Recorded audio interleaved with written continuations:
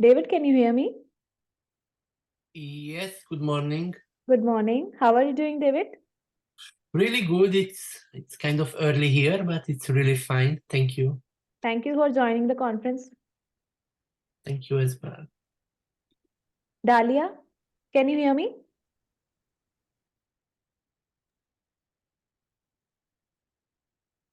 Good morning, Dalia. How are you doing?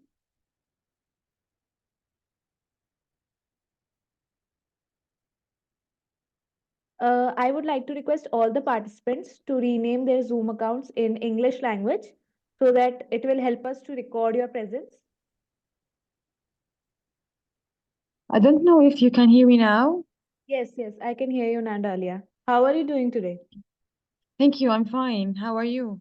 I'm good. Thank you for asking. Welcome to the conference. Thank you. So we will be beginning shortly once all the participants join us. We are waiting for a few minutes. Good morning, Rana.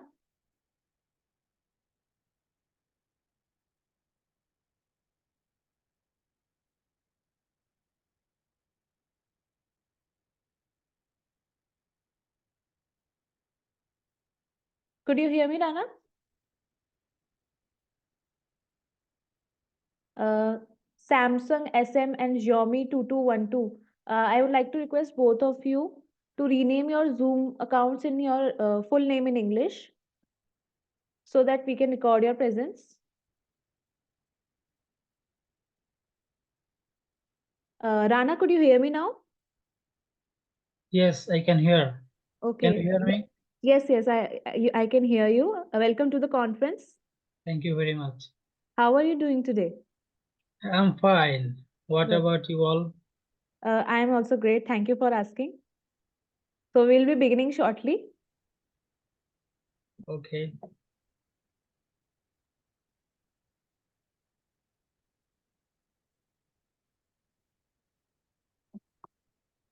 We are just waiting for a few more participants to join and we will then start with the conference.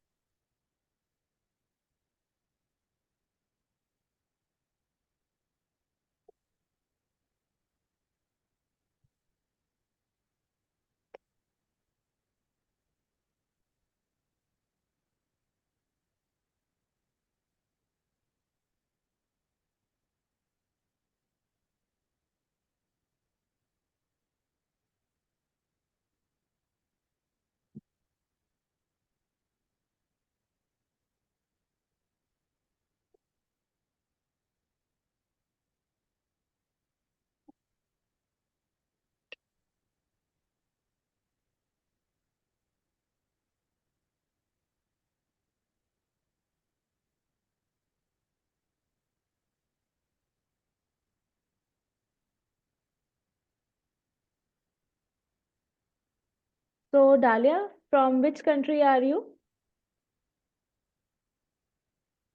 joining us today? Hi, I'm from Jordan in the Middle East. Jordan. If you Okay. So how's the weather right now there in Jordan? It's very cold actually. I think it's snowing Okay, outside. okay. Oh, okay. And Rana, from where are you joining us today? I am from Dhaka, Bangladesh. Bangladesh. Okay, so how is the weather there right now? The weather is cold as Cold. winter season is going on here. Okay, okay. And what about you, David? I'm from Hungary, but at the moment I'm in the Netherlands, Okay, and it's not that cold. It's only around 0 degree, okay, -1. It can be okay, worse. okay. Uh, so okay, we will be starting with the conference now.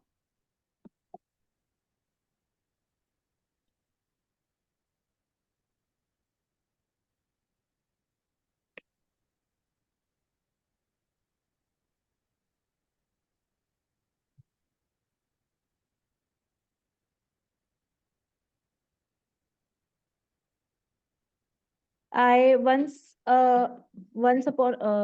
more, I would like to request all the participants to rename their Zoom accounts in full name in English so that we can record your presence.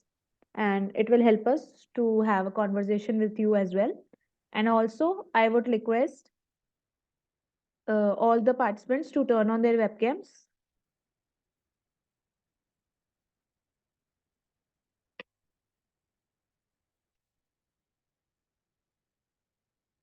Okay, so starting with the conference, I would like to welcome all of you to the Eurasia Research Online Live International Conference. Eurasia Research Online Live International Conference, 11th January 2024. The event is about to start. Please wait, we will begin shortly.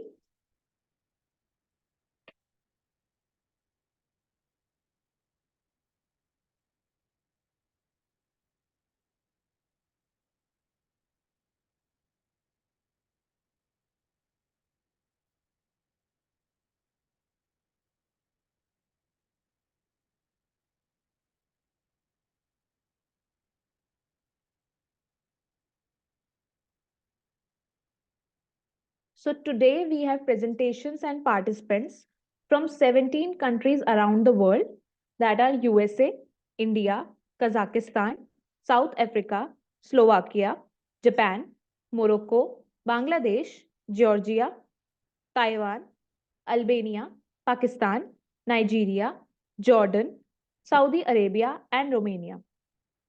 We are broadcasting this conference on Facebook Live on multiple pages of Eurasia Research. The links for the live sessions will be shared in the chat box.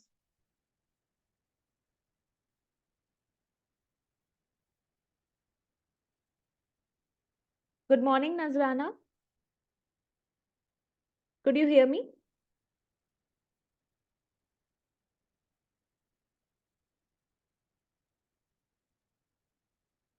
Yes, good morning. Hi, Good morning. Divya. I can hear you. Yes, hi. Hi, how are you doing today? I'm doing well, thanks. And yourself? Thank you so much for asking. I'm also doing great. And thank you for joining the conference. Welcome to the conference. Yes, apologies. I did come in a bit late. I was just struggling to join. Okay. It's fine. Okay, so we haven't started with the conference yet. We will be moving ahead with the conference. So thank you for joining. Great. Adele Bandar, could you hear me? Good morning, Adele. How are you doing?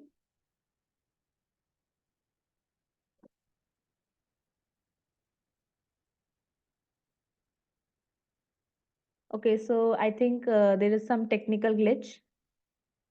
So we'll move ahead with the conference.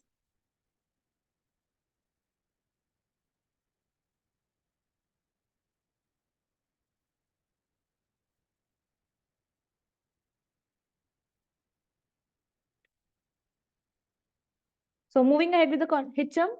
Good morning, Hitcham. How are you doing? Could you hear me?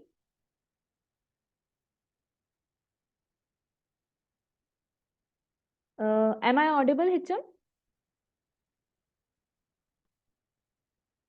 Okay, so we'll move ahead and start with the conference.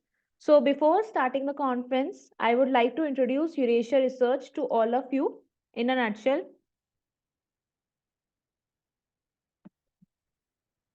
Please allow me a moment to explain Eurasia Research to all of you.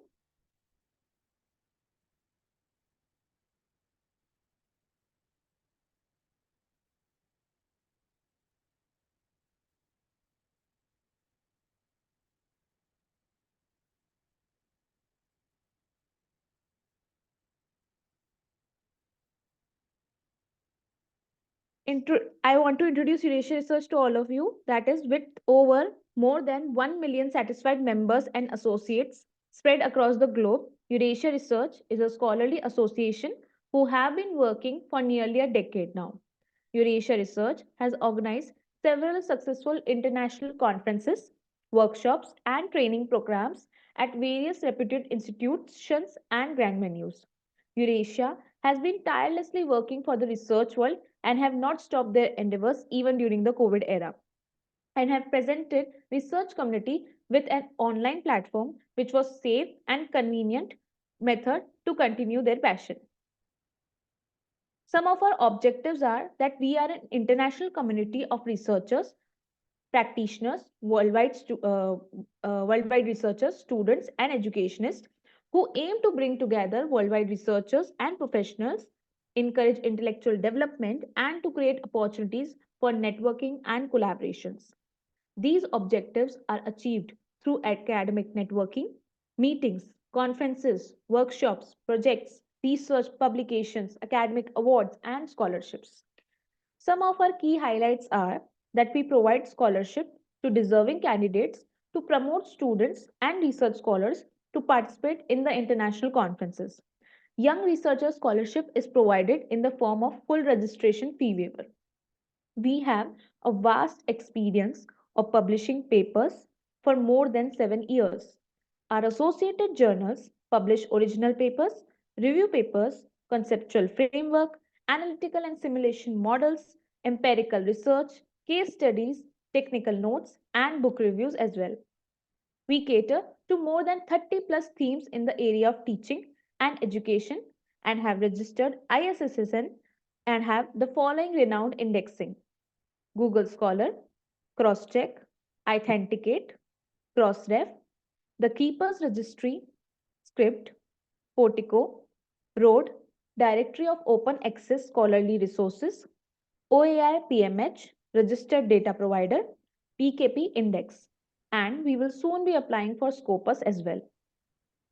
We have a wide network of 100 plus internationally acclaimed keynotes across the globe who share their knowledge and guidance with our participants with open hands.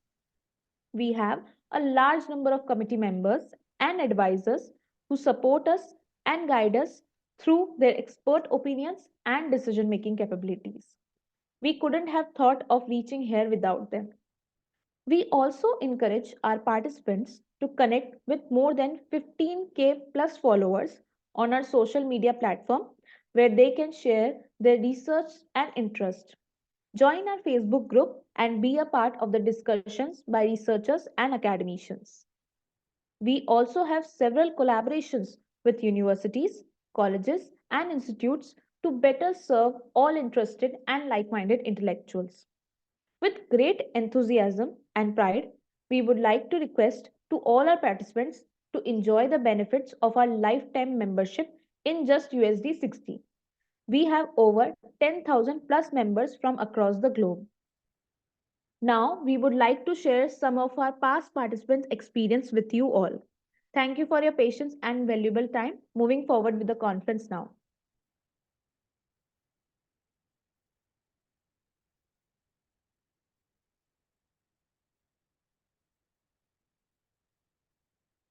So, I am your today's conference host, and my name is Divya Devnani.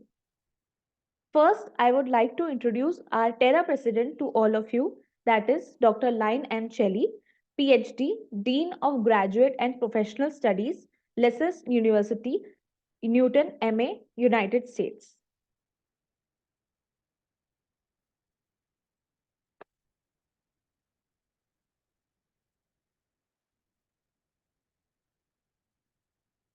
Hello, my name is Dr. Lynn Chelly, and I'm the Dean of Graduate and Professional Studies at LaSalle University in Newton, Massachusetts, United States of America. I'm proud to be coming to you and bringing you this video on behalf of Eurasia Research and Terra, Teaching and Education Research Association. I have been a privileged member of this association for many years. As a participant, as a speaker, as a keynote speaker, as a peer reviewer, as the president of the advisory board. I'm here to welcome you and encourage you to participate in this wonderful organization. Membership has its privileges for this organization. You meet wonderful, diverse people from all over the world that bring new and creative, innovative, and entrepreneurial perspectives in teaching and educational research. Terra is a wonderful place to be. As a participant, I encourage you to join and become a member. I also encourage you to submit proposals to do breakout sessions. They are the most valuable and rewarding professional experience you could ever have. As importantly, Eurasia Terra does organize their conferences, both virtual and in person, in such a way where you get to know people personally, know their work, know their research, and get to know them as people, which is most important in our business, relationships. It has expanded my horizons, expanded my professional growth and development, and I continue to look forward to being part of this wonderful organization. Part of attending a conference in person, whether you're a participant or you're an observer, you get to interface and interact on social levels as well as academic levels with everyone involved.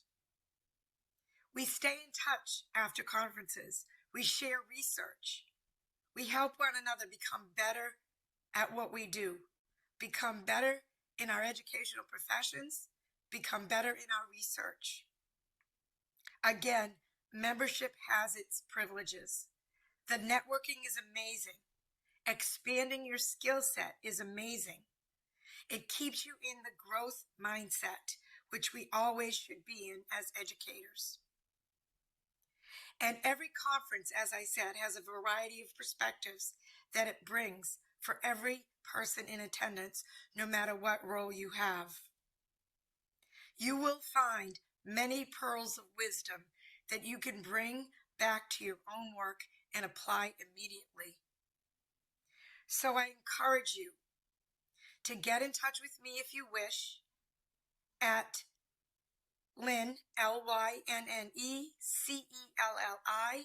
@gmail.com with any questions. And I also encourage you to visit the website so that you may be able to see exactly not only the professional growth we have, but such fun we have with the relationship building. I look forward to seeing you at another conference and a new conference, and hopefully meeting you personally and professionally.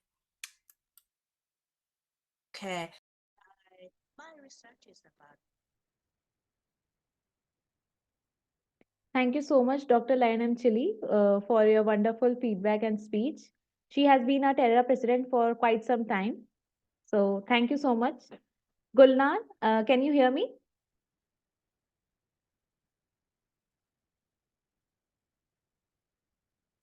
Welcome to the conference, Gulnar. How are you doing?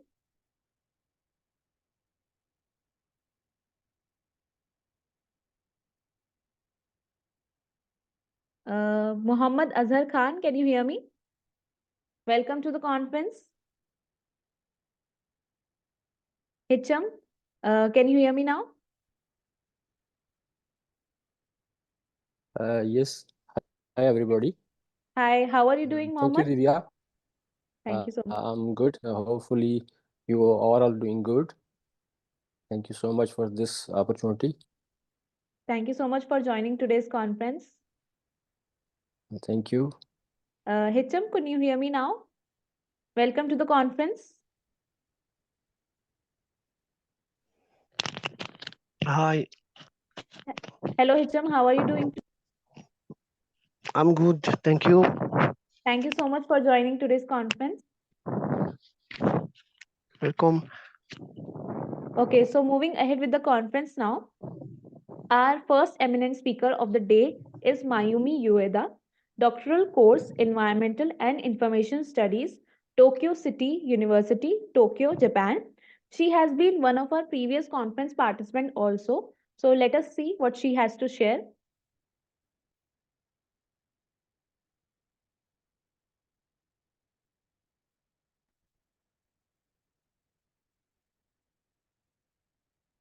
How urban dwellers are affected by the function of coffee as the third place I focused on two functions, the social interaction function and the psychological function, which I clarified through a questionnaire. The concept of the third place was originally proposed by the US sociologist Oldenburg. He pointed out that home is the first place, work and school are the second place, and a cafe are often used as the third place. Cafes are used by many urban dwellers worldwide, but in Japan, the number of cafes has declined dramatically over the past few years, partly due to the impact of COVID-19. There has been a significant decline in the number of individually owned cafes, resulting in the loss of a place for socializing in the community. This study reveals that cafes, as the third place in Japan, are not only a place for socializing, but also a function of well-being. That's all. It is that the use of a cafe as the third place differs from country to country. As I mentioned in the presentation question, for example, in Japan, many people renovate their homes and start cafes. But in the US, there are not such people. The challenge was to make a presentation based on the premise that the situation of cafes differ from country to country. Fortunately, this topic was of great interest to the participants, and after the presentation, there were lively questions and discussions, and many ideas are exchanged. Yes. At first, I like research, and moreover, I was very excited to see how my research would be evaluated by researchers from other countries. I was looking forward to talking to many people at the conference. Fortunately, I was able to get a lot of insights from the question and discussions. Yes, speaking of the situation in Japan, Japan is a non-English speaking country, and although we usually have discussion among Japanese in Japanese, we do not often have discussions in English with researchers from other countries. I would like to recommend young researchers to challenge yourself to discussions at various international conferences and broaden your opportunity. You will discover a lot. Yes, it was the first time for me to present at such an international conference held in another country, but it was a very relaxed and enjoyable exchange of ideas. I received a message from your staff member. I met her at the conference in Malaysia, expressing concern for the safety of the earthquake happened in New Year. I am truly grateful for this heartwarming connection as well. I appreciate this opportunity. Please say thank you to her.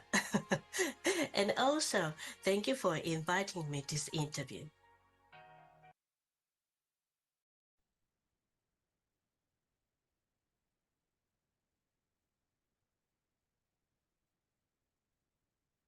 Thank you so much, Mayumi, for your wonderful feedback for the conference that you have joined.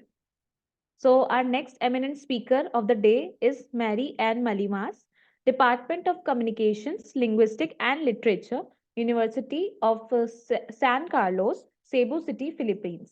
Let us see what she has to say.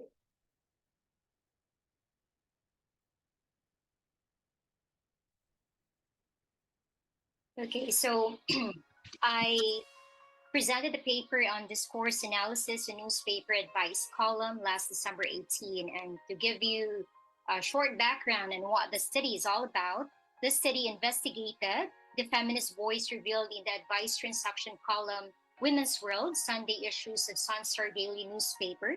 This is a local newspaper here in Cebu, Philippines. The study focused on societal roles of women advice seekers and as advice givers and also the socio-psychological thematic issues involved in the advice column. The results show that women face particular and complicated obstacles in life and play a variety of roles in society. Their varied experiences have revealed insightful facts, such as that women worry about things like their weight and appearance, matriarchal obligations, relationships, and career goals, among other things. These problems provide as an example of the intricate and varied difficulties that women encounter in daily life.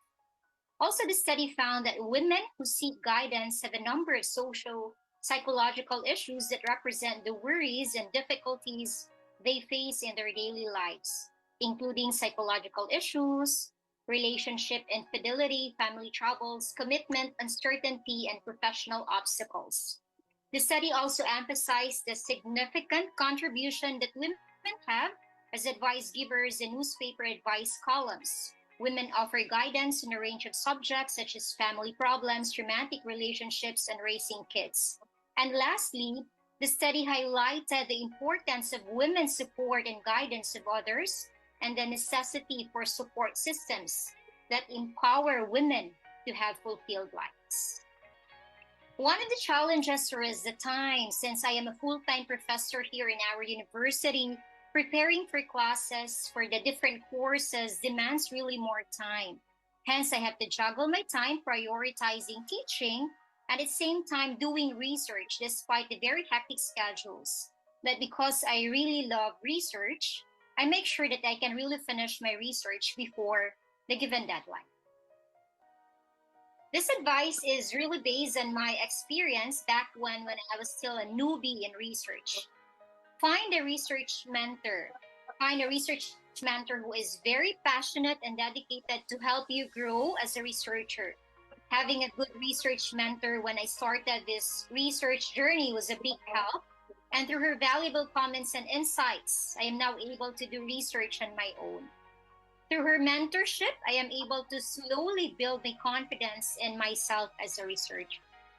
This is actually my first time that I have attended the Social Science and Humanities Research Association International Conference. And I find it a very intimate one. And because it is an intimate one, the participants were able to do lively interactions after each research presentation.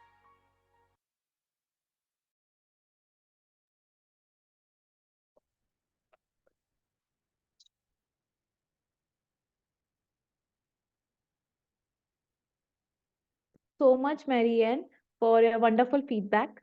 Moving ahead with the conference now. So, our conference schedule is divided into three sessions. Session 1 will be keynote talk, session 2 will be team activity and photo session, and session 3 will be technical talk. I would like to request all the participants to rename their Zoom accounts with their full name in English. This will help us to record your presence. You may ask your questions related to the presentations in the chat session while the presentations are still going on. All the certificates, receipts, and proceedings will be sent to the participants within a week on their mail IDs. The proceedings will include all the full papers and abstracts submitted for the conference.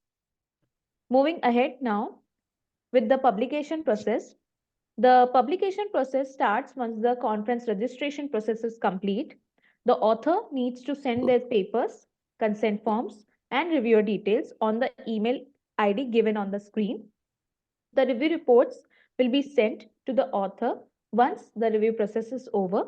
The final stage of publication starts after receiving the revised papers from the authors. Please note that the publication process takes around 50 to 60 days after the conference dates if all the editorial guidelines are followed within the given deadlines. Moving ahead with session 1 of the conference. So, our first keynote speaker of the day is Ross Burkhardt, Professor, Department of Political Science, Boise State University, Boise, Idaho, United States. His topic of presentation is Social Sciences and Society in the 21st Century. Ross Burkhardt is a professor of political science at the Boise State University. His PhD in political science is from the University of Iowa. His research focuses on cross national democratization, political culture, and election forecasting. He has published in the American Political Science Review Journal of Politics, European Journal of Political Research, Social Science Quarterly, Social Science Journal, Studies in Comparative International Development, and the Blue Review, among others. His book, Turmoil in American Public Policy, Science, Democracy, and the Environment, is published in Prager Press. He is politics editor of Social Sciences and Humanities Open and is on the editorial boards of the Journal of Political Marketing and the Journal of Political Science and Public Opinion. His university portal link is given on the screen. Moving ahead with his presentation now.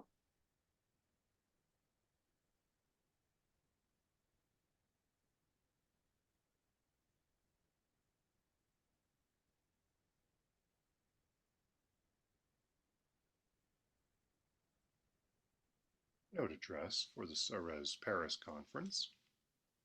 This address deals with social science and society in the 21st century. I'll be looking at some larger global themes and social science attempts to try to address some of these themes. My name is Ross Burkhardt. I'm a professor of political science in the School of Public Service at Boise State University in Boise, Idaho, United States. As a brief introduction to my scholarship, I consider my work to mainly be in the area of comparative political economy and also some political culture. Topics that I engage include economic development and democracy, income inequality and democracy, the relationship between the two, as well as the relationship between economic system employed by a country, capitalist or socialist, and democracy, the extent to which human rights are practiced in countries around the world and their level of democracy,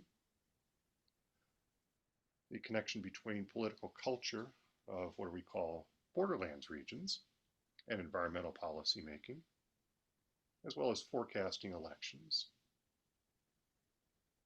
I've published in several journals: the American Political Science Review, the Journal of Politics, the European Journal of Political Research, Social Science Journal, Journal of Borderland Studies, Canadian Journal of Public Policy, Journal of Political Science and Public Opinion.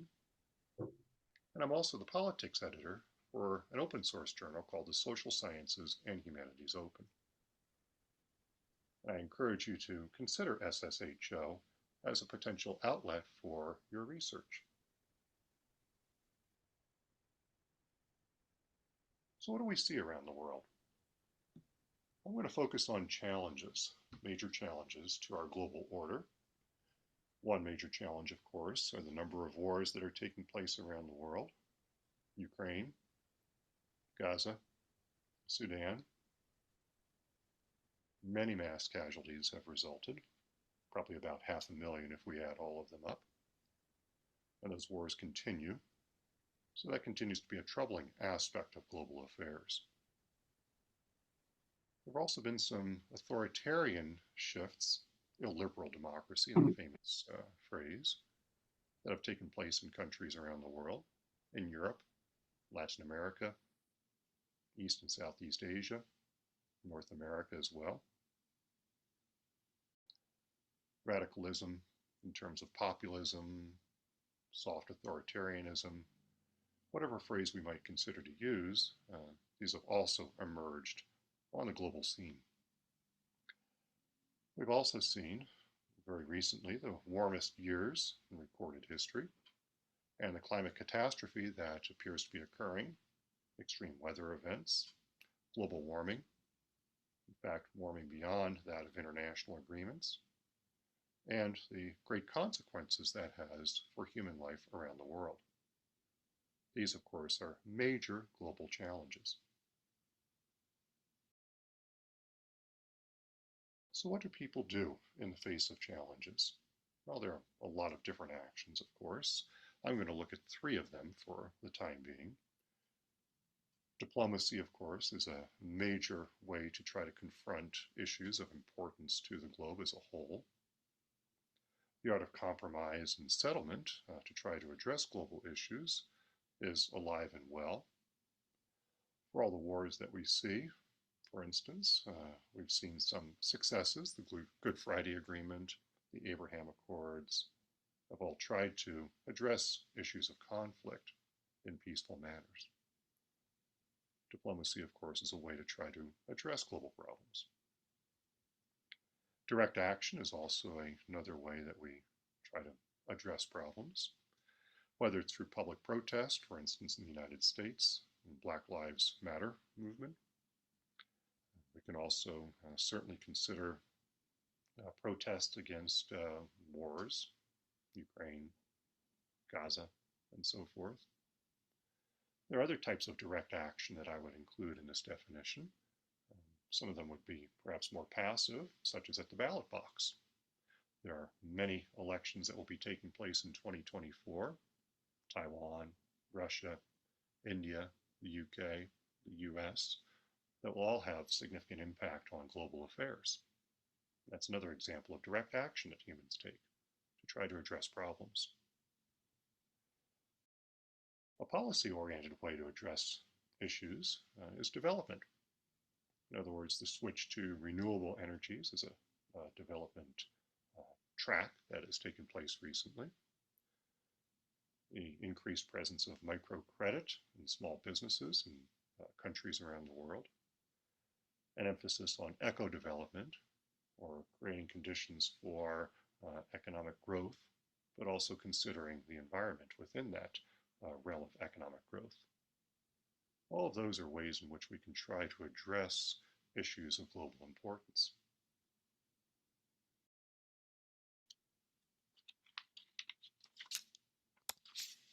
What of social science? What are things that we seem to have learned about society from the world of social science research?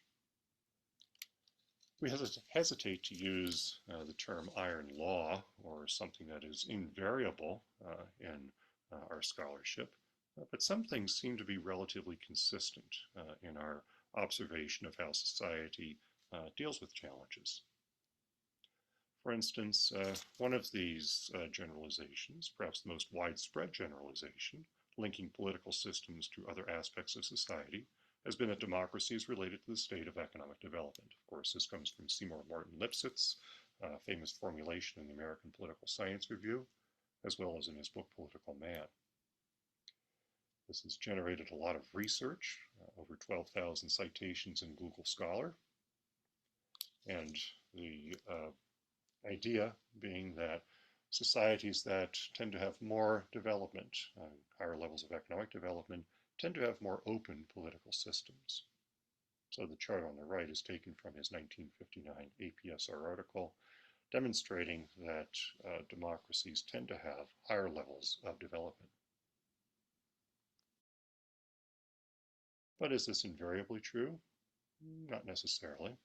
Scholarship has also established that democracy tends to have a certain threshold aspect to it, such that one cannot expect levels of development to unerringly lead to higher levels of democracy.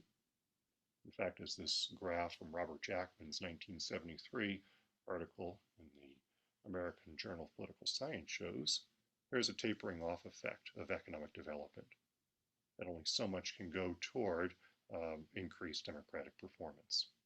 And scholarship has demonstrated this fairly consistently. Some research that I have co-published has also demonstrated that through specific Granger causality tests from the world of economics, that economic development appears to statistically cause democracy, but democracy does not appear to statistically cause economic development. And this also seems to be holding relatively true in countries around the world, even though that finding was from several decades ago. Also from several decades ago, we can determine that economic development leads to democracy in a much more muted fashion in countries that are developing or have lower levels of economic development. So that relationship that Lipset laid out, that actually goes back to Aristotelian times, that economic development leads to more open political systems, has a lot of caveats associated with it. But still, there is a consistent relationship between the extent to which a country has wealth and its openness in terms of its political system. Not perfect, but it's there. What else might we know? Well, from the world of comparative political economy, we know that as far as elections go and what voters think about, voters tend to think a lot about the economy. That's certainly the case in the United States in the upcoming elections. The economy will be very much a dominant issue. Edward Tufte, back in the 1970s, suggested that when you think economics, think elections. And when you think elections, think economics. Michael Lewis Beck also elaborated on this to suggest that economics appears to have been an enduring factor in post-World War II legislative elections. This finding was across several Western European countries. We also find this to be true, comparative political economists and voting behavior scholars in countries around the world. Is it a perfect relationship? No, it is not. My finding that I have on this particular slide suggests that incumbent candidates do frequently win presidential elections if the economy is doing well, but it is not an unerring relationship. For instance, out of the 14 elections that incumbent candidates have won in the past 20, 11 of them were during good economic times, but 3 of them were during relatively bad economic times. Incumbent candidates also can lose during good economic times. So the relationship is not perfect. There's clearly more to elections than simply economic determinism, but economics is very much a heavy variable to consider. So, for instance, the Biden administration's focus on such things as gas prices and lowered inflation have a political component to them, as well as an economic component. And those are things that come from the world of social science research. So how does social science research help us to better understand global problems? Well, the relationships that I've looked at so far, the relationship between development and democracy, the relationship between economics and voting, suggest that cooperative strategies may in fact help humans to deal with global issues. Robert Axelrod, in his famous book, The Evolution of Cooperation, laid out the claim through experimental evidence that tit for tat is the optimal default social strategy. If you're not cooperative toward me, I'm unlikely to be cooperative toward you, but if you're cooperative toward me, I'm more likely to be cooperative toward you. And cooperation tends to be the default action of humans. So cooperation is met with cooperation. This can be an important catalyst for economic development, for diplomatic relations to take place even during difficult times, and for democracy to occur. Thus, perhaps it's hardwired in us to have more of an instinct toward cooperation than we tend to give ourselves credit for. It's certainly true that the human condition is likely to have problems and issues associated with it. That also seems to be inherent in us. Life is not perpetually peaceful. Glenn Tinder, in his book Political Thinking, lays out something called humane uncertainty as a way to try to address this particular condition. And to somewhat oversimplify it, but to give the general idea, if we can envision our world, then we can be empowered within it. In other words, if we can create in our minds important conditions that could better us as humanity, then we in fact could come to create those conditions. So we empower ourselves by envisioning our world. And it's certainly possible that the visions that we create can be troubling, fascism, Nazism, for instance, or they could be inspiring and be much more cooperative. And it is up for us, it is really up to us to decide what our vision for the globe happens to be. Social science can certainly help in finding relationships between certain social aspects that can create better human conditions. So social science is indeed an important intellectual tool for better understanding ourselves. If we can empower ourselves to make good choices, then we potentially can have a positive impact on even the most troubling of global conditions. Thank you for your attention.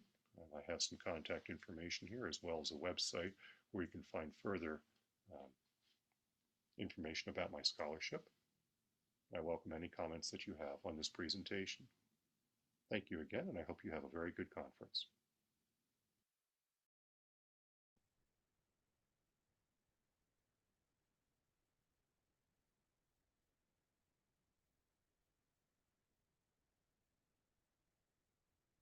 Thank you so much, Ross, for your wonderful presentation. So, due to some prior commitments, Ross is unable to join the conference today. But if you have any questions related to Ross's presentation, you can put the questions in the chat box itself. Moving ahead with the conference now. Our next keynote speaker of the day is Associate Professor Mohammad Rabiul Islam, School of International Studies, University Utara, Malaysia, Sintop, Kedah, Malaysia. His topic of presentation is Impact of Malaysia's Energy Diplomacy. Dr. Rabiul is currently an associate professor at the School of International Studies, AASCSB accredited under University Utara, Malaysia since January 1, 2008. Prior to joining the UUM, he was a senior lecturer in the Department of Economics. He was a postdoctoral fellow in the Institute for Environment and Development, University Kebangsaan, Malaysia. In addition, he obtained his PhD in environmental economics under the Institute for Environment and Development, UKM. Moreover, he completed bachelor and masters in economics at the Islamic University, Bangladesh. He is an academic and highly profile researcher. He has more than 17 years of experience in research as well as economics, teaching, and published over 160 papers in highly reputed journals and presented in international conferences in front of world-renowned audiences in the respective fields. His core research areas are environmental economics, climate change, international studies, political economy, etc. He received Excellent Service Award in 2021 and Excellent Publication Award in 2022 for his academic and research excellence in University Utara, Malaysia as a significant recognition. Furthermore, he also has Scopus H Index 15, ResearchGate H Index 22, Google Scholar H Index 28, which shows the internationally recognized and outstanding achievements. He has taught several subjects in undergraduate and postgraduate level of economics, related to which he used different softwares in his field, such as eViews, Stata, SPSS, SAS. Some of his excellent teaching performance evaluation, which was evaluated by the students, reflects his teaching effectiveness at bachelor's and master's degree level. Most of the time, he secured more than 95% in his teaching evaluation. He is also involved with the supervision of PhD scholars, which 5 PhD and 5 master students completed, as well as 12 PhD students in progress, and internal reviewer at UUM, as well as external review in different universities in different countries. You can see some of his profile links like LinkedIn, ResearchGate, and University Portal from the screen. Moving ahead with the conference now.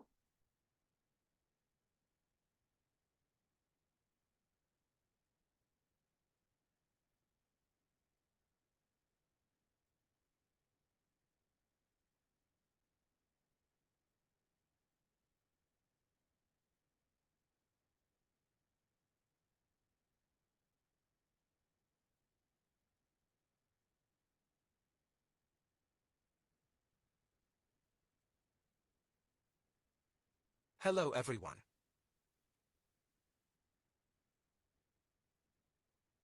I'm really honored to be a keynote speaker for today's conference. My name is Mohammed Robiul Islam, and I am doing an academic job as an associate professor at University Utara, Malaysia.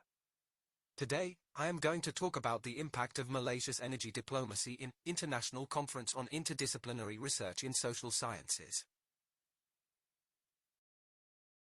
Presentation outline for this study. Introduction. Energy diplomacy in foreign policy. Conceptual framework in Malaysia's energy diplomacy. Petronas as an agent of Malaysia's energy diplomacy. Malaysia-Thailand bilateral relations. And conclusion. Introduction. The formation of joint development areas is not the form of energy diplomacy and cooperation undertaken by Malaysia. On the 23rd of August 2007, a Memorandum of Understanding was signed in Singapore which marks the beginning of the ASEAN Power Grid project. There is a shortage of literature covering energy diplomacy from the perspective of small states. From the literature addressing issues relating to energy diplomacy, one may observe that scholars tend to focus on major economic powers or energy players due to the nature or volume of their energy exports or imports. This study seeks to act as a bridge between joint development and energy diplomacy. To some extent, the establishment of joint development may be perceived as a subset to energy diplomacy, and this research aims at exploring and demonstrating this possibility.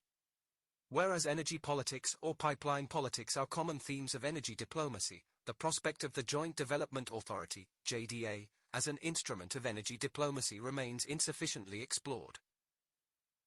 Energy diplomacy in foreign policy. The idea of employing energy as a foreign policy instrument is not exactly new. Rather, it has been closely linked with foreign policy and military action. For example, the Abyssinia crisis resulted in an oil embargo imposed by the League of Nations upon Italy after the country invaded Abyssinia in 1935, Strang, 2008. After the collapse of the Soviet Union and its military might, Russia became reliant on energy diplomacy to maintain its sphere of influence within the Commonwealth of Independent States, CIS, as well as in most of its bilateral economic and political relations, Locke, 2011, Gisnin, 2010. China is another major regional player in energy diplomacy, as it is the largest consumer of primary energy in 2017, at 23.2% of global energy consumption, BP, 2018. Rasmussen, 2017, wrote a thesis examining China's energy diplomacy strategy, arguing that it is selectively neo-mercantilist in nature by enabling China to establish an economic dependency cycle between isolated, resource-rich nations and Beijing. Rasmussen, 2017. Conceptual framework in Malaysia's energy diplomacy. To understand the relationship between the method adopted and the research questions, it is important to outline the conceptual framework of this study. This study defined energy diplomacy as activities which render energy as both the subject and or object of foreign policies, either through bilateral or multilateral engagements with the stakeholders. This is a departure alternative definition which typically frames energy diplomacy as which typically perceive energy resources as an object of foreign policy. Goldthau, 2010, Uludag et al., 2013.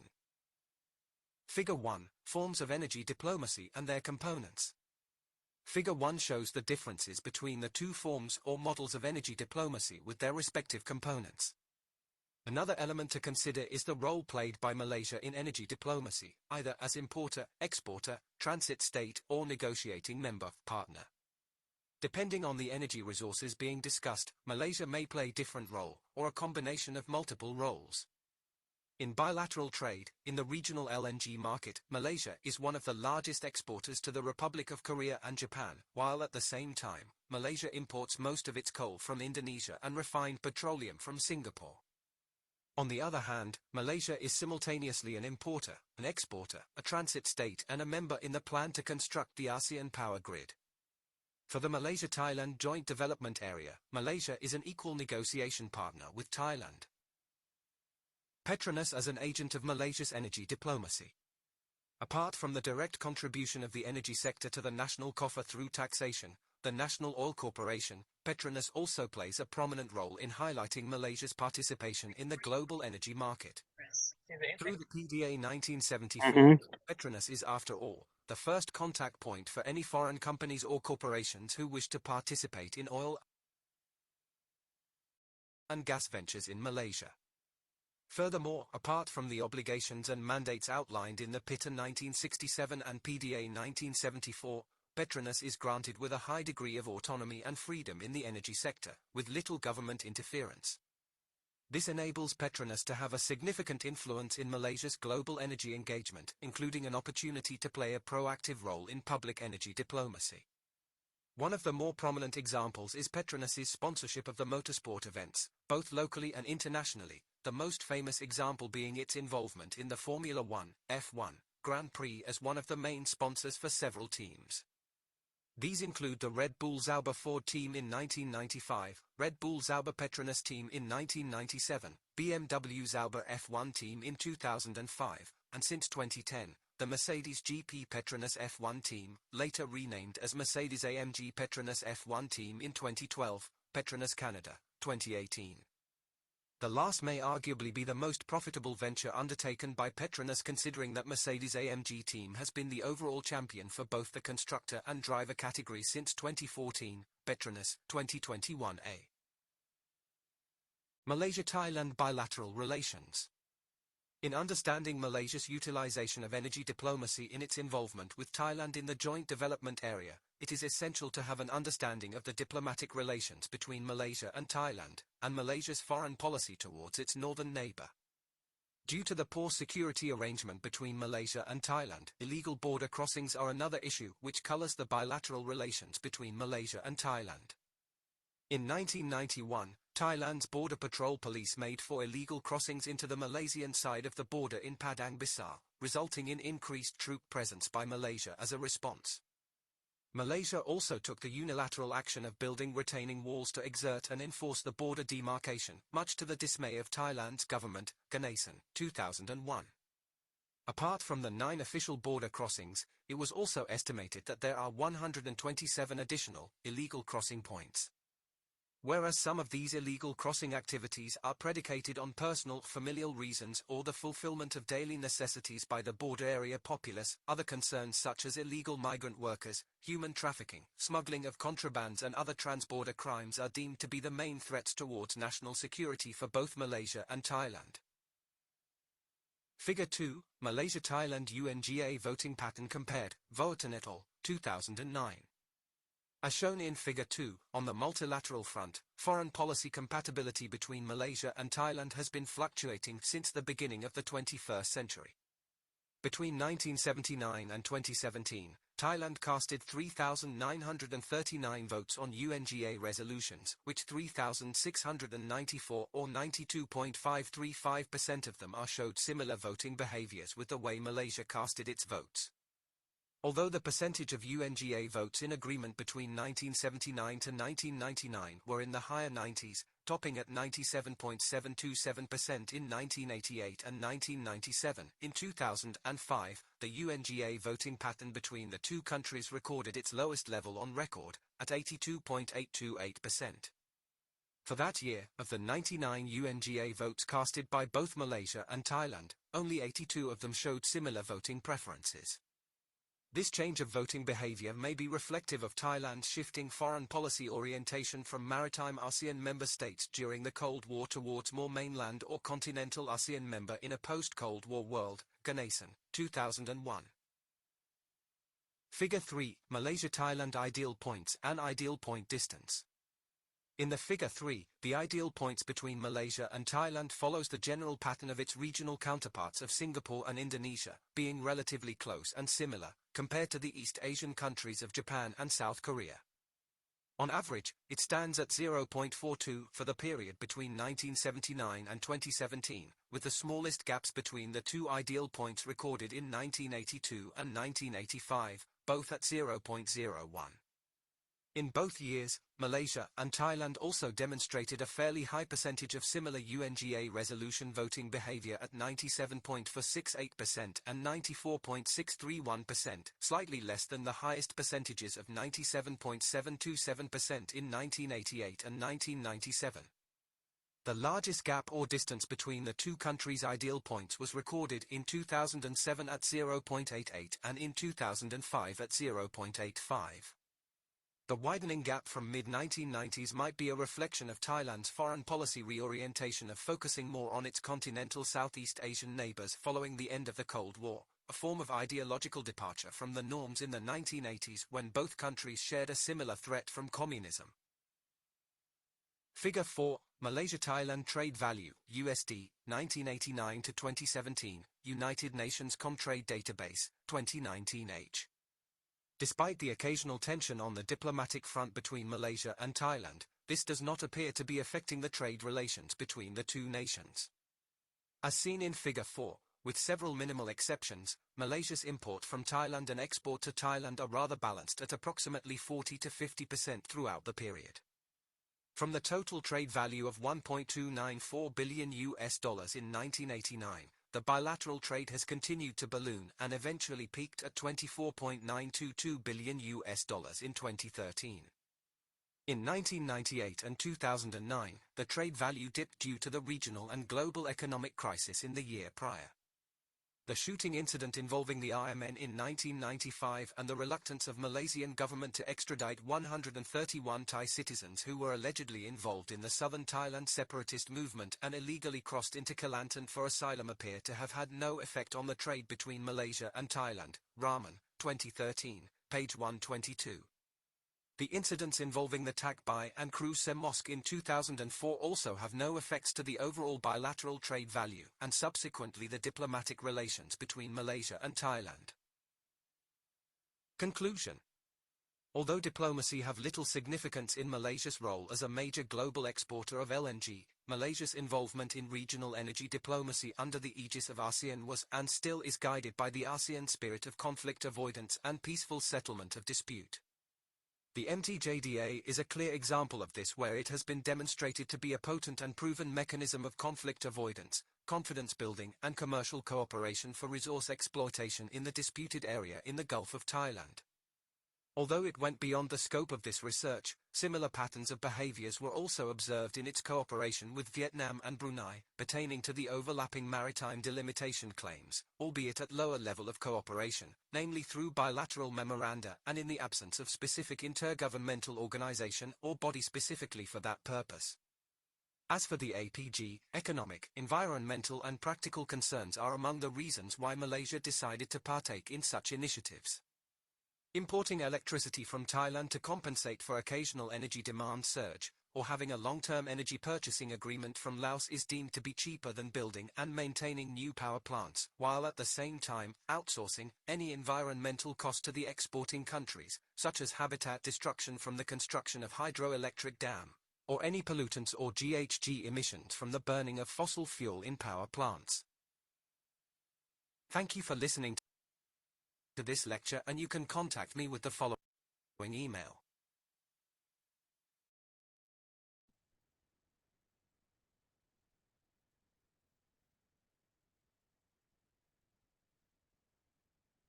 Thank you so much for your wonderful presentation, Muhammad Rabiul Islam. So this brings us to the end of the keynote session. Now we will begin with session 2 of our conference, that is team activity and photo session. Let's proceed towards a team building activity. Sometimes we miss the opportunity of connection and linkage with our fellow participants in the conference. This team activity is to encourage interaction among all the participants. One by one, we will share the views and solutions on the topic of discussion, and also we will be conducting a photo session during the same. So today's topic of discussion is, why is it so hard to break a bad habit?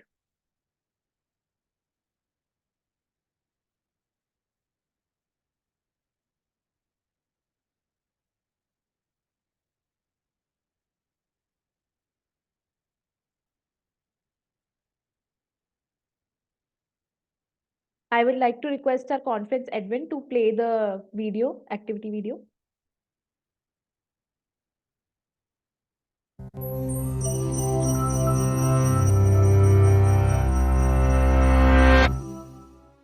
Billions of people deal with a nail-biting habit at some point in their lives. Many will go to great lengths to try to stop, employing strategies like rubbing chili peppers on their cuticles, wearing gloves all day, dipping their hands in salt, and envisioning bacteria crawling on their fingers. And while not all of us are nail biters, most of us do have a habit we'd like to kick. So what's the best way to break one? Scientists define habits as behaviors that are performed regularly and cued subconsciously in response to certain environments, whether it be a location, time of day, or even an emotional state. They can include simple actions like picking your hair when stressed, but also more complex practices ingrained in daily routines, like staying up late or brewing your coffee in the morning. If you do something frequently without much deliberation, then it's likely a habit. They form because at some point, your brain learns that the behavior is beneficial. Let's say after opening a stressful email, you bite your nails. This is rewarding as it's enough to focus your attention, curbing your email-fueled anxiety. Within your brain, positive experiences can trigger the release of dopamine, a neurotransmitter that mediates feelings of pleasure. Dopamine is also a driver of neuroplasticity, meaning it can change how your neurons wire and fire. Your brain builds connections that link the reward with the behavior, driving you to repeat it. It also starts associating the behavior with other cues, like your environment. Eventually, all it takes is the context of sitting at your desk to subconsciously trigger a nail-biting habit. No stressful email or sense of relief required. Once established, these cue, behavior, reward loops work fast, outpacing the decision-making process.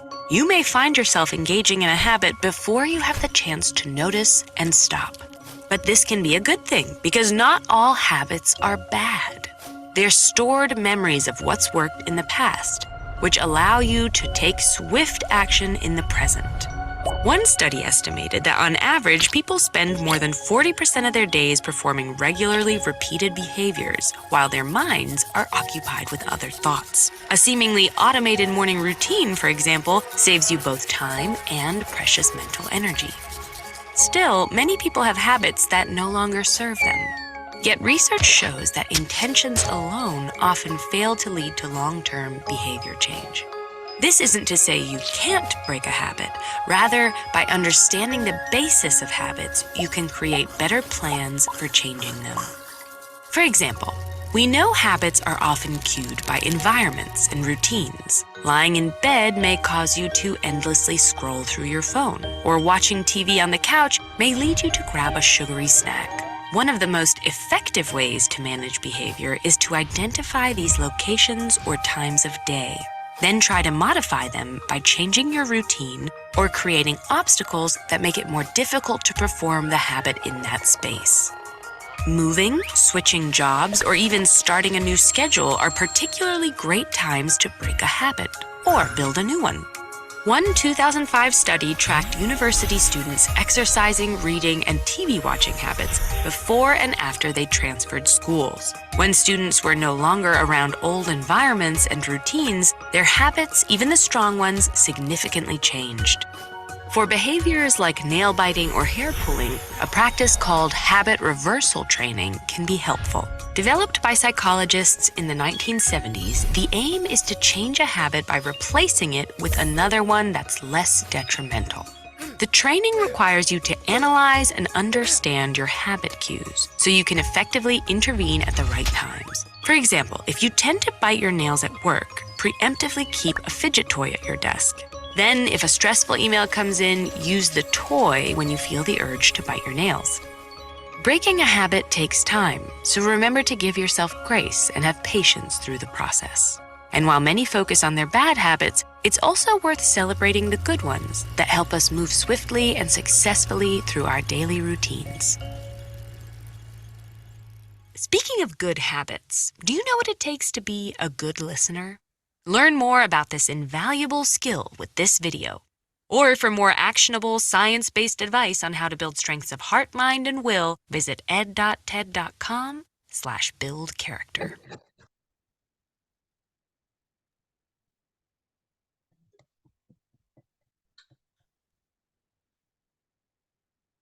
So this was a topic of discussion for today's team building activity. So I would like to know each and every one of your opinion and views on this topic of discussion.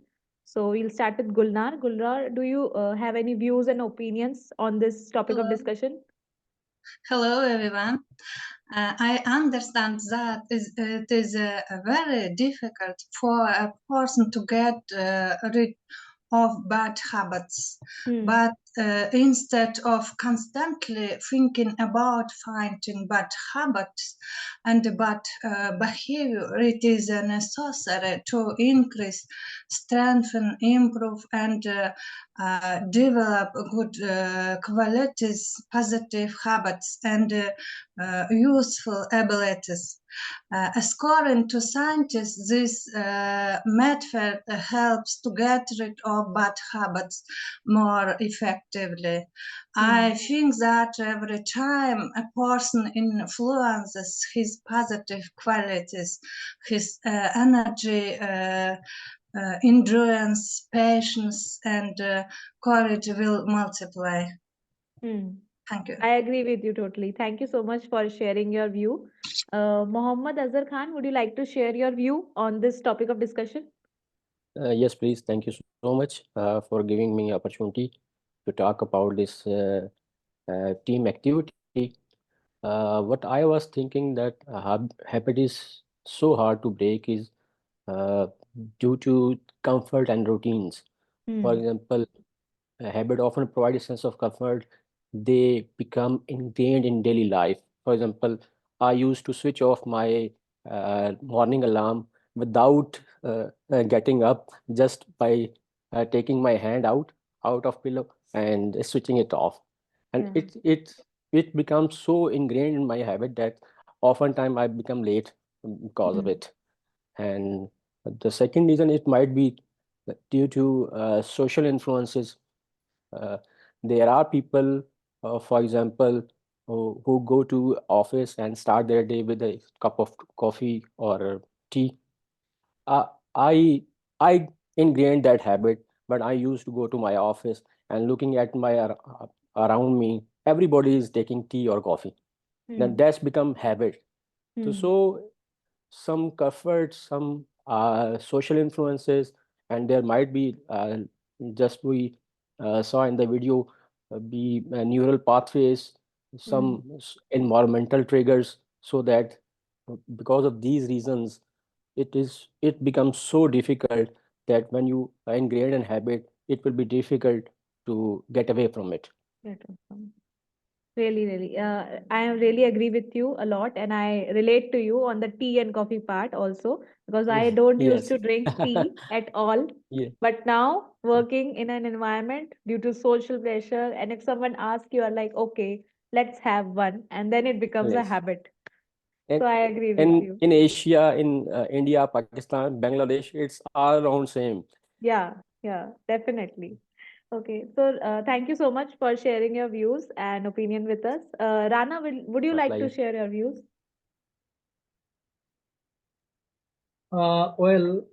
There is a famous saying that human beings are the slaves of habit. Yeah. As the slaves are operated by the command of their masters, we are human beings at a time are run by the command what already installed in our brain. Due to a repetition of a same word, this command is automatically installed or created in our human being, in our human brain. So in a subconscious mind, automatically we do the same thing we don't understand. So I can say from my experience that I never can sleep timely. Where the suitable time for sleeping at night is 9 p.m. or 10 p.m. I go to sleep at 4 a.m. or 5 a.m. Okay. At the same time, I wake up late, like 11 a.m. or 12 p.m. So, but surprisingly, I noticed when I go to my rural area, I mean, in my village, I live with my family. I automatically go to bed within 10 p.m. or wake up before 6 a.m.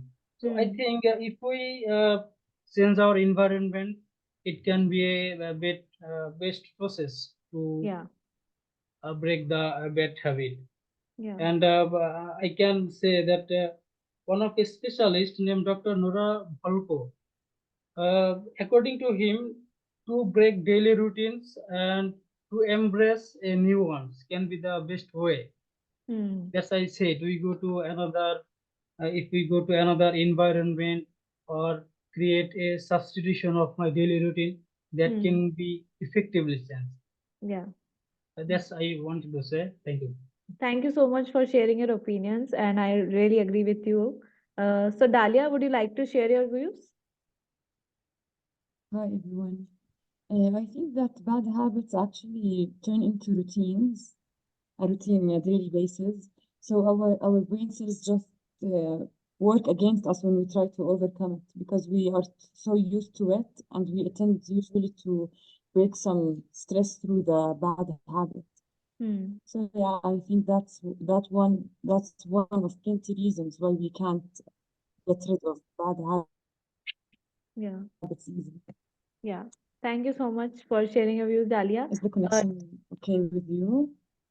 Yeah, actually, we are facing, I I think think that your the video is connection breaking is a lost little bit. now. Yeah, your video is a little breaking. Do you want to add something to your opinion? Okay, I think there is some technical glitch. So David, would you like to share your, yes, Dalia, could you hear me now? Glitch or some there's an unconnection that happened. Yeah. Yeah, if you want, I can repeat what I said. I don't Yeah, know yeah. if you. Yeah, we heard but we missed the last part. Yeah, I think that the last part that I said, that the routine is actually very hard to break. We get used to it in a good percentage of our day. And in addition to that, I think that the bad habit is a way that we can just break the stress as well. Okay, it comes as a bad habit, but some stress could get released through the bad habit. Yeah, that's one of the reasons. Yeah, sometimes stress triggers your bad habits. Stressful situations, stressful environment. Yeah, I agree with you. Thank you so much for sharing your views. Yeah, So David, would you like to share your views on the topic of discussion? I just would like to add something that I think a habit is a habit because it makes us pleasure and we like it. And Yeah. maybe it makes our life comfortable. Like we already know what is going to happen. We do it because it makes us pleasure. Probably to break this kind of thing should happen something bad to show the other part of the habit as well. Then after that it will be much easier to get rid of that. Yeah. Okay, thank you so much, David, for sharing your views. Nazrana, would you like to share your views with us? Yeah. Yes, sure. I just wanted to agree with what the previous participant said about us being slaves to habits. And I can certainly relate because I'm an absolute slave to habits. I even sit in the same place. If I go to a restaurant, I order the same things. And what David said just now about something bad needing to happen to break the habits. And I just thought that, like, if you go to a restaurant and, like me, you order the same food all the time, and then you have a bad experience with that food just once, then chances of you ordering it again, well, it won't happen. So I most certainly agree with that. Thank you. Thank you so much, Nazara, for sharing your views. Okay, so Adele, would you like to share your views with us? Could you hear me? Adele? Adele Bandar Al-Kruki. Hicham, would you like to share your views with us? George Sandhu, would you like to share your views with us? Hello. Not really right now because I have a poor internet connection. I'm in Tanzania, and if I start using my camera, the internet will fall down. Okay, okay. So you can just use your audio mic to say if you have any opinion or view. Yeah. I really enjoyed all the presentation that other people had because they show different perspective of all the domains in the all the field areas. Also, the most what I like was the economical view of Ross I really enjoyed that presentation. As my personal experience, yeah, I'm a student in the medical school, and as I can tell you, we had a lot of problems when the COVID-19 had come in Romania. We tried a lot to find a cure for that. People are really suffering in our country. And what I can tell you right now on a short period is that we had a potential cure after 10 months, something like that. Okay, thank you so much, George Sandhu, for sharing your view. So, I would like to request all the participants to turn on their webcams. So, for the photo session activity, Okay.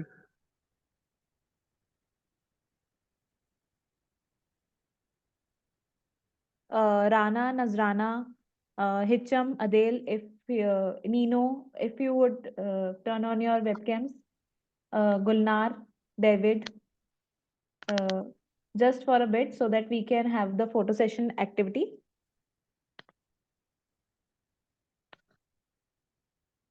Gulnar, yeah, Dalia, could you hear me, Dalia? Yeah, I could hear you, but I don't know why. Yeah. Okay. Gulnar, could you hear me? Could you please turn on your webcam for a few seconds? Okay, so we'll just begin with the photo session activity. Just a few moments.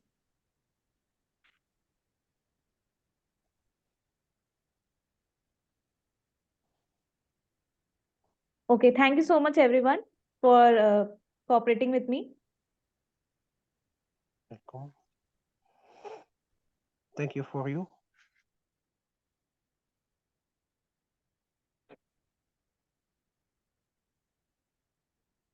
Okay, we'll move ahead with the conference now. So this brings us to the end of session 2, which was the team building activity and the session. And now we will move ahead with session 3 of the conference, that is technical talk. So our first presenter of the day is Mary Lipsy Kandaville Joseph, St. Thomas College, Mahatma Gandhi University, Kottayam, India. A topic of presentation is relation between teaching and education. You can read the abstract from the screen given.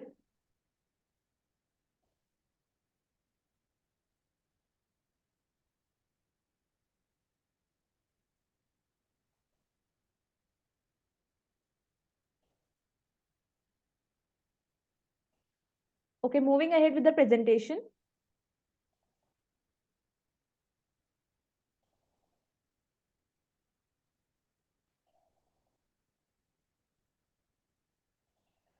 So due to some reasons, I think Mary is unable to join us. So we'll move ahead with the conference. So our second presenter today is Gulnar. Gulnar Kurmangalivia, Department of Kazakh, Russian Philology and Journalism, Sarsen Amanzavlov, East Kazakhstan University, Ust-Kamengorzov, Kazakhstan. Her topic of presentation is the history formation of the science of Abai studies. I would like to request all the participants to read the abstract from the screen.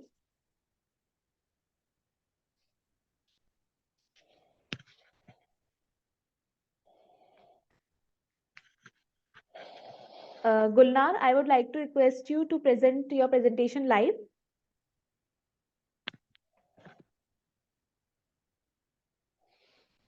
I don't have a presentation.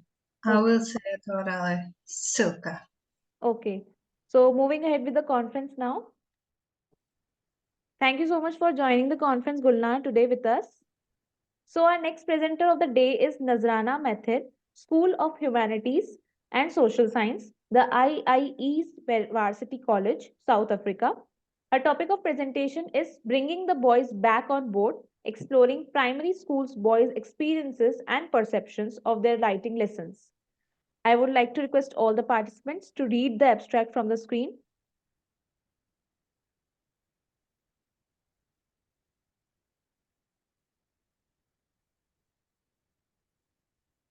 Moving ahead with the presentation now.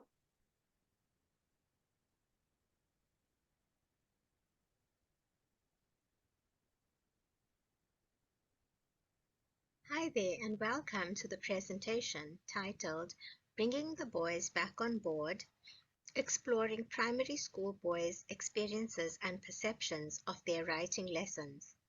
I am Dr. Nazrana Metha from the IIE's Varsity College in South Africa. The presentation will begin with a brief introduction, the methodology, the findings, and finally the conclusions will be presented. In the past, boys have performed better than girls academically.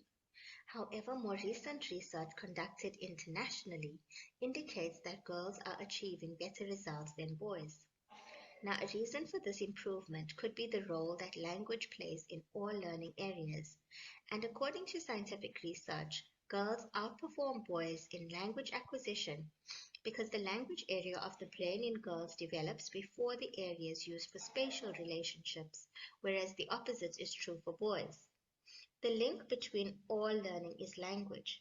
To succeed in any learning, learners must be able to communicate effectively in the language of learning and teaching. Francis and Skelton state that there is a significant gap which favors girls in language and learning internationally. Mather found that girls may be performing better than boys in language learning because in countries such as South Africa, the societal norm views language as feminine, a view that is reinforced by the fact that women teachers increasingly dominate language teaching. Personality, motivation, verbal fluency, and attitude. A key skill in the language classroom is the ability to express oneself effectively through written communication.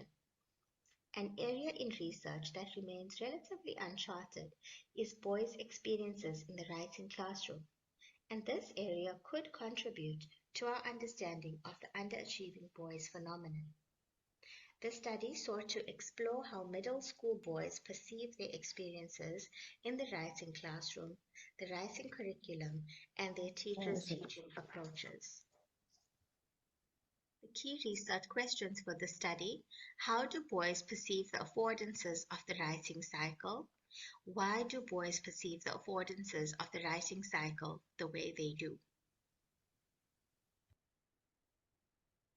For this qualitative exploratory case study, data was collected from two schools, School A and School B.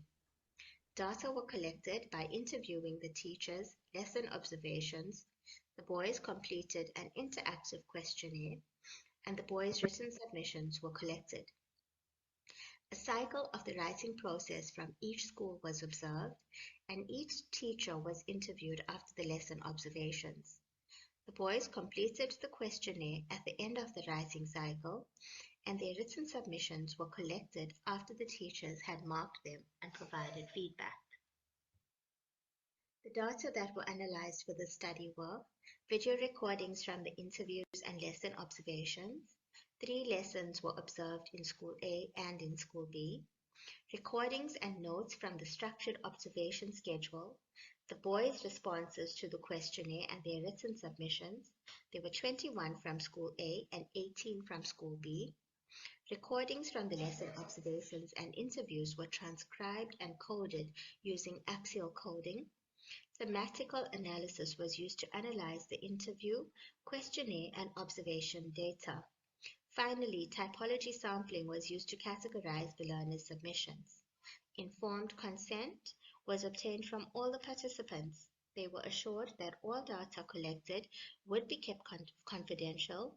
Their names were changed and pseudonyms have been used. Challenges experienced by boys. When providing a response to the question, what do you find most difficult about writing in the activity-based questionnaire? A few boys wrote planning, writing your own story, and writing without knowing what to write about. By planning an introduction that captures the boys' attention and that has clear, explicit, and achievable outcomes, the teacher can motivate them to complete the writing. In School B, a pair of boys explained that they did not enjoy the planning stage because they did not know what to write about. This may be because they could not decide on a topic or because the type of story that needed to be written had not been adequately scaffolded. Another boy said that he did not know where to write it, which could indicate that he was not familiar with how to structure a mind map.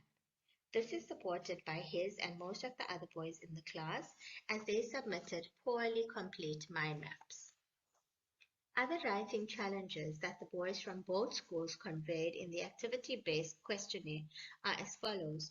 Most indicated spelling, followed by punctuation, and then correct grammar.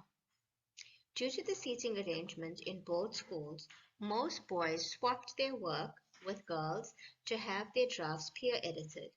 However, in School A, some learners had to walk around the class trying to find someone to edit their work, as their partner, who they sat with, had not completed their draft for homework. The girls in the classes clearly dominated the editing process and took editing their peers' work very seriously, often calling on their teacher to assist. During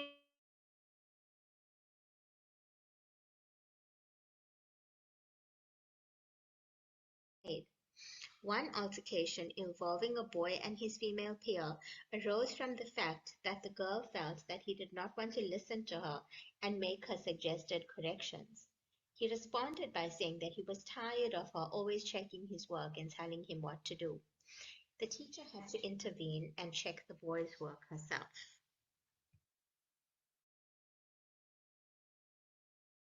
The process genre approach to writing foregrounds the importance of understanding the purpose for writing the genre, the language associated with the genre, and the context in which the writing happens. To determine what other genres boys in the study had previously written, they were given the following instruction in the activity-based questionnaire. Stick green stars on all the types of writing that you do in class.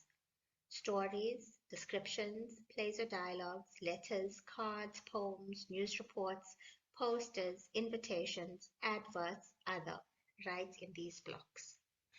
In both schools, almost all the boys stuck green stars on most of the types of writing, and during the interview, their teachers also indicated that they had taught their learners how to write a variety of texts. Although this suggests that they had been exposed to writing for different purposes, when completing the activity-based questionnaire, the genres that most boys in both schools indicated that they enjoyed writing were action, adventure, and comics. The instruction in the workbooks that the learners were given in School A was to write a description of a dream. Following the prompts that were provided could also lead the learners towards writing a narrative essay, as they would be writing in the first person, sequentially using connectives that signal time, which are all language features of the narrative essay. Also, if one considers the structure that the learners' stories followed, it was more of a narrative text structure orientation to introduce the characters and setting prompt 1, events leading to a complication, and the resolution. In contrast, the descriptive text structure begins with general orientation of the subject, followed by a description of features or characteristics of the subject. Therefore, the learners were expected to write a story or narrative essay in which they described a dream or nightmare. Now, what I am highlighting here is the importance of topic choice and wording, especially at middle school level, where learners are still new to many genres and could become easily confused and unable to distinguish between the different types of text. In School B, the learners were asked to write a story on a topic of their choice. The word story was in use to indicate the type of text, but both teachers did not use the word narrative. So later in the schooling careers, when learners are asked to write a narrative, they would be unfamiliar with the word. The conclusions drawn from the data are as follows. Firstly, writing was not selected as a favored skill, as the boys in the study experienced many challenges during the stages of the writing cycle. Secondly, the implementation of the conflated process genre approach places high demands on teachers, as it requires the teacher to have a balance of content, pedagogical knowledge, context knowledge, and the ability to use positioning appropriately during each stage. It can be concluded that teachers need to be knowledgeable about how to cater for boys' different learning needs and styles when planning their lessons. Some ideas for doing this could be providing choice in topics, making their lessons more engaging and exciting for the boys by including competitions and movement, and selecting themes and topics that the boys in their classrooms find interesting and relevant. Here are the references that were consulted for this study.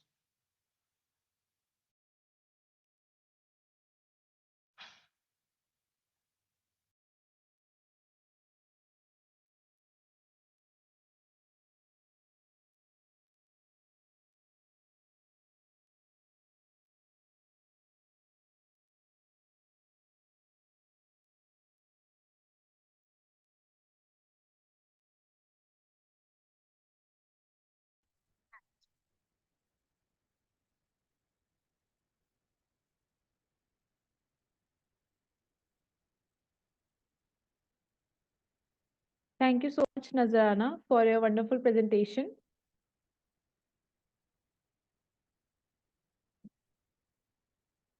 So moving ahead with the conference, if any participant has any questions related to Nazarana's presentation, they can put their questions in the chat box.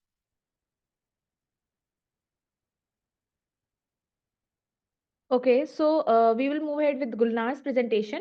I would like to request all the participants to read the abstract from the screen.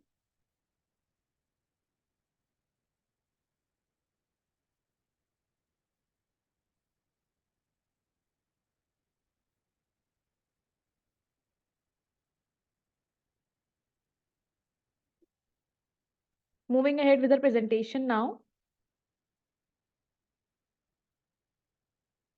Please allow me a moment to share the screen.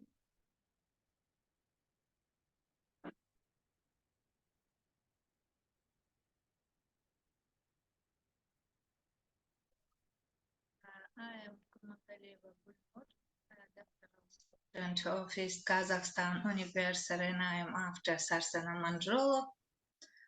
The history formation of the science of Abai studies. One of the fundamental areas of the history of Kazakh literature now recognized internationally is Abai studies. Abai studies a large branch of Kazakh literary science, the history of literature. Abai studies includes a number of scientific works on the life and work of the genius poet, his philosophical, social, aesthetic views, his contribution to the development of political language, the political system of Kazakh poetry, his music, literature. The field of science studying the creative heritage of the outstanding power democrat of the 19th century, Abai Kunanbayullah, gave the definition of the academician Zaki Ahmetov in the work Dictionary of the Terms of Literary Studies. As the result of many years of tireless work, there are not about 4,000 outright published research information and data on the poet's cartridge. Obviously, the large amount of data on Abai's heritage, which growing in quality and scientific level has a great influence on the history and the development of Abai studies. Abai studies has a history of formation and study. The main goal of research in this field is to recognize Abai's heritage, the assessment of which is constantly being studied. Scientist Tursunbek Kakishev on the emergence of Abai studies and the research process. From the point of view on the evolution of the critical thinking, it is better to define the first period as the period 1970-1933, since during the period the question of recognition of Abai's work was clearly resolved. The result of the first stage was the 1933 collection of Abai's works. Thus, Abai's works passed as the era of controversy and got placed in the People's Library. However, the true and historical place of Abai work has not been determined, and it has passed into the framework of the future period, he says. Indeed, this period, in addition to the publication and dissemination of Abai works, can be said to have been a time of preparation for the study of Abai studies. Since then, Kazakh intellectuals have focused on collecting data related to Abai's life and work. Methodology and methods of research, stage and history of formation of Abai studies on the problem of research, comprehension of Mukhtar Avezov's works in the field of Abai studies from the point of view of requirements of modern time. Truly analyze researches and as scientific research contributed to the formation of the science of Abai studies, collection of information from websites, method of information processing, comparison, systematization, generalization, the widely used. Discussion and observation. When we talk about the beginning of the science Abai studies, first of all, we talk about the articles of Alihan Bakirkhanullah, Ahmed Baitursunullah, Majah Dulatullah. Ahmed Baitursunullah, in his article about the main part of Kazakhs published in the newspaper, Kazakh in 1930 highly appreciated by saying there was on part of the Kazakh people better than him in ancient and modern times. We can say with full confidence that Mukhtar Avezov is the founder of Abai studies science in the Kazakh literature. The scientist devoted a lot of work to co-writings with Abai analysis of his creativity, study of his life, and creativity. Mukhtar Avezov, together with Juspek Aymautov, published a scientific article about art and activity. At this time, Mukhtar Avezov developed an interest in getting to know Abai. Mukhtar Avezov devoted 30 years of his life to Abai's literary heritage. As a result of such studies, the scholar wrote the novel Abai in 1940. This marked the beginning of Mukhtar Avezov's great work, the novel epic. The path of Abai Mukhtar Avezov in his monographic study, Abai Kunanbayulov. takes the entire literary heritage of Abai and makes a critical analysis based on the ways of development of his poetry and artistic size, his worldview and spiritual growth, considering together with the historical reality of his period.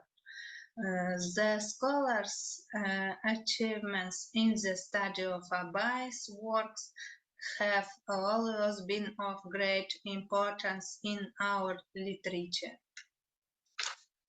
In the 30s, many studies were written about Abai. Among the journal Literary Front published such scientific articles as Opinions about Abai by Kinjabayev, Cultural Studies of Abai by Awezov, Abai's National Poet by Mukhanov. Later, on the occasion of the now poet's 50th birthday, many studies were published and Abai's legacy was followed by numerous studies. One of the Abai study scientists who made a great contribution to the development of the history of Abai studies, Mekintas Mirzahmetullah, the scientist who has studied in the depths of the human teachings of Abai. He makes every effort to turn the worldview and ideas of Abai on the benefit of society. On the 150th anniversary of Abai, many new informational and research works were published.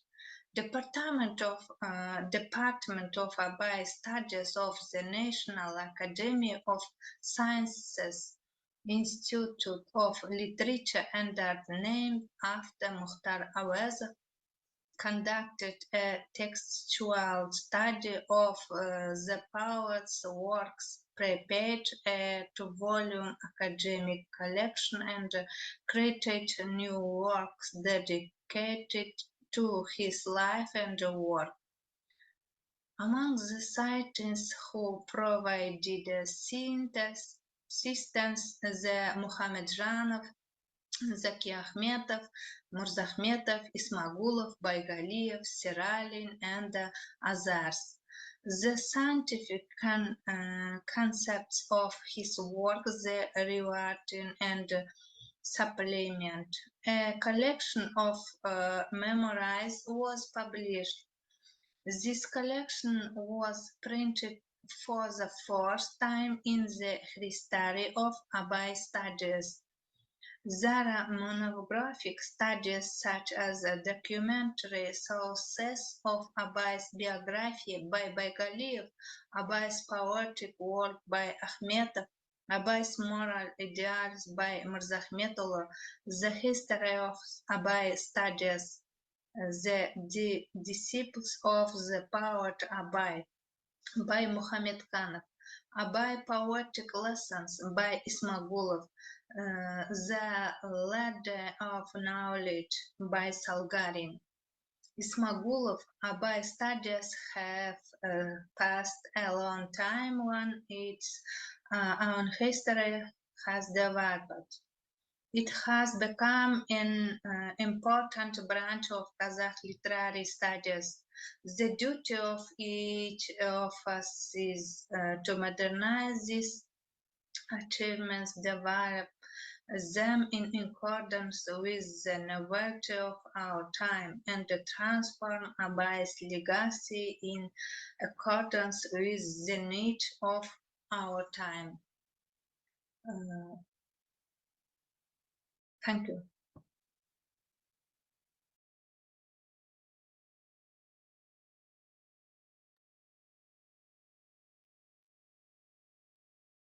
Thank you so much, Gulnar, for your wonderful presentation. If participants have any questions from Gulnar's presentation, they can put their questions in the chat box itself. Moving ahead with the conference now. Our next presenter of the day is also Nazrana Mentor, School of Humanities and Social Sciences, the IIE's Varsity College, South Africa. Her next topic of presentation is prioritizing positioning and exploration of the influence of teacher and learner positioning in the writing classroom. I would like to request all the participants to read the abstract from the screen.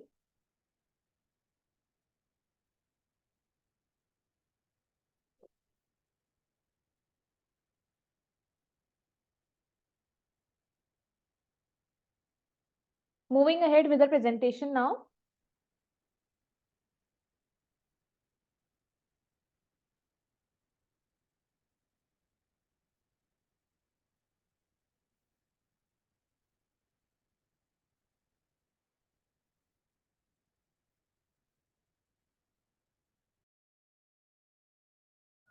Hello there.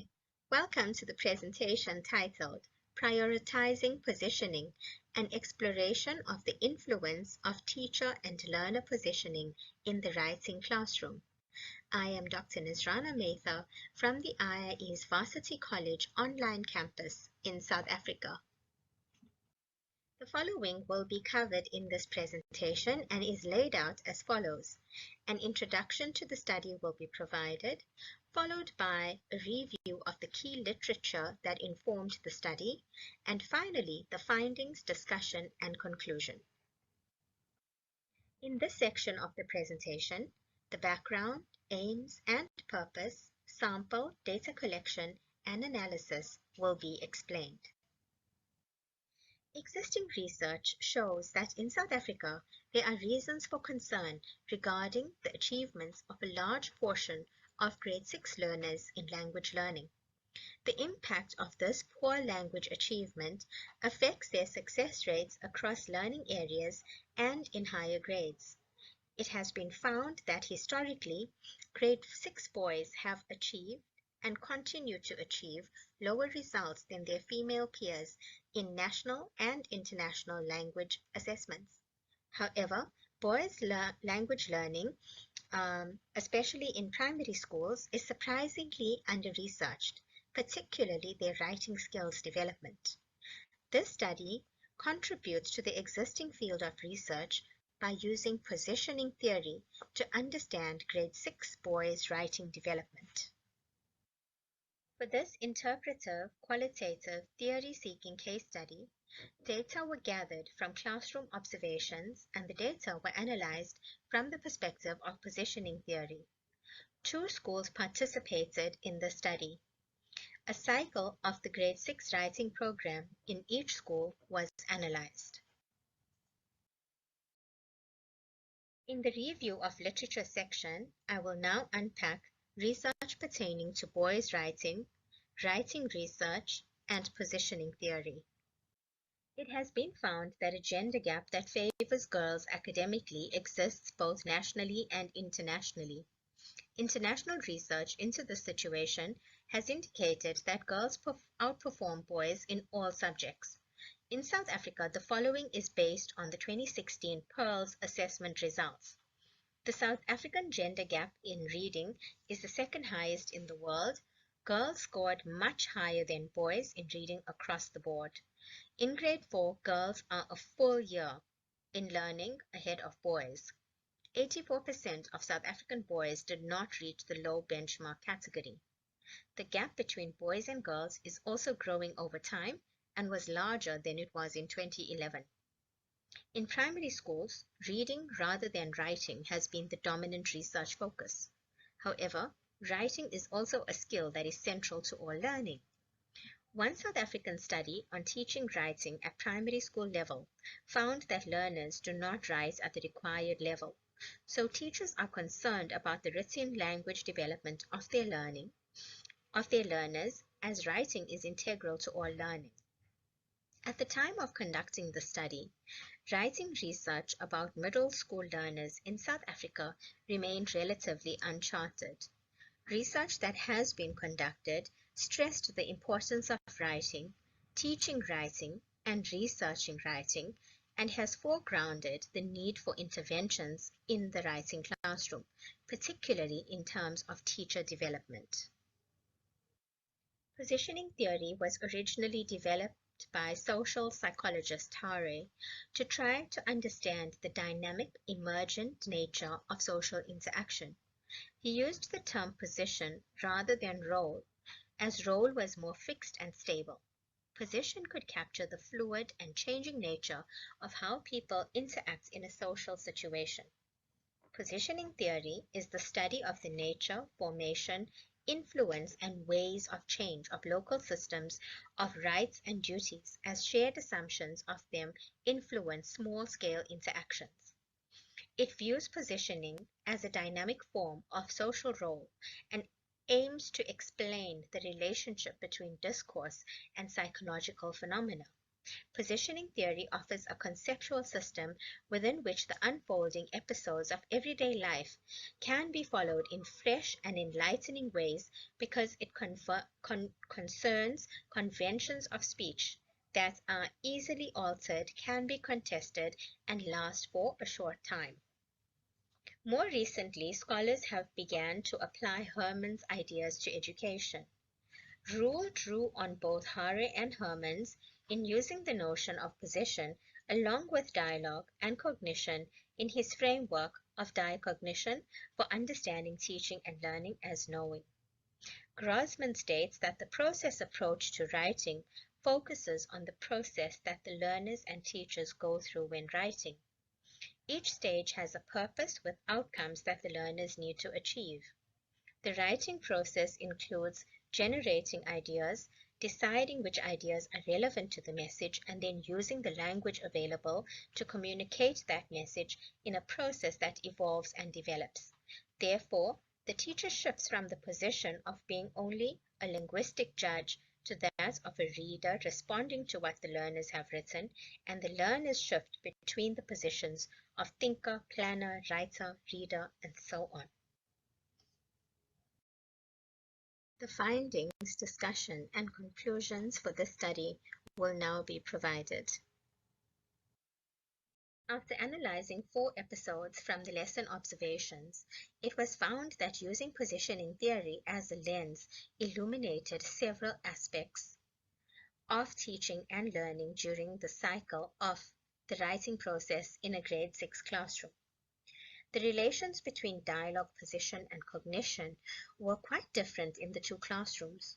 In School A, Mrs. Chetty instigated dialogue that positioned learners as co-creators and writers, whereas in School B, Mrs. Naidu instigated dialogue that placed her learners in multiple positions, sometimes confusing and often unrelated to the task. This links to the relations between position and cognition. Mrs. Chetty took up positions and positioned learners in a way that led them to cognition. Mrs. Naidu, however, did not, which resulted in unanticipated cognitions. In School A, she positioned herself as leader of the whole class discussion, facilitator during the planning process, editor, and assessor, and correspondingly so did the learners, co-creators of an imaginative story, planners and critical thinkers, writers and editors, throughout the writing cycle to scaffold their writing skills. While in School B, the teacher foregrounded the stages of a writing cycle, instead of using the writing cycle to position herself and her learners to scaffold their writing skills. This indicates that the teacher needs to know the object of cognition and have a clear idea of what the object of cognition is to guide learners effectively in cognizing this object. Subject matter knowledge must also be sound so that the learners can recognize the objects of cognition to enable their learners to know it. Adding to this knowledge, the teacher needs to choose the most appropriate teaching technique to instigate learning and enable the learners to know the object of cognition. Appropriate techniques must be selected by using her knowledge of her learners. There must be a fit between the learners, the teaching technique, the level of language, and the positioning. Now, if one compares the act of teacher positioning in School A to those in School B, one can see how positioning has enabled achievement and has not enabled the achievement of pedagogical goals, respectively. In School A, Mrs. Chetty's dominant positions were appropriate to helping her learners.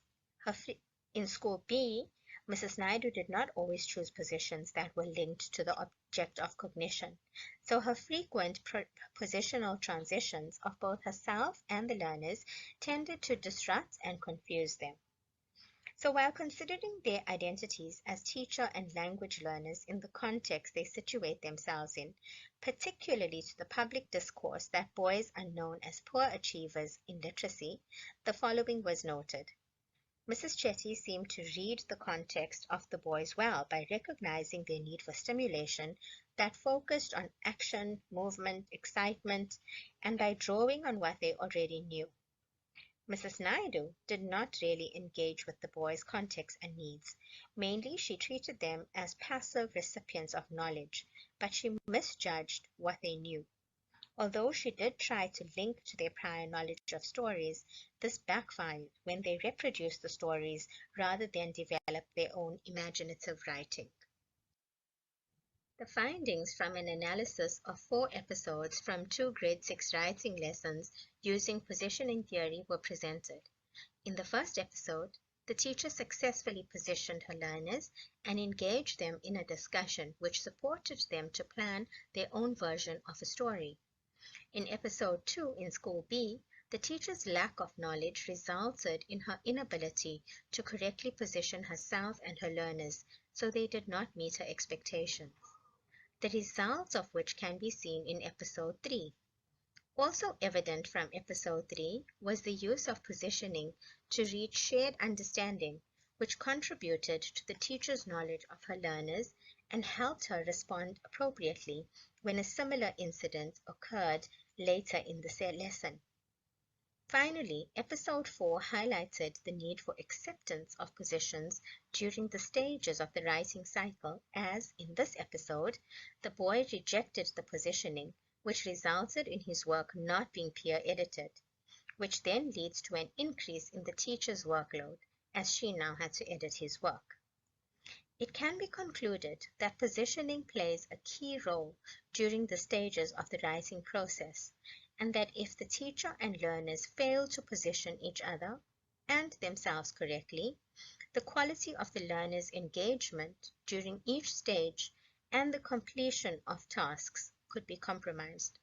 The importance of teacher knowledge was foregrounded, because if the teacher is limited in any area of knowledge, she will be unable to position herself and her learners adequately, which will then hinder the learner's learning progress. These were the sources that were consulted for this research.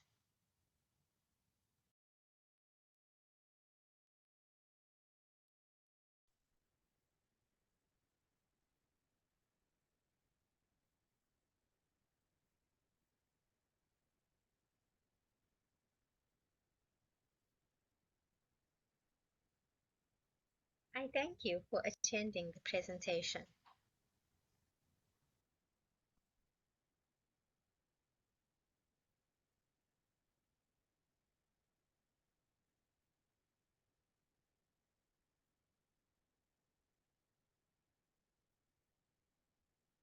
Thank you so much, Nazana, for a wonderful presentation.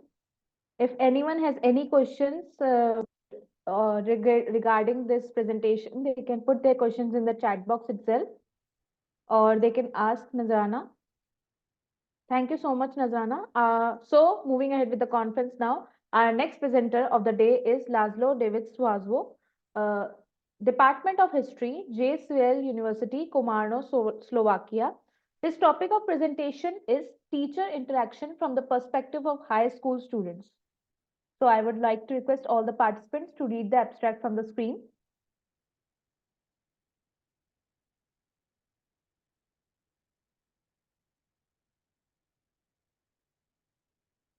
Moving ahead with this presentation now.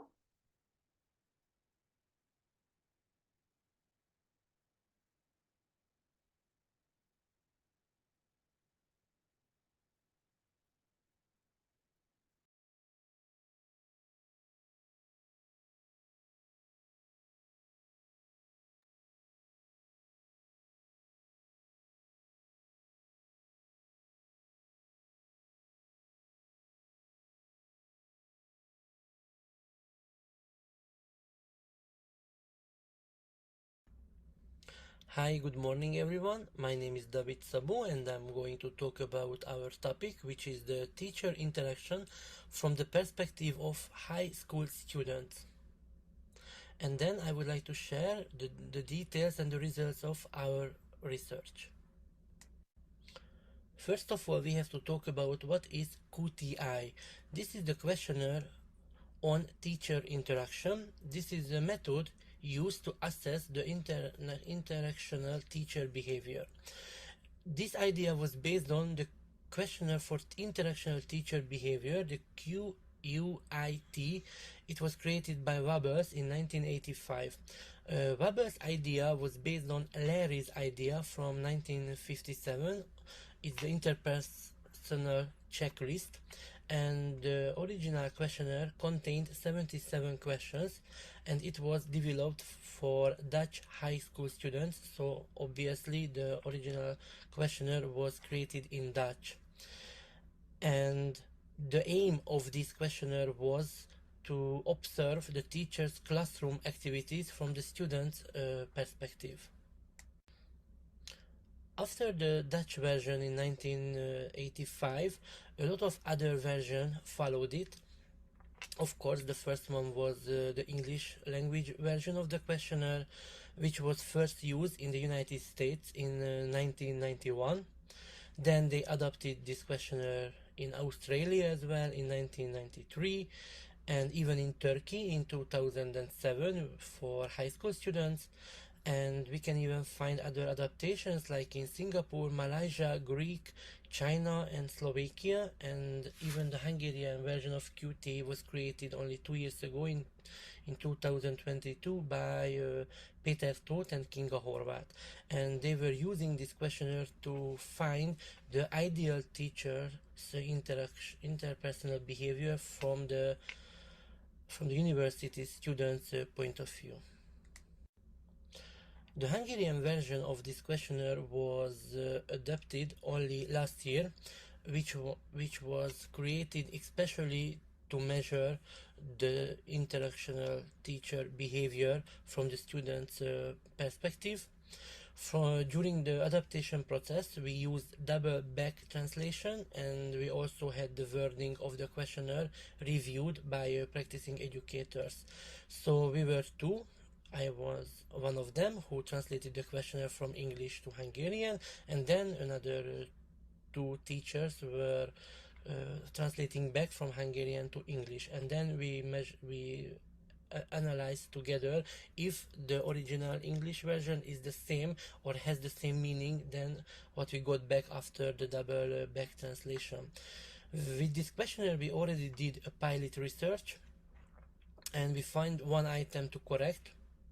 But after correcting that one, we got Chromebook Alpha as 0.7. And the pilot research was done in an elementary school in Slovakia where the teacher language is Hungarian.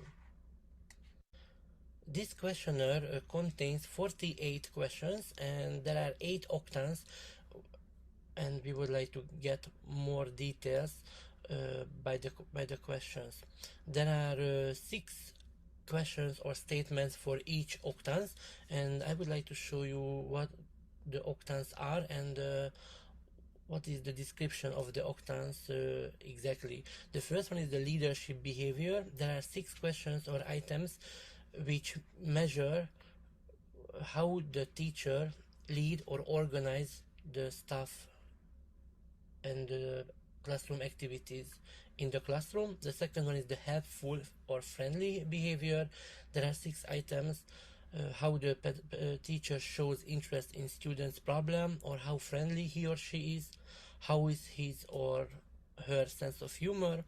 The third one is the understanding behavior, how understand the pedagogue is, or is he or she patient or not. The fourth one is the student responsibility and freedom behavior. It means the pedagogue provides opportunity for independent work or not, if he or she gives enough freedom to the students or not. The fifth octane is the uncertain behavior. If the pedagogue stays in the background or not, if he or she apologizes from the students or not, if it has to be done. The sixth one is the dissatisfied behavior, if the teacher is dissatisfied with the students' activities or not, or if he or she expressed the dissatisfaction or not, if he or she criticized the students or not. The seventh category is the admonishing behavior, how warn the pedagogue the students for the mistakes, or if he or she does punishment or not. And the last, the eighth octane, is the strict behavior, how the teacher control the students, how strict the teacher is during the exams or evaluation or not. To be able to do our research, we had to formulate 4 research questions, which helps us, or which helped us to success our research. So the first one was, how can the interaction style of the 2 Hungarian high school teachers involved in the study be characterized from the student's perspective? It means that we used the questionnaire with a lot of students, and there was only 2 teachers. So 2 teachers are teaching several groups, and this questionnaire was about 2 different English teachers. The second one was, when taking background variables into account, what differences can be observed in the assessment of the teacher among different student groups? The third one was, how do the teachers involved in the study perceive their own interaction style? And the last one, to what extent does the self-assessment of the teachers involved in the study align with the assessment made by the students? So first of all, I would like to talk about the samples. We can see in the 2 pictures that total of 110 students filled in our questionnaire in paper form, so not in online. Every student answered to the questionnaire in paper in the classroom. There were 35 male and 75 female students, and in total there was 8 groups, and for each group there were students between 8 and 25 students. Okay, I would like to show you the reliability indicators of the Waber's QTI in our research. So we can see in the left side the 8 categories.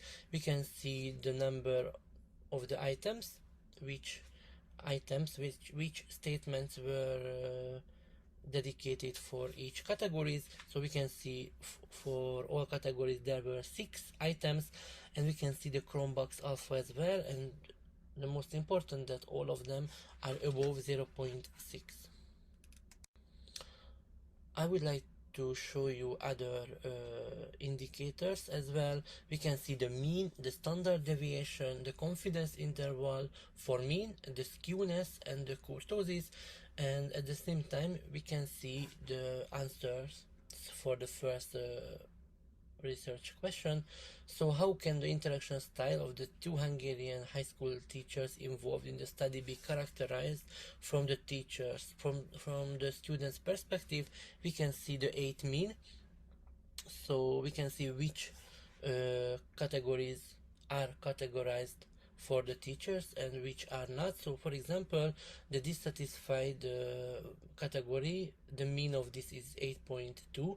We can see that the minimum mean for every category can be 6, since there were 6 items and they had to choose from the possibilities of the Likert scale from 1 to 5. So if someone has chosen 1 for each 6 items, it means the mean should be 6 and the maximum can be 30.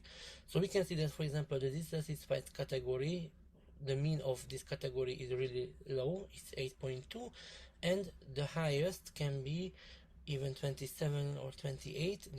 For example, the understanding category is 27.45. So since there were 2 different teachers in our research, I wanted to show you the means of every teacher. So first we can see the means for the teacher 1, and then we can see the means for teacher 2, and we can even see that they are really the same. Even the order, the first one is the dissatisfied category, there is only one differences. Then in case of the teacher 1, the strict category got higher position, higher score than in case of the second teacher. The lowest score for both teachers was in the dissatisfied dimension, and the highest score was for the understanding and seeking consensus dimension. In the examined sample, the students perceived both teachers as understanding, consensus-oriented, helpful and friendly, and according to their answers, they were not admonishing or even uncertain or indecisive. The second research question was, when taking background variables into account, what differences can be observed in the assessment of the teacher among different student groups? So we can see what kind of extra questions we had, and we can see the 8 categories as well. And for this, to see the significant differences, we use SPSS statistics program, and we use ANOVA test, Mann-Whitney test as well. So I just wanted to show you a table where we can see where we find significant differences and where we didn't. So for example, the admonishing category, we find only 2 significant differences. It was based on the highest education qualification of the father of the student, and in the class teacher means which teacher was teaching that students. So we can see that, for example, for the helpful and friendly dimension, we didn't find any significant differences, but for example, the leadership dimension, there were even 4 significant differences. The third research question was, how do the teachers involved in the study perceive their own intellectual styles? So for this, both participating educators in the study completed the teacher version of the QTI questionnaire. It means it's the same. They are the same 48 items for the students, but of course we can see that, for example, the first one, this teacher is enthusiastic, or I am enthusiastic, so they really answer for the same questions, and according to their own perception, both educators are least dissatisfied and skeptical, while being mostly characterized by an understanding and consensus-seeking attitude. But even to show these results, we can see together with answering for the fourth question, to what extent does the self-assessment of the teachers involved in this study align with the assessment made by the students? So for that, we can see what kind of answers the teachers gave, and then what the students think of the teachers, and we can see in a diagram if the answers are the same or not. So for answering of the question 3 and question 4, we can see 2 diagrams. The first one in the left side is for teacher 1, and in the right side is for teacher 2. So we can see the 8 dimension, and with the blue line we can see the answer of the teacher, what the teacher thinks of itself, and then we can see by the orange line what the students think of that teacher, and we can see if there is any discrepancy or not. For example, in case of the teacher 1, in the strict the SRI dimension, there is a really big difference, and in case of the teacher 2, the strict dimension has a really big difference, what the teacher thinks of themselves or what the students think of the teacher. So for this method, we can see what the teacher think of itself, so it's even good for a self reflection, and how the students see their teacher, and it can be really helpful for all the teachers to see if they really think of themselves what the students think of them or not. And I would like to say thank you for all of your attention. If you have any questions, please feel free to ask me. Thank you again. Hello, my name is Junko Matsutaka.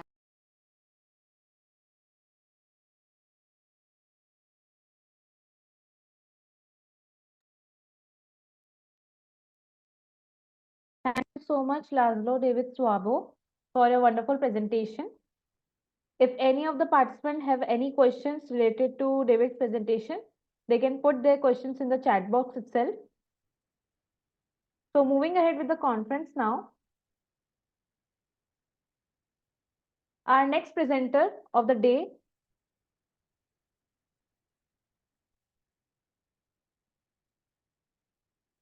please wait for a moment. There might be some technical glitch.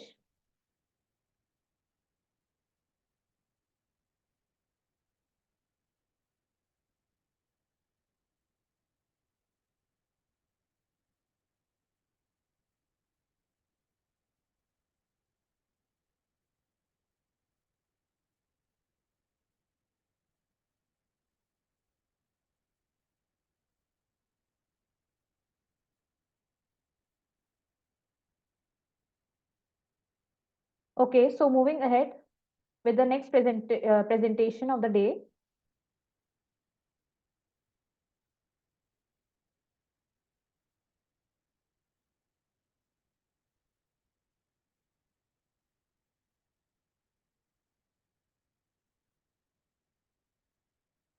Our next presenter of the day is Junko Matsuzaki Kariara and Naoka Shoeda.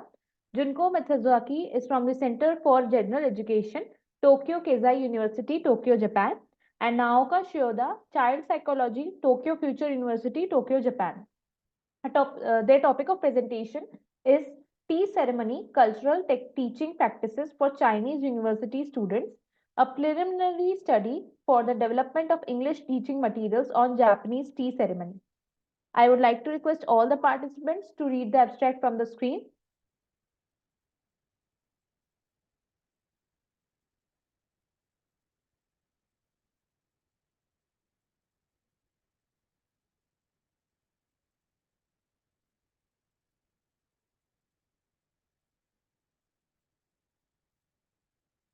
Moving ahead with the presentation now.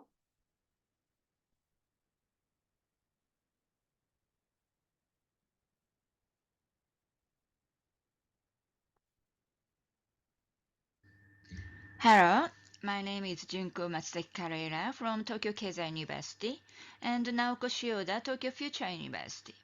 We'll talk about the tea ceremony cultural teaching practices for Chinese university students, a preliminary study for the development of English teaching materials of Japanese tea ceremony.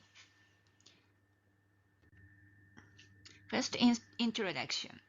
The tea ceremony is described as an intellectual practice for acquiring knowledge, featuring a technical aspect focused on defining one's manners, a spiritual component rooted in Zen teachings, and a social dimension involving gathering in tea rooms. Additionally, tea ceremony provides a sense of relaxation, and the global recognition of Japanese cuisine as World Heritage Site in 2013 has increased interest in Japanese food and matcha, powdered green tea. Consequently, there has been an increase in foreigners intrigued by the tea ceremony and those visiting Japan to experience the tea ceremony. The global talent development extends beyond learning foreign languages like English. It begins with understanding Japan and its culture. Hence, Carrera 2022 developed teaching materials for the English instruction of Japanese tea ceremony, conducting practical research with Japanese university students in Tokyo. However, it remains uncertain whether the material and the knowledge acquired in these classes align with actual interest in the curiosity of foreigners.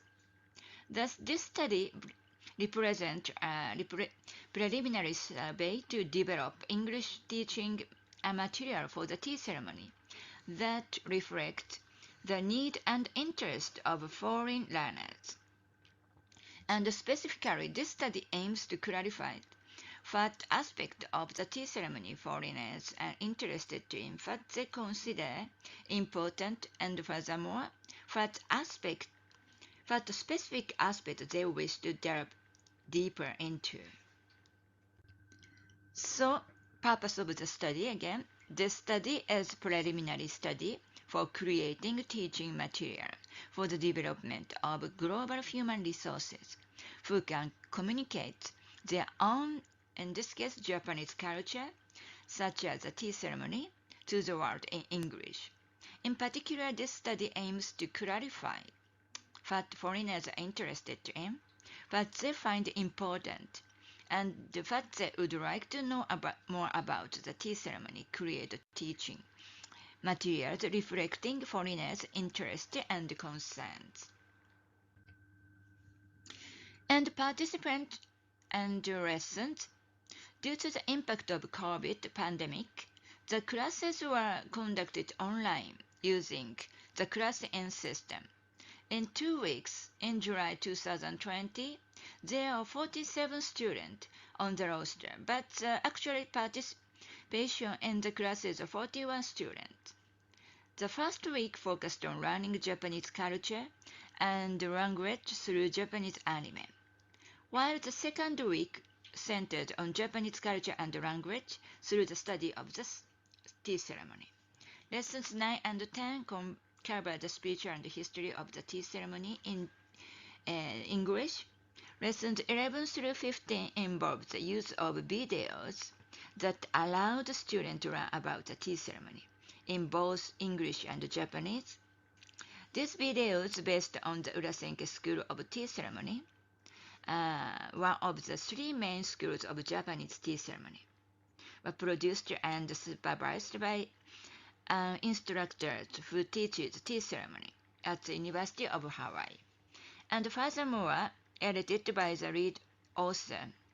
Additionally, students were instructed to prepare their chawan. Chawan is a tea bowl, chasen tea whisk, and matcha powdered green tea, so they could make the tea. This is the plan, lessons 9 through 16. And the method? After the last lesson, the students were asked to answer the following 3 questions. What was the most interesting things you learned in the Japanese tea ceremony? What was the most important thing you learned in the Japanese tea ceremony? What do you want to learn more about and why? And in this study, we conducted the content analysis of these 3 responses to clarify what foreigners are interested in, what they find important, and what they want to learn more about the tea ceremony. And the next result, we categorize the student responses to above 3 questions by content. The following represent responses related to what participants found most interesting about learning the Japanese tea ceremony. And regarding wagashi, wagashi is Japanese sweets, 30 students. And regarding making and drinking tea, 11 students. Regarding comparison with China, 3. Regarding the history of the tea ceremony, 3. Regarding the tea ceremony utensils, 3. And table 2 responses regarding what is important in Japanese tea ceremony. And regarding etiquette and manners, 70 students.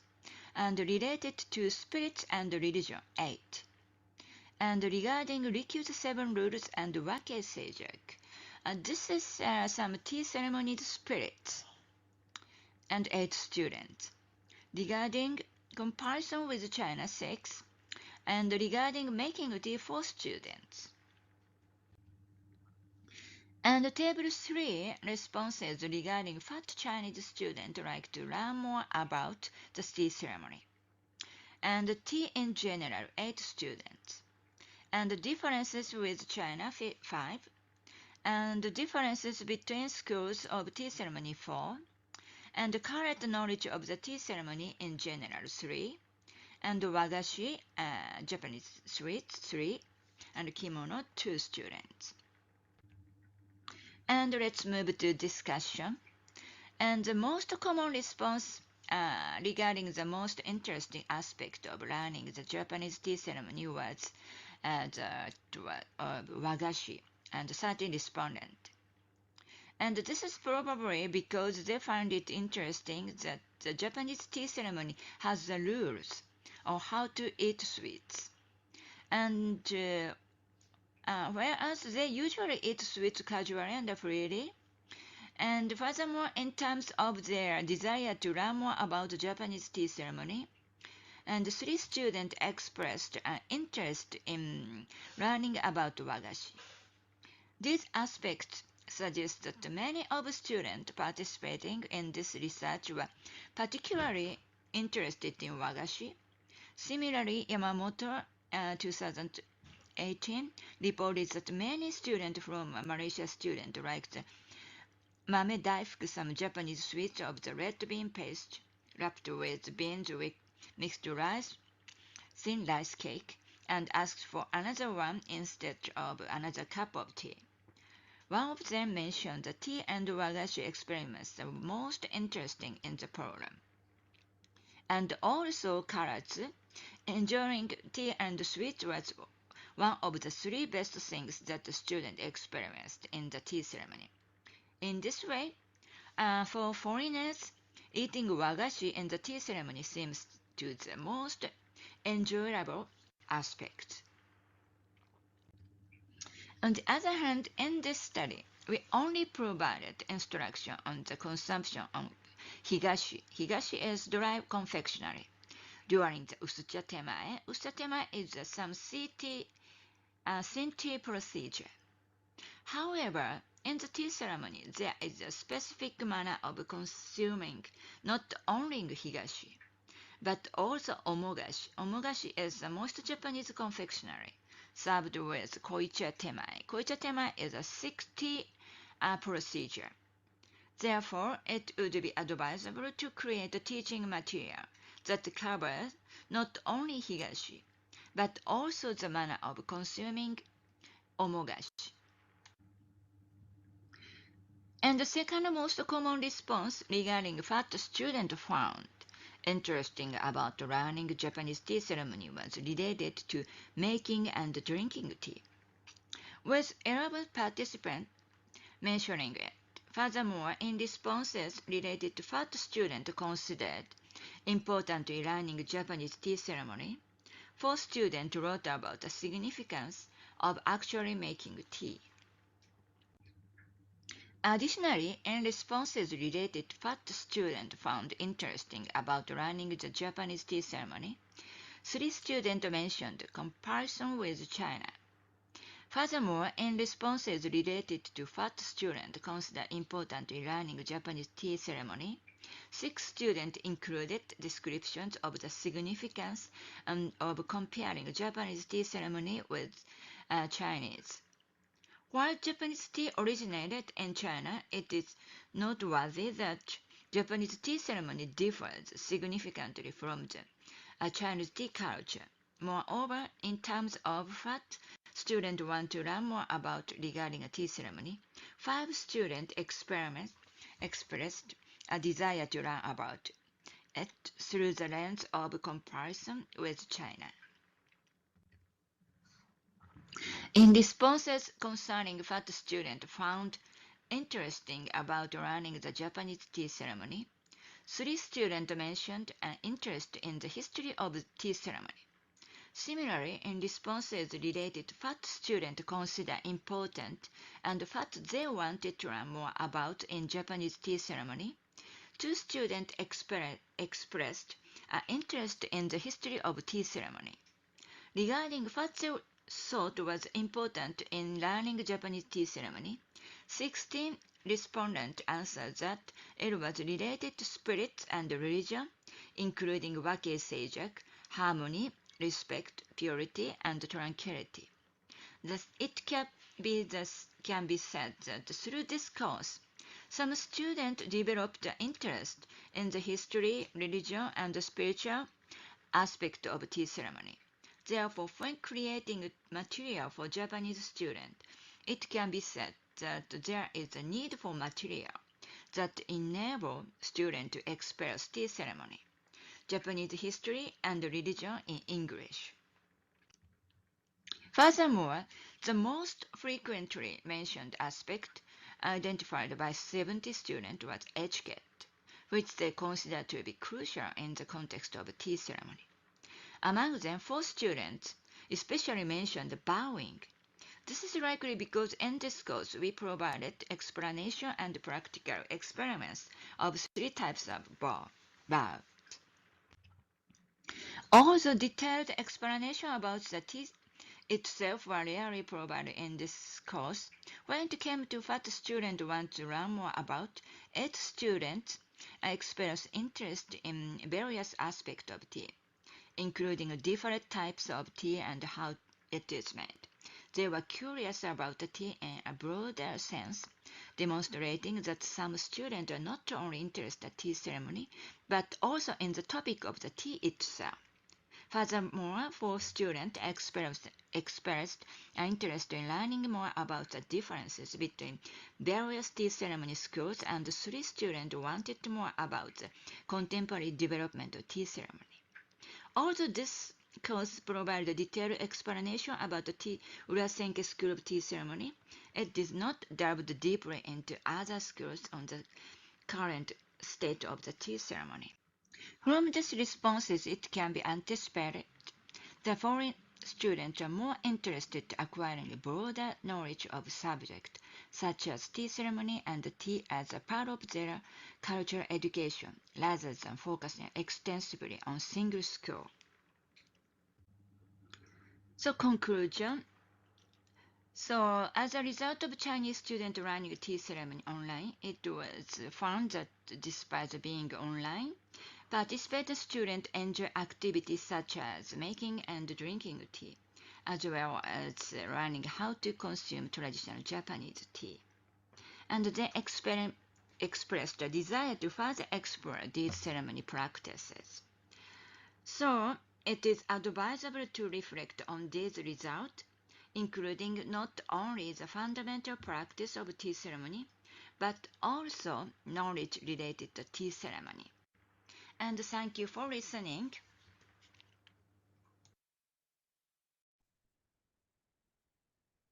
Bonjour à tous, j'espère que vous allez bien.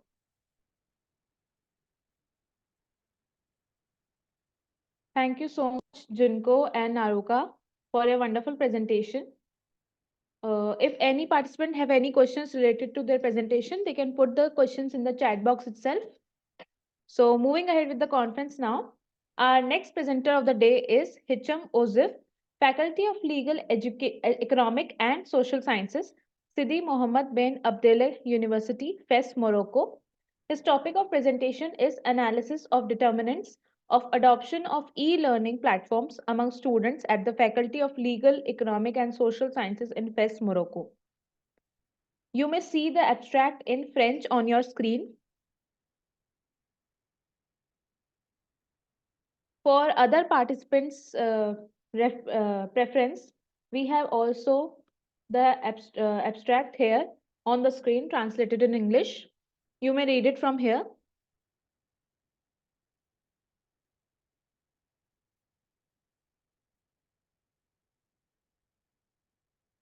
Moving ahead with this presentation now.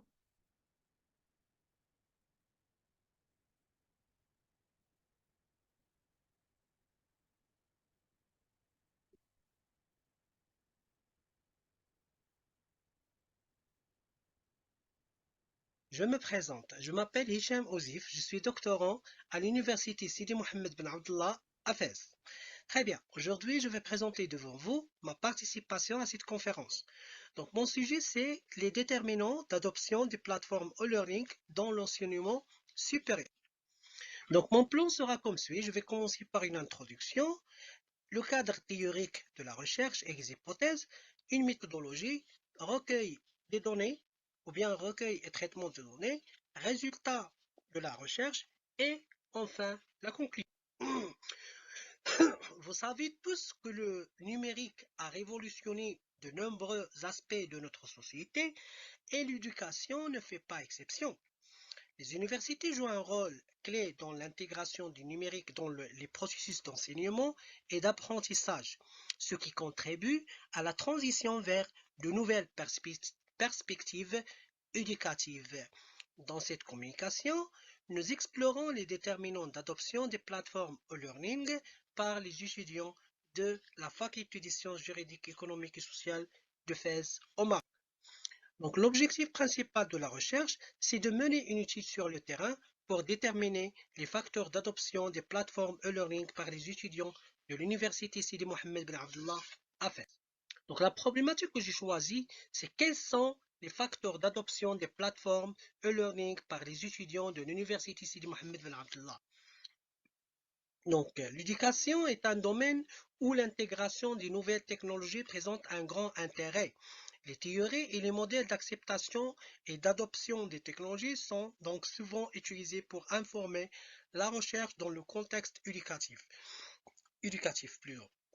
Ce contexte se caractérise par une grande variété d'utilisateurs potentiels de divers types de technologies utilisées dans le processus d'apprentissage, d'enseignement et d'évaluation. Donc, un modèle qui est très connu par les chercheurs, c'est le modèle de Davis en 1986, le modèle d'acceptation des technologies.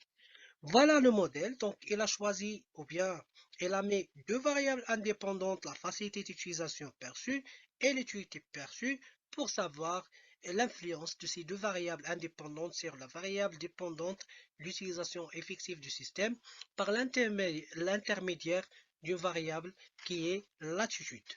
Donc, une autre théorie, c'est la théorie unifiée de l'acceptation et de l'utilisation des technologies. Donc, c'est une théorie développée par Von Gattesch en 2003. Donc, voilà les variables qu'il a utilisées, la performance attendue, l'effort attendu, l'influence sociale, conditions facilitatrices. Donc, je me suis basé sur ce modèle pour faire mon étude. Donc, j'ai mis 4 hypothèses. Donc, première hypothèse, deuxième hypothèse, jusqu'à la 4e hypothèse. Donc, j'ai choisi 4 variables indépendantes en se basant sur la théorie précédente, la performance attendue, l'espérance d'effort, l'influence sociale, conditions facilitatrices. Donc, j'ai mis ce modèle, j'ai proposé ce modèle afin de vérifier mes hypothèses. Donc, concernant ma population, avec un échantillon de 144 étudiants, des questionnaires électroniques ont été administrés pour recueillir les perceptions des étudiants sur leur e-learning, facilitant la collecte et l'analyse des données, sachant que ma méthodologie repose sur une approche diverse.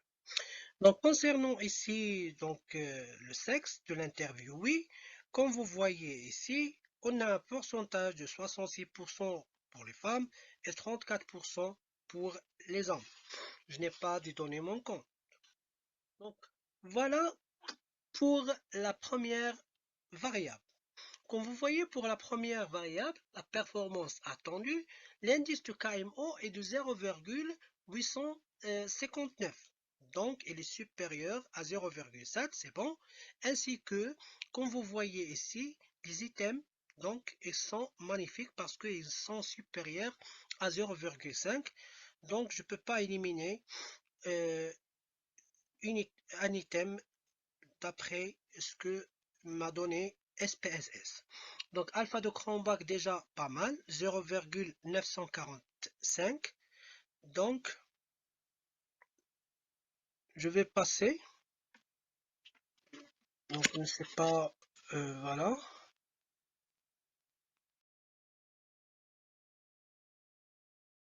Donc, pour la deuxième variable, l'espérance d'effort, aussi la même chose.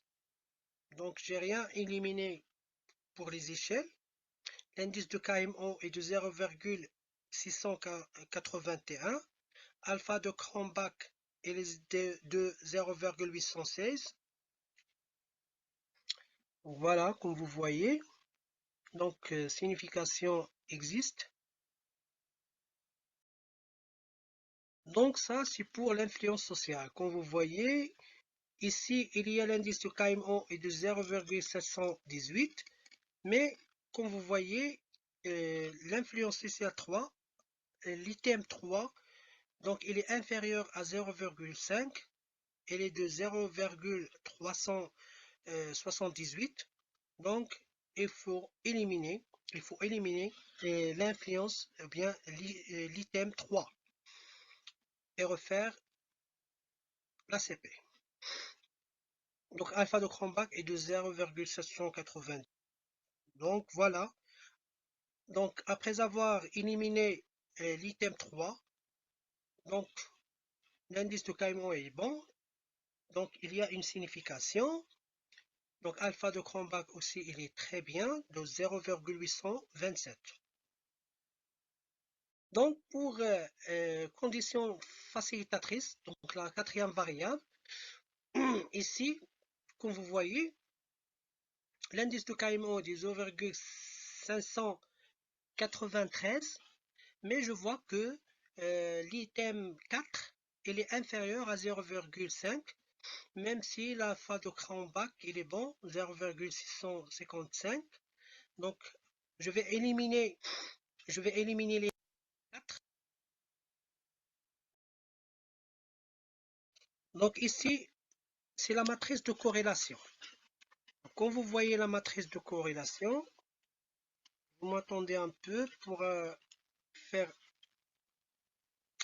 Donc, concernant la matrice de corrélation, comme vous voyez, il y a la signification, il y a la corrélation entre ces variables.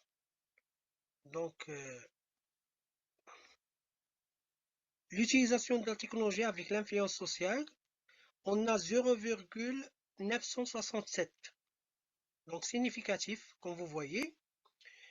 Concernant l'espérance d'effort, on a 0,966, aussi significatif. La performance attendue aussi, elle est significative.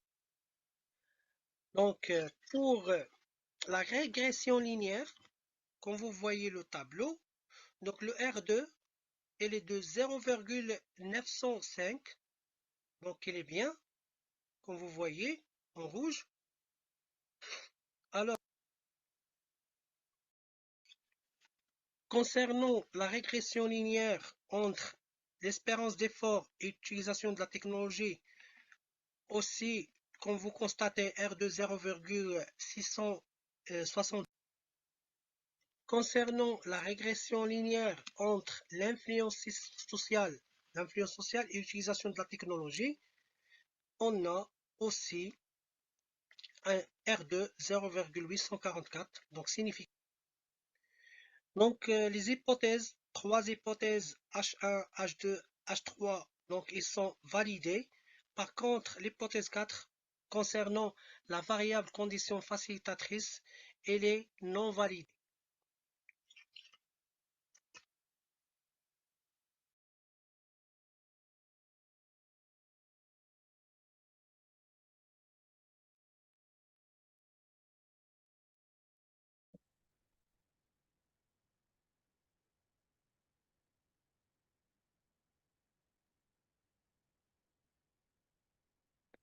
Thank you so much, Hicham, for a wonderful presentation. Participants having any questions related to Hicham's presentation, they can ask Hicham, or they can put their questions in the chat box itself. Moving ahead with the conference now. Our next presenter of the day is Professor William Schumann, Professor of Community-Based Research, Department of Rural Resilience and Innovation, Appalachian State University, Boone, North Carolina, US. His topic of presentation is Black Mountain College Semester, relearning experimentation in arts and cultural education. I would like to request all the participants to read the abstract from the screen.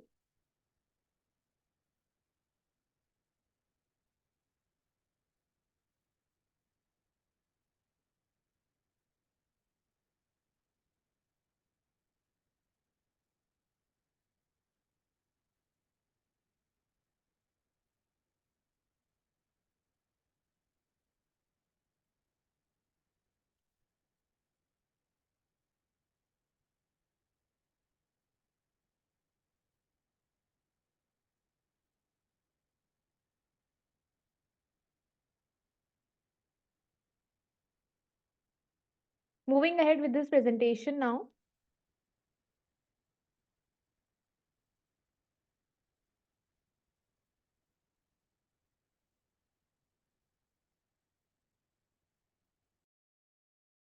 Hello, my name is Dr. William Schuman from Appalachian State University in North Carolina, and I am giving a presentation on the Black Mountain College semester, Relearning Experimentation in Arts and Culture Education.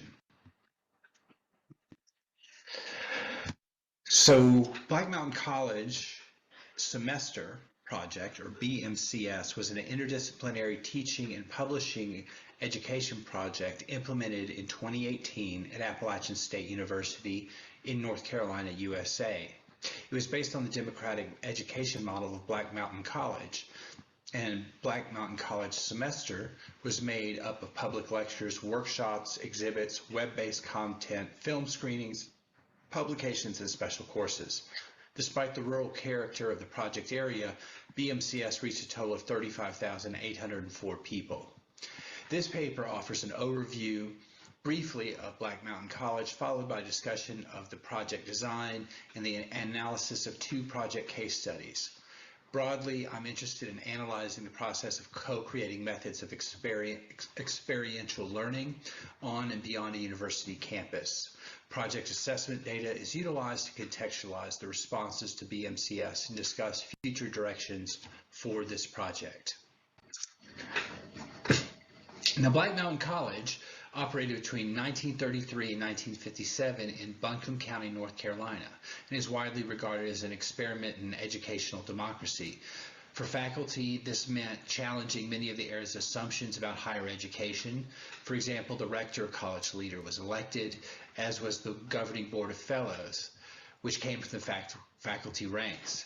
And for students, it meant being exposed to a wide range of academic perspectives and embracing diverse viewpoints and experiences in a physical space that encouraged individual and collective experimentation, but also responsibility down to working to maintain the grounds and the running of the college itself.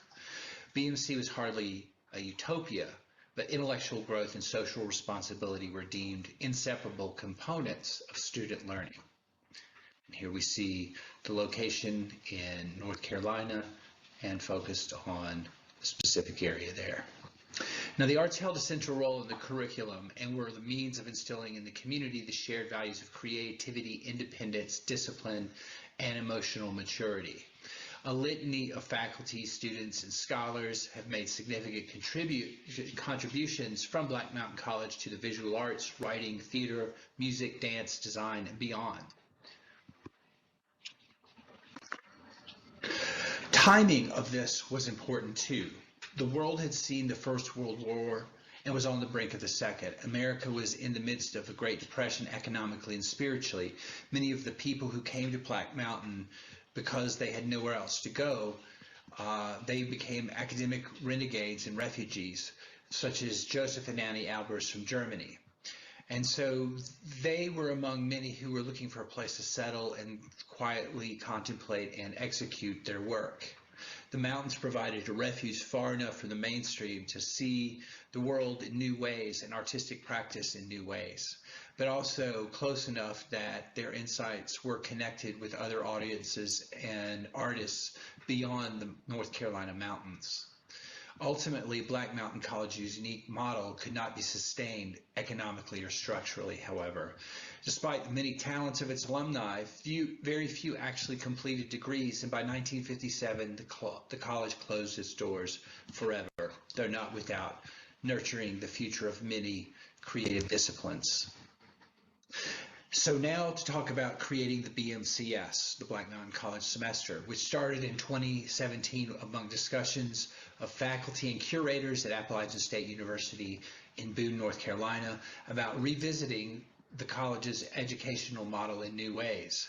At this point, the history and significance of the college had already been explored through numerous exhibitions, publications, and events, many of these even occurring in the 21st century.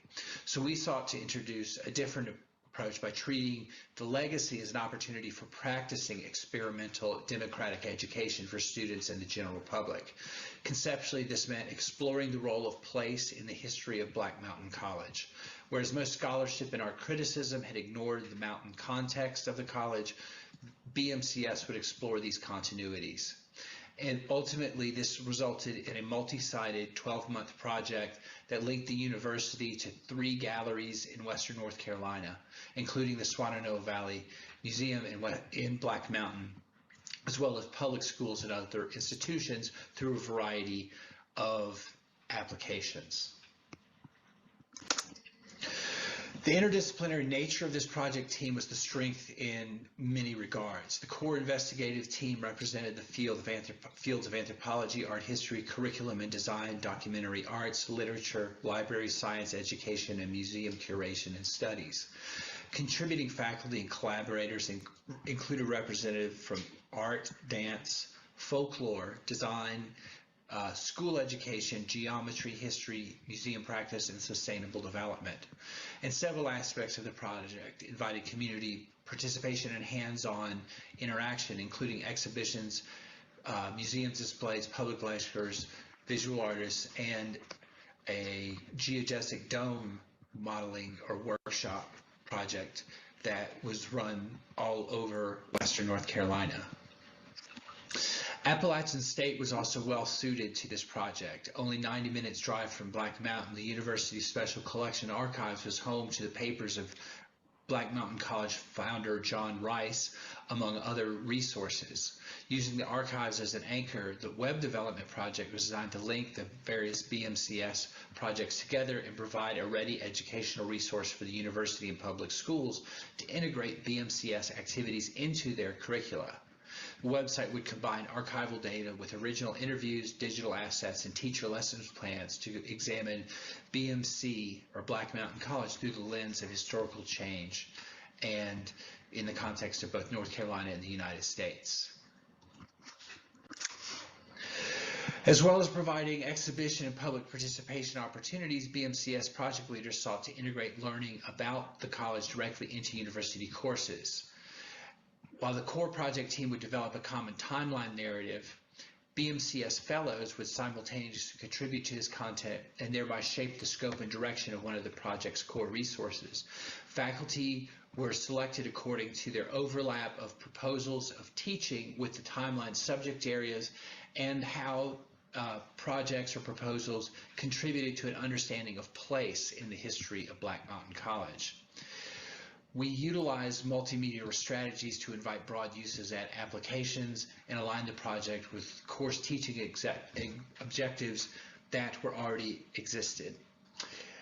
Ultimately, 7 faculty were selected for this project and performed a variety of teaching activities, including an experimental ethnography course that rehearsed and performed composer Eric Satie's absurdist play, The Ruse of Medusa, which was translated from the French by MC Richard and performed at Black Mountain College in 1948. Perhaps on the other end of the spectrum, curriculum design and instruction courses created virtual spaces of interaction around important figures in the history of Black Mountain College. A third class used principles of Buckminster Fuller to reimagine the uses of campus space at Appalachian State and submit their plans to our Office of Sustainability. Another landmark event at Black Mountain College was the Happening in 1952, which was the brainchild of John Cage and Merce Cunningham. And it was unsynchronized, featuring dance, music performance, theater, speeches, and poetry around the college dining hall. This cacophonous design would greatly influence the future work in avant-garde art. With Black Mountain College semester already underway in 2018, some faculty and project collaborators decided to add a new happening or a re-happening to the BMCS event schedule for April in the Turchin Center for Visual Arts. This involved collaborations from professors across colleges and schools, including theater and dance, the School of Music, the Department of English, as well as technical design backgrounds. When analyzing Black Mountain College semester, we could say it was very successful by many measures. The volume of visitors topping nearly 36,000, and the distribution, over 1/3 of visitors, for example, occurred at our partnering institutions, meant that high turnout relative to the local population and a wide distribution of events across Western North Carolina locations. Many attendees also expressed improved knowledge or wider knowledge of Black Mountain College and its significance based on pre and post survey data. In fact, we saw a 20-point jump in people's understanding as some or a great deal of knowledge based on that. When we look at this from a scholarly perspective, as I look to start closing this up, one analysis of interdisciplinary programs in higher ed finds that interdisciplinary projects fall into two broad categories. They're either oriented to discrete problem solving or to the development of a shared vocabulary of interaction and research, a language of practice, if you will. The value of the latter lies in an inherent flexibility of participants to jointly define operational concepts and goals, and therefore create frameworks that can be productive for participants. This was very much, I believe, the model that we saw from the Black Mountain College semester. This meant, for example, different competencies for curatorial, publishing, curriculum design, and project management elements, but in a way in which each individual was empowered to find how they ultimately sought to connect projects to the larger whole and goals of this Black Mountain College semester. While successful, we also faced challenges and limitations. One outcome discussed by project leaders was the potential development of an interdisciplinary program or academic field of study in Black Mountain College studies. However, this was not ultimately manifested. One way to understand that, at least indirectly, is the challenge of transitioning a project structure, or that language of practice, into a curricular form. But more than faculty will, interdisciplinary research and learning is also shown to be most successful on institutional structures, such as dedicated centers and departments that can channel and reward these types of practices. As we sort of think about the larger implications of this, we know that Black Mountain College is exalted as a fount of modernism that's somehow abstracted from urban locales of American modernity, but also not part of the Appalachian South. And so Black Mountain College semester has turned this misconception on its head by examining the college and the Appalachian Mountains as key sites in America's journey to a more inclusive and sustainable society. Black Mountain College doesn't offer an unspoiled model of cross-cultural integration or interdisciplinary collaboration. However, BMCS came at an important juncture in statewide and national discussions about issues that are as relevant today as they were then, and poignantly, BMC was a creative model of an inclusive present and future, and the Black Mountain College semester offered an experimental extension of that ideal for the 21st century that may yet influence other learning models. Finally, as you see my image credits here, I would like to say thank you for viewing this presentation. Goodbye.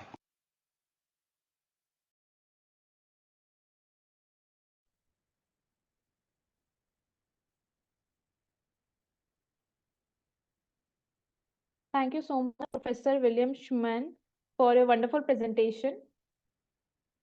If participants have any questions related to William Schumann's presentation, they can put their questions in the chat box itself. Moving ahead with the conference now, our next presenter of the day is Mohammad Rana Mia, Mass Communication and Journalism, Jagannath University, Dhaka, Bangladesh. His topic of presentation is representing the Islamist politics in Bangladeshi newspapers, the 2023 Barishal City Corporation election as a case. I would like to request all the participants to read the abstract from the screen.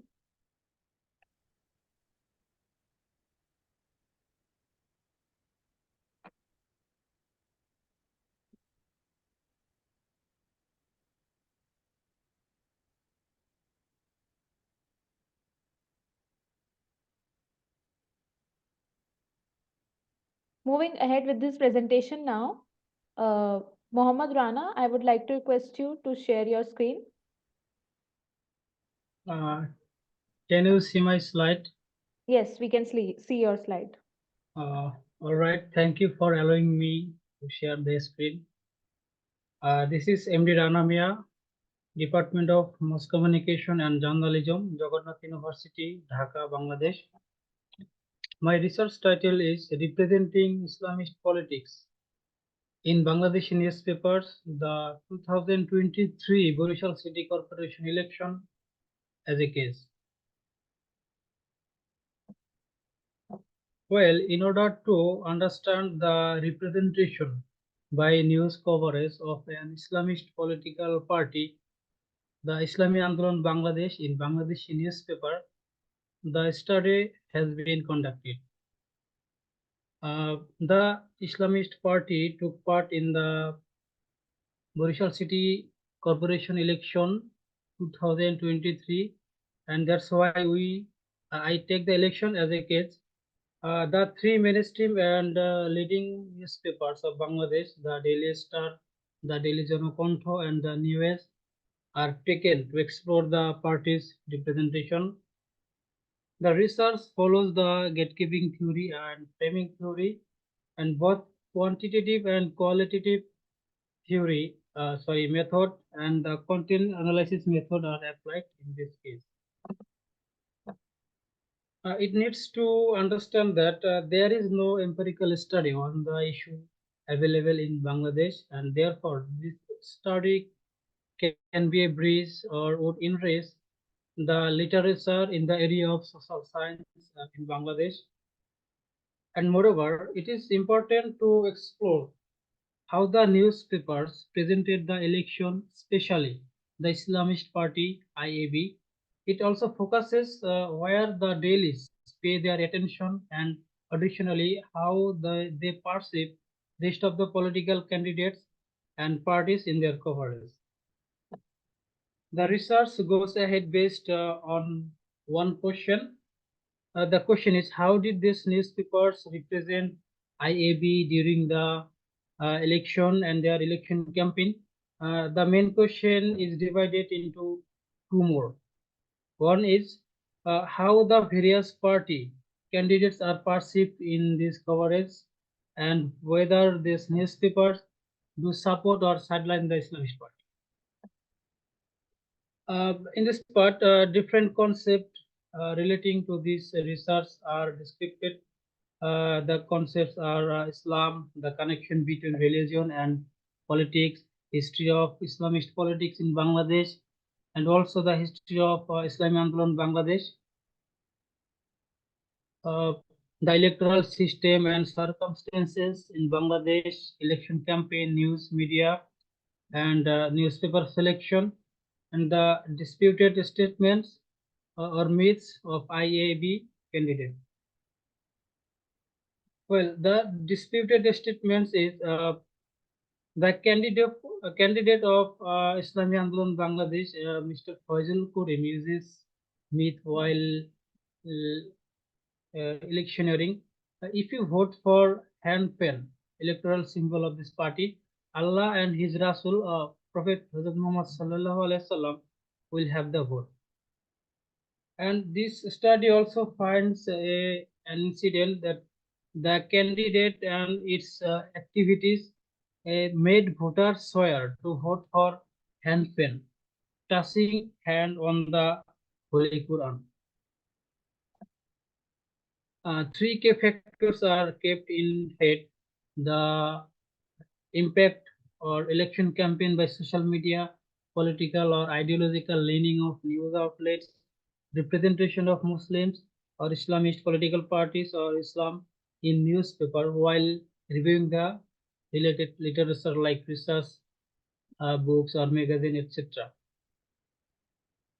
A research titling Setting the Agenda in a Distant Nation, the 2016 US presidential election in a newspaper conducted by Mr. Zahan Kubir.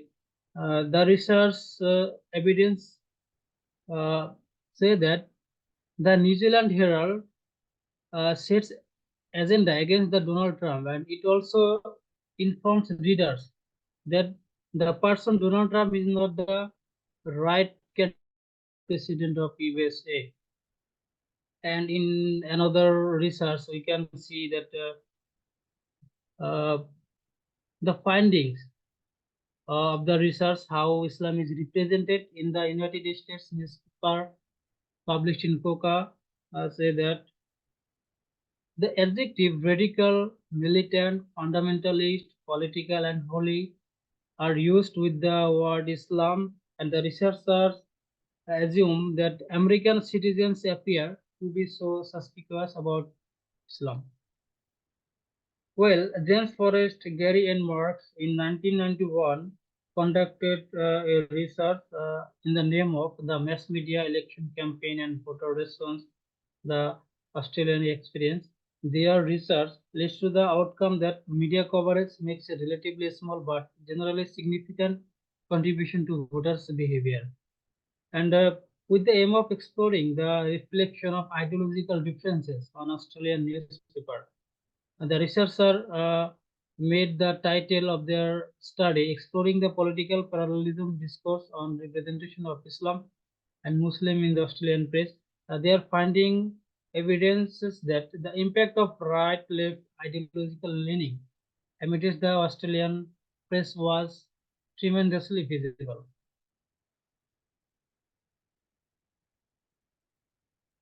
Here is the statistical findings, overall depiction. You can see here the DS means the Daily Star, DJ means the Daily Jonokonto, and NA means the News.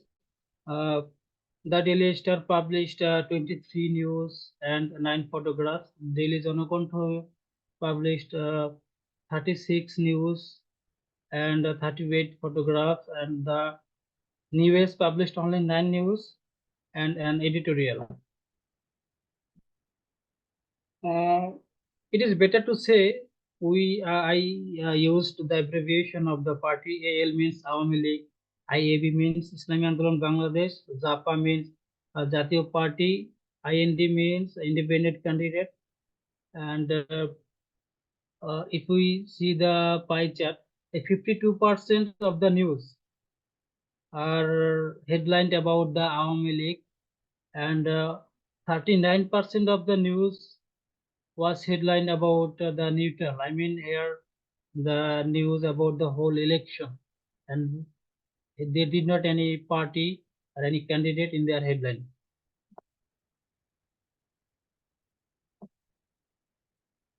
The representation of different parties in neutral news. We can see the party Awami League got 4 news in the news article. The IAB got 3 news in their news article, and the rest of the percentage or numbers were independent and Japa. Like this way, we can see the Daily Jonokonto, the News published news about the election. So, qualitative discussion based on the statistical finding. This chapter will extensively and elaborately present the discussion. Firstly, I would mention about the Daily Star. The newspaper slightly takes the allegation of IAB. It sidelines the campaign of IAB, and it maintains AL, IAB, IND sequence in the news article. I want to mention it here in their news narration. Always it mentioned the party Awami League first, then IAB and the independent candidate, and the newspaper prioritizes to AL. The Diligent Control. This newspaper provides a monopoly priority to Awami League. The stat evidence that this daily paid a biased and monopoly priority to Awami League because it printed 35% news headline slanted to Awami League. There is not a single news headline about the Islamist Party, IAB. And amidst the rest 65% neutral news, AL occupied the largest 30% of news, where the quantity of IAB is the second largest 30%. And we see that among the 38 news in that newspaper, 18 news was about the Awami League, and rest of the photos were divided into the rest of the parties. And it maintained Awami League, Jatiyo Party, and IAB sequence in their news narration, and it takes the allegations of IAB lightly. We can see a different depiction of New Age. It prioritizes to IAB. It raises finger to the authority that the other newspapers did not do. It pays news value to the allegation of IAB that also did not covered by the rest of the newspapers, and you can see it does not pay much attention to the election.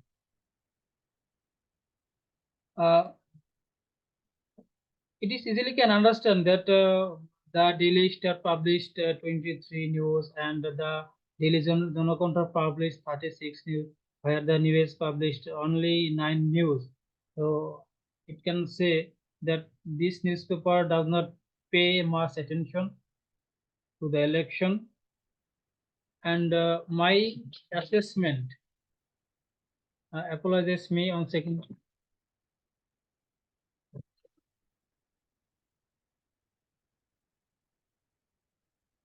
Sorry, I'm back. Some of things seem to cover in the newspaper. Firstly, no questions or challenges were found on the stating the myth and making voters swear, touching the Holy Quran to vote for the IAB by the candidate of IAB. This action was clear violation of the City Corporation Code of Conduct of Election Rules 2016, and it can say the IAB could have more news coverage in both headlines and news of the release because the party as well as the election creates a much more discussion among the countryside and countrymen. And also the independent mayoral candidate in the Asaduzzahman of the polls filed a written complaint against the myth. IAB candidate Fazul Karim himself with the activists entered the polling centers and influenced the voters while standing line to vote. At the time of barring Mr. Fazul, the IAB activists created chaos and hit AL activists. And MD Abdullah Karim, the chief agent of AL candidate Abul Khair Abdullah, filed a written complaint to the returning officer. This incident could be placed in their newspapers, but they did not it.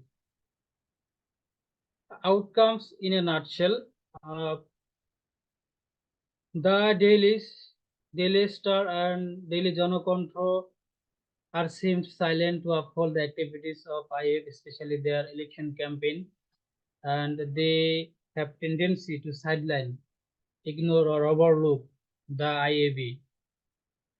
And on the contrary, the newspaper New Age promoted IAB through a better news coverage compared to the other newspapers. It also emphasized on the different allegations made by this party.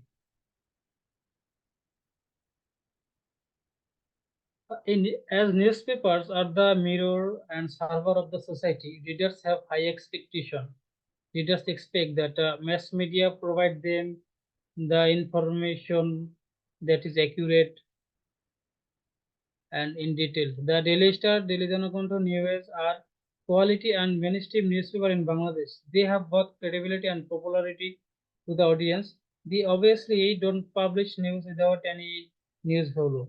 As every news house maintains different policies, the difference of presenting news can be seen. But there is no way to take their news lightly.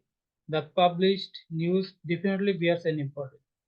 So at this stage, I would say this study would prefer to inform that this is not an extensive and comprehensive study of the issue, and therefore there are scopes to enrich future studies. For example, this study only considers 3 Bangladeshi newspapers and does not include more newspapers available in Bangladesh. In addition, it does not include any other news feeds such as online portals, radio, television channels, etc. In this case, results would be different. Therefore, there is a scope for future research to provide their attention in these areas. Thank you for being so patient and listening me. If you have any suggestion or queries, you can ask me. I will try my level best. Thank you.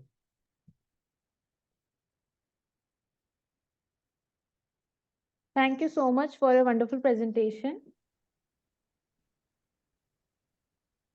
Mohammed Mia. If any participants have any questions related to his presentation, they can ask him or they can put their questions in the chat box. So moving ahead with the conference now.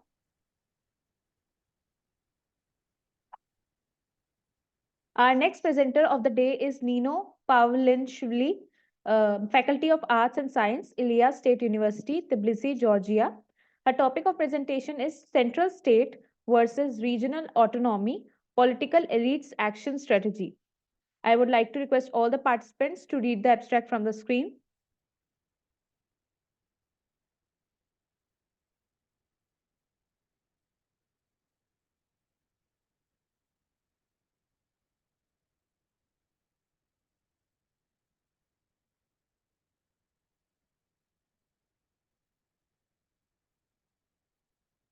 Moving ahead with the presentation now.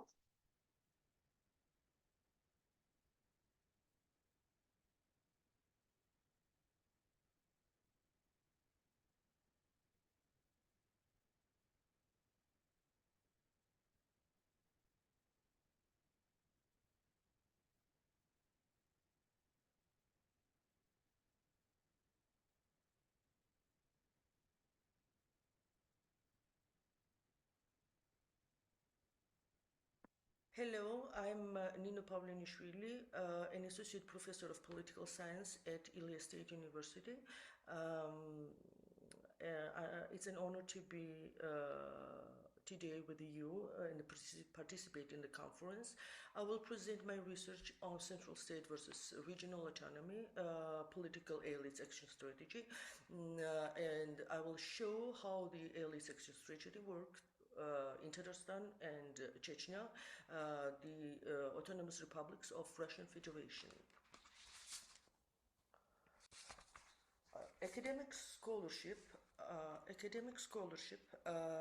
on the factors of secessionism states that when the countries with the ethnic cleavages obtain independence after historical junctures like decolonization, collapse of empire, revolutions, regime change, interstate wars, and etc., declared transition to democracy, they face undesired activation of ethnic movement straight away. Lack of communication between the central state and the regional autonomy tenses inter-ethnic interactions. Now, the process of democratization plays the role of a powerful trigger of ethnic secessionism. Minorities perceive democratic reforms in the popular elections as an additional instrument of pressure in hands of politically dominated ethnic groups. They deprive the cleavages from the political, economic, and social life. The end of Soviet Union was an eminent historical juncture that gave a strong impetus to a new wave of ethnic self-determination in the former Soviet republics, and the Russian Federation was not an exception.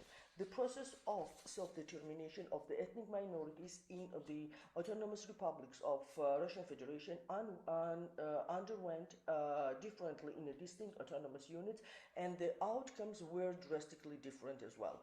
Scholarship indicates that the factors influencing eruption of nationalistic movements were diverse.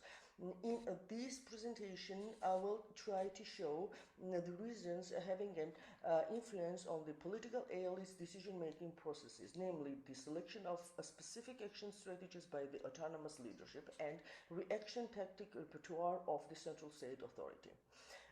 Exploring the action dynamics in two autonomies, Tatarstan and Chechnya, and the elite relations of central state and autonomous republics in 90s and 2000s is the purpose of the conducted comparative analysis. Both autonomous entities, Tatarstan and Chechnya, pressed claims for independence after dismantling of the Soviet Union. Although the regional leaders exploited unlike election strategies and reached different outcomes, Tatarstan's peaceful actions brought back autonomous status with full-fledged packages of political, economic, and societal rights. Chechnya, on its way to full separation, entered the severe military confrontation with the central authority. The bloody conflict prolonged almost a decade and ended with the significant civil casualties along with a destruction of military capabilities on both sides. The spectrum of the reasons inspiring ethnic groups to separate is broad and multicolored. Solving ethnic identity confrontation with peaceful negotiations is a tough task. Anticipated shift in status quo increases autonomous residents' fear of insecurity. Lowering sovereignty, infringing the borders, worsening the group's living standard, and so on. Among the leading factors of the future confrontation between the central state and attack are geographic location, historical memory and experience of coexistence of ethnic groups, political leaders and their strategies, the level of economic development, education, and so on. There are two major theoretical schools, primordial and constructivist, that attempt to identify the causes of inter-ethnic contestation.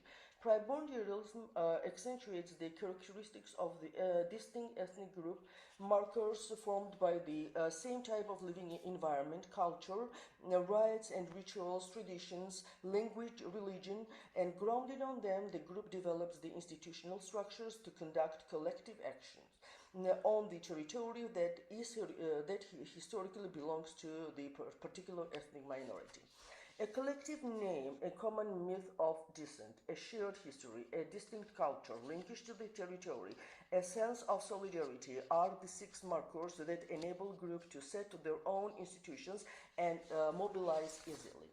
Constructivism, on the contrary, rejects the notion of ascribed attributes. They apply ethnic boundary instead of cultural features. Nigel thinks that ethnic identities are constructed out of material of language, religion, culture, appearance of the originality, and the meaning of particular distinct boundaries are constantly negotiated, revised, and revitalized. Dunn and Fraser suggests replacement of ethnic by the linguistic and or religious communities. Other scholarships scholarships, they demonstrate controversial findings. Some say something that politically and economically backwards are more prone to separation, whereas the others believe that the advanced groups try to separate faster. The gap in education is one of the major factors that causes the ethnic confrontation. Non-existence of cross-cutting cleavages is among those controversial findings. Geographical location in terms of the neighboring state with its geostrategic interests can become one of the main factors that can initiate the ethnic confrontation. Among these controversial findings is the autonomy. Autonomy is one of the powerful motive and the mean for secessionism. Its functional political-economic institutions create the ground for ethnic to conduct collective action. Sharing border with adjacent kin state makes even tenser the ethnics aim to separate. They ask the support from the neighboring state in any terms. It can be tacit or it can be military means. The role of political leaders in initiation of the conflict is significant. They are assumed to be carriers of the group's collective memory, and as the carriers of the collective memory and the preferences of the group, they try to utilize constructivist approaches as well as the primordialist markers to mobilize the group and achieve their main goal: separation or to start the peaceful negotiation. So in the present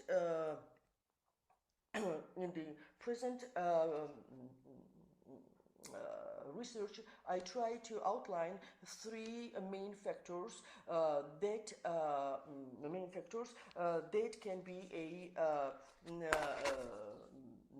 reasons for initiating the ethnic clashes. This is the geographic location, sharing the border with another state versus the heartland of the location, introduction of constructivist inscriptions or the primordialist markers or vice versa in hands of the political elite, and the third, this is the structural situation in and out of the state or autonomy that influences the political elite's decision-making process. The research is done by the qualitative methodology. This is comparative case study analysis of two autonomous republics of RF. Semi-structured interviews are conducted, 25. Tatar, Chechen, and Russian respondents participated in the interviews. Their age is above 50, and they were picked with the purpose to interview the people who had not only the knowledge of the field, but as well they witnessed the events underwent in the 90s and 2000s in Tatarstan and Chechnya.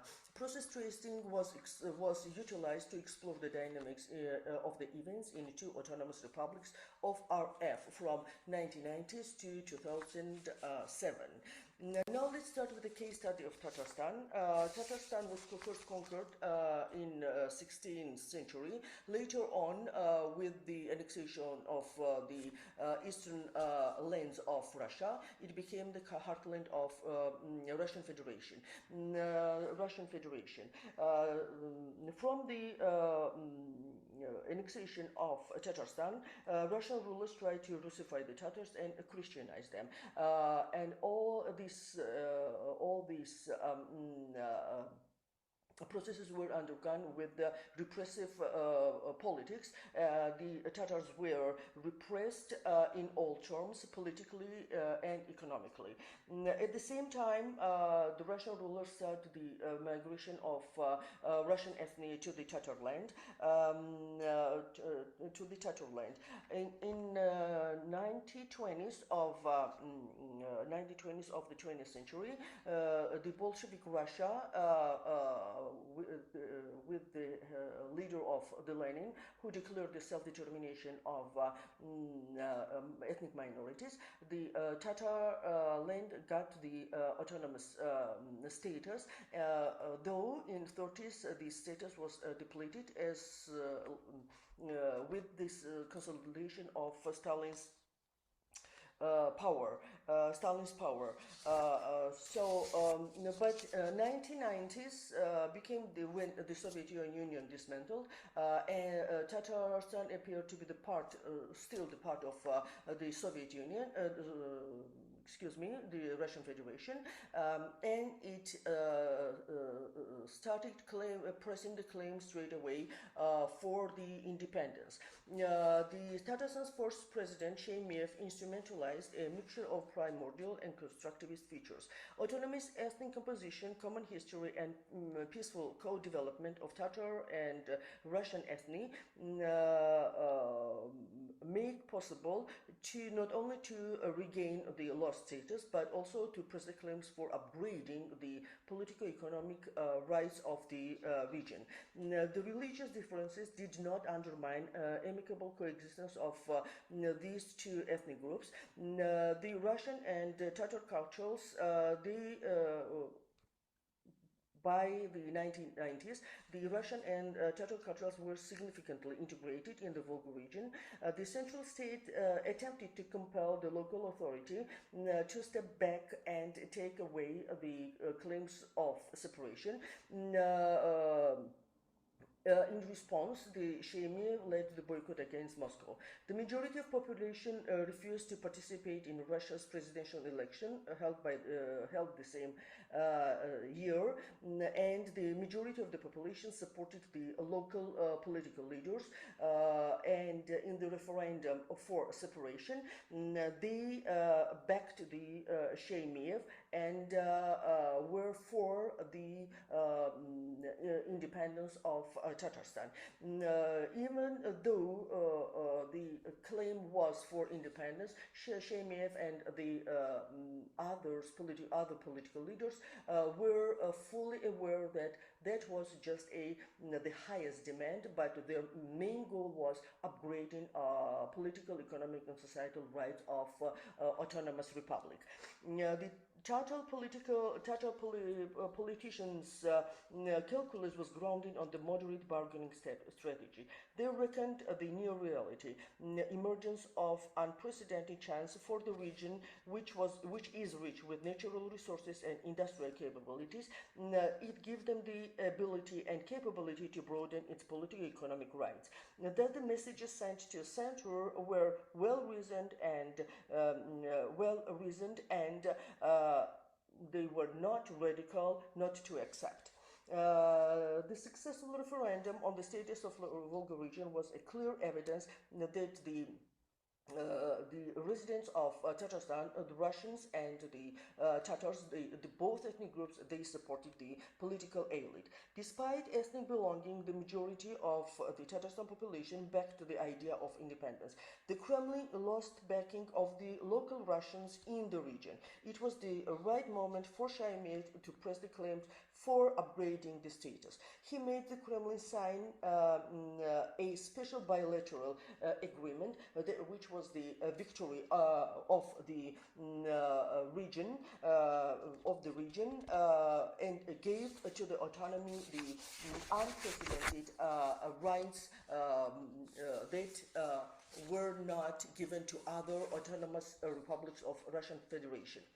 At this moment, it has to be said that Moscow was deeply engaged in military confrontation with Chechnya, and that was also the a trump card for Shemiev. He wisely pondered that initiation of a new violent conflict could cause unforeseen problems for the central government inside and outside. Outside, Yeltsin's aim was to gain the financial support of from the international community. That's why starting the new violent confrontation in another autonomous republics would be a big mistake.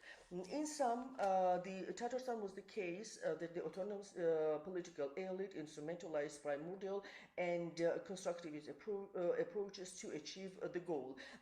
So the geographic location being heartland, ethnic composition, and historically well-developed relationships worked also on hands of the Tatar political elite. Now, the second case is Chechnya. Chechnya fully became the part of Russian Empire in 19th century, and this annexation was done by the violent means. The conquering of Chechen land proceeded with harsh repression. It was called the genocide through forced exodus. There was a process of exiling of local mountaineers, so-called mountaineers, to Ottoman Empire, and by this the ethnic composition of the region was changed significantly. Later on, Stalin's deportation policy in 1940s and the gradual alteration of ethnic composition of the region was very notable. During the Soviet Empire and after its dismantle, the picture was like this. There were two ethnies, Russians and the locals, Chechens, and there was a deep gap between these two ethnic groups. The differences was notable in political, economic activities and the social activities as well. In early 1990s, when the central state institutions weakened, it became the signal for to Chechen nationalists to start movement for independence. The reaction of the Kremlin first was mild and tentative because the country was facing the devastating economic situation and the ethnic revivals in another autonomous republics as well. But later on, as soon as the negotiations with Tatarstan were over and geographical location of Chechnya, which was also the quite decisive for the Kremlin to make the decision to start the violent means. In 1994, started the Russian militaries. They crossed the borders of the Chechnya, and the first Chechen war started. At the same time, it has to be mentioned that unlike Tatarstan, where the civic nationalism was formed, in Chechnya, because of the historical memory, which was still alive, and because of the homogeneity of Chechen ethnic group, and at the same time the making the Russian residents to leave autonomous republic caused military and clashes between these two groups, making the situation in the region unstable and insecure. So in sum, the Chechnya's fight for independence is a case of the violent strategy, and the decision was made for the violence was made because of its geographic location, because of the historical memory, and because of the situation inside and out. So the winning the Chechnya and making it come back to Russian Federation was a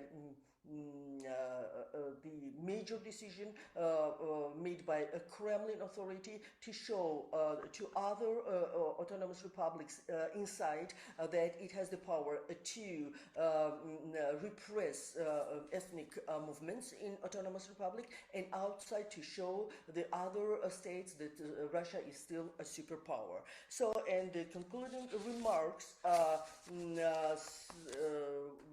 the research was focused on three factors: geographical location, sharing border Chechnya, and we see that that was decisive for the Kremlin to start the military operations, and the heartland Tatarstan, whereas when Tatar political elite decides not to start a radical fight with the center just because it's in heartland and there is no way to separate from the state. Historical memory, harsh repressive ethnic politics of Chechnya, it was decisive for the Chechen political elite to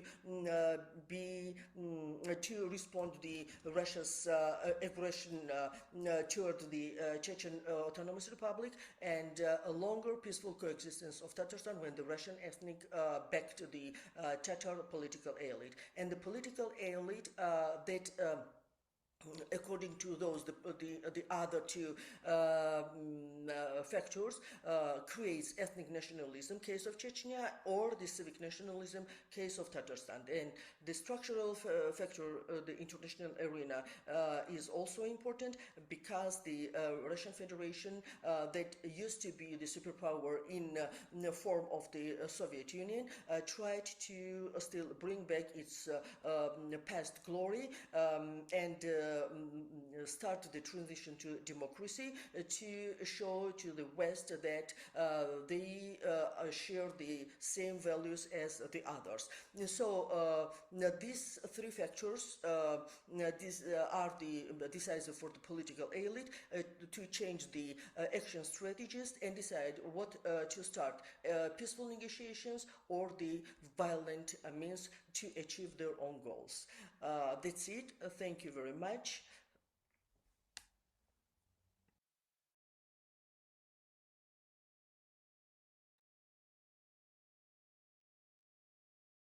Thank you so much for your wonderful presentation.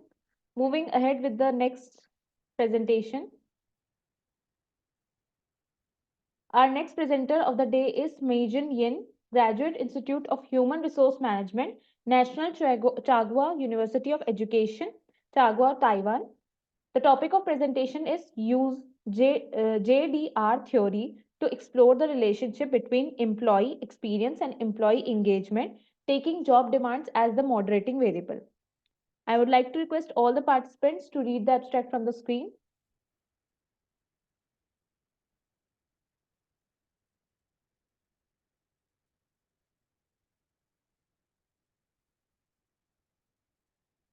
Moving ahead with the presentation.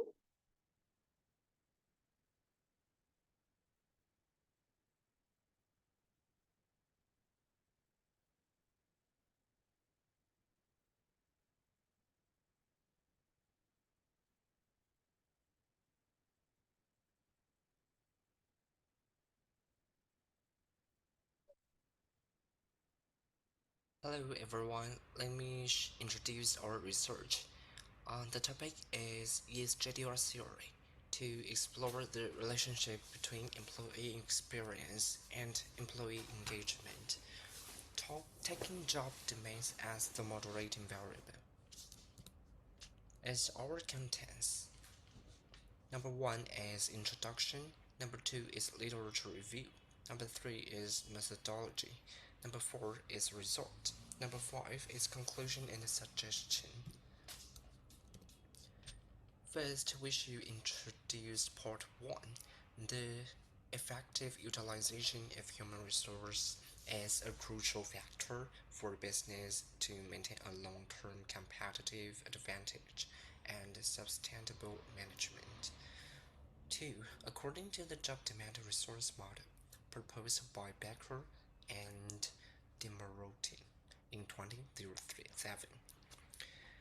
Part 3.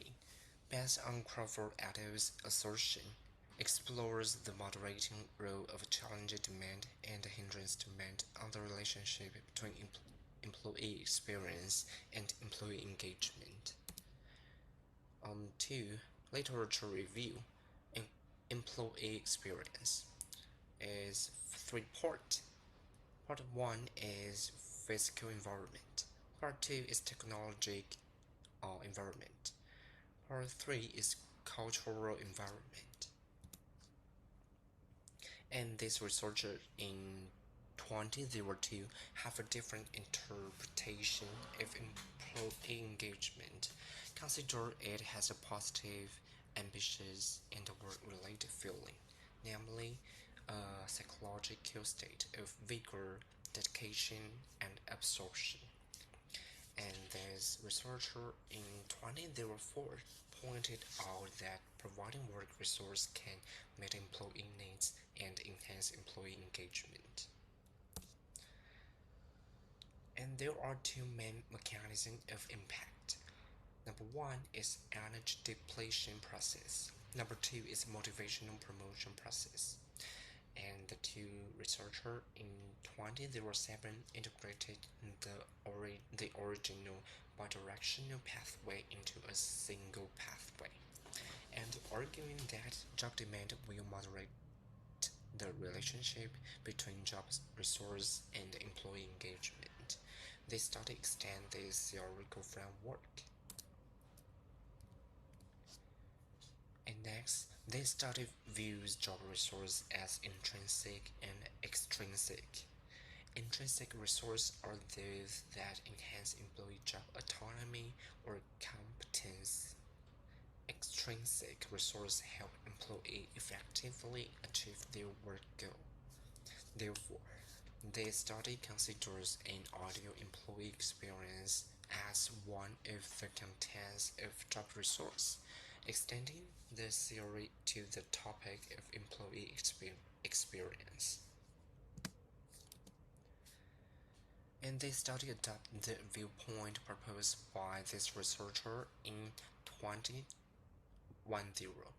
categorizing job demands into challenge demand and hindrance demand.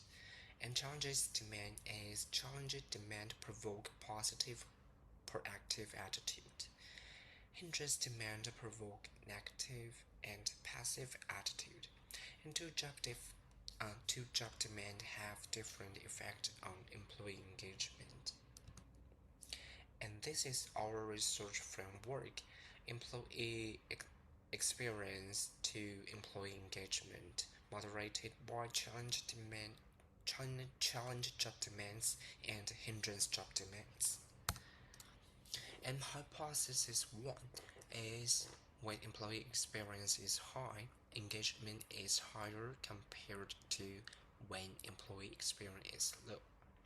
Hypothesis 2, there is an interaction effect between employee experience and job demand on employee engagement. When employee experience is high, adding high challenge job demand result is higher employee engagement compared to adding high hindrance job demands. And it is a three part in this study implementation procedure. And step 1 is collect sample and snowball sampling method and divergent URLs. Online questionnaire. Number 2, before completing the questionnaire, we should inform consent form in academic purpose, anonymous, and participants have the right to withdraw in any unconditionally situation. 3. After completing the questionnaire, we collecting an exam and delete invalid questionnaire. And it was anticipated that more than 176 valid questionnaires would be selected from the collected response. And it is our research participant. More than 1 year of work experience. A minimum of 176 participants was necessary. And number two, ensure that the participant were affected by the story manipulations. There were 3 questions each for employee experience and work demands. If any one of these 6 questions was not passed, the entire questionnaire was discarded. And part 3, return questionnaire. A total of 213 questionnaires were collected in this study, 18 of which didn't pass the verification question and were thus deleted, result in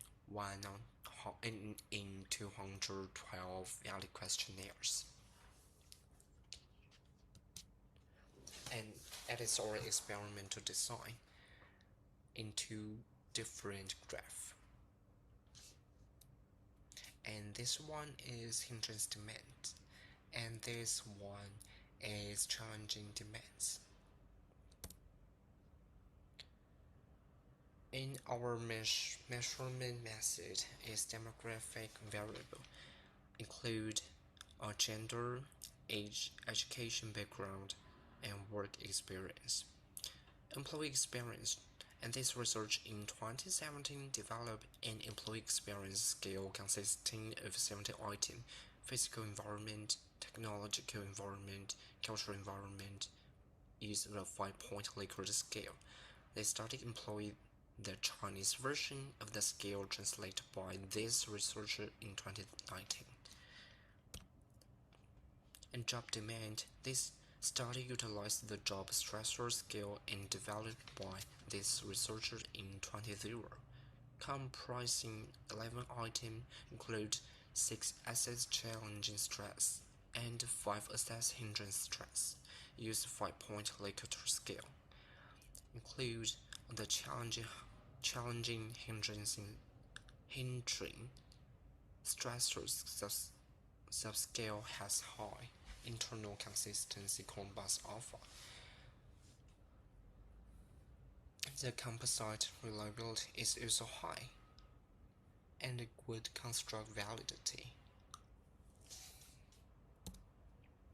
And employee engagement, this study adopted the work engagement scale developed by this researcher in 2002, consisting of 70 items, include vigor with 6 items, dedication with 5 items, and absorption with 6 items.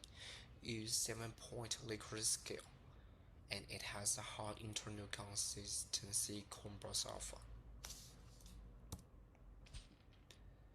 And the CFA employee engagement. The analysis of this overall fit indices confirms that the construct validity is within an acceptable range. Additionally, the standardized vector loading of the scale item range from 0.802 to 0.016, indicating a strong relationship between observed variable and the latent variable. And the table is our and is the study's correlation analysis.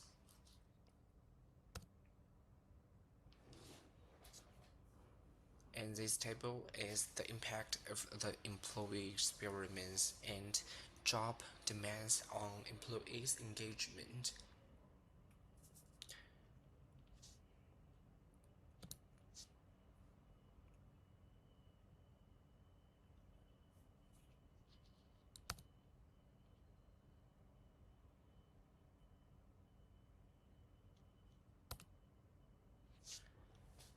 And next one, the part 5 is conclusion and suggestion. Theoretical implication is about 3 parts. The part 1 is revalidating the employee experience has a positive impact on engagement. In part 5, the conclusion and the suggestion, theoretical implication. Part 1, we should revalidating the employee experience has a positive impact on engagement. And part two, we should contact the contextual factor that hinders work demand need to be considered. Part 3. Improving employee experience and balancing type of work demands are crucial for boosting engagement.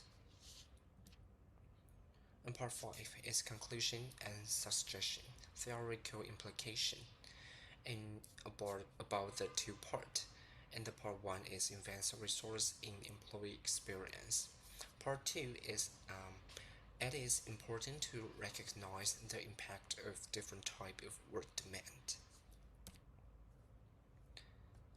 And the last but not least, generalize and common method variance, in-depth exploration of variable, and improvement of sampling methods. Thank you.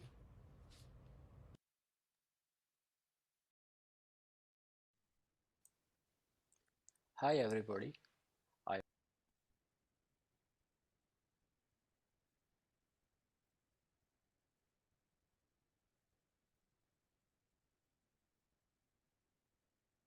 Thank you so much for a wonderful presentation, Meijen Yin. If anybody has any questions related to her presentation, they can put the questions in the chat box itself. Moving ahead with the conference now, our next presenter of the day is Olsi Georgi, Department of Economics, University of Laura Ismail Quimel, Vlore, Albania. Topic of presentation, analysis of the profitability of Albanian bank using time series model. I would like to request all the participants to read the abstract from the screen.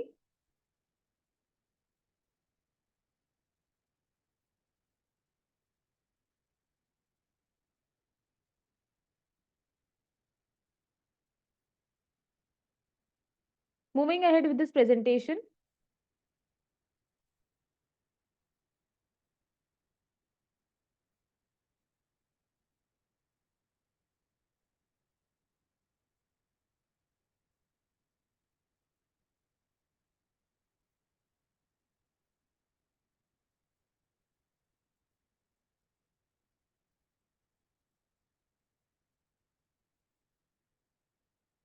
due to some prior commitments, Olzi is not able to join us, but we have his PowerPoint presentation. So I will be showing it to the screen.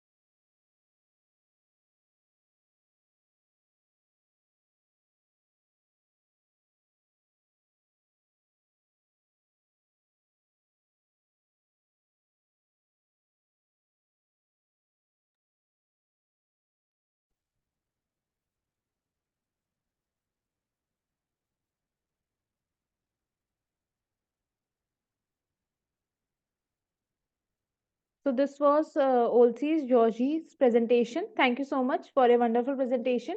Moving ahead with the next presenter of the day, Mohammad Azhar Khan, NUS Business School, National University of Sciences and Technology, Islamabad, Pakistan. His topic of presentation is Impact of Financial Reporting Quality on Investment Efficiency Around the Globe. I would like to request all the participants to read the abstract from the screen.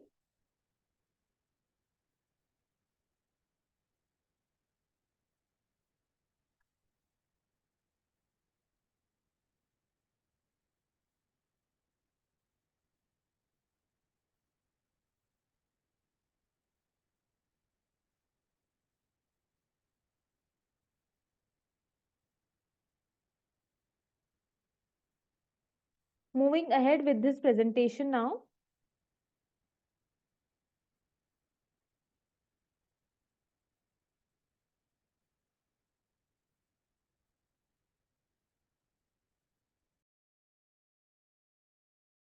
Hi everybody, I hope you are doing well.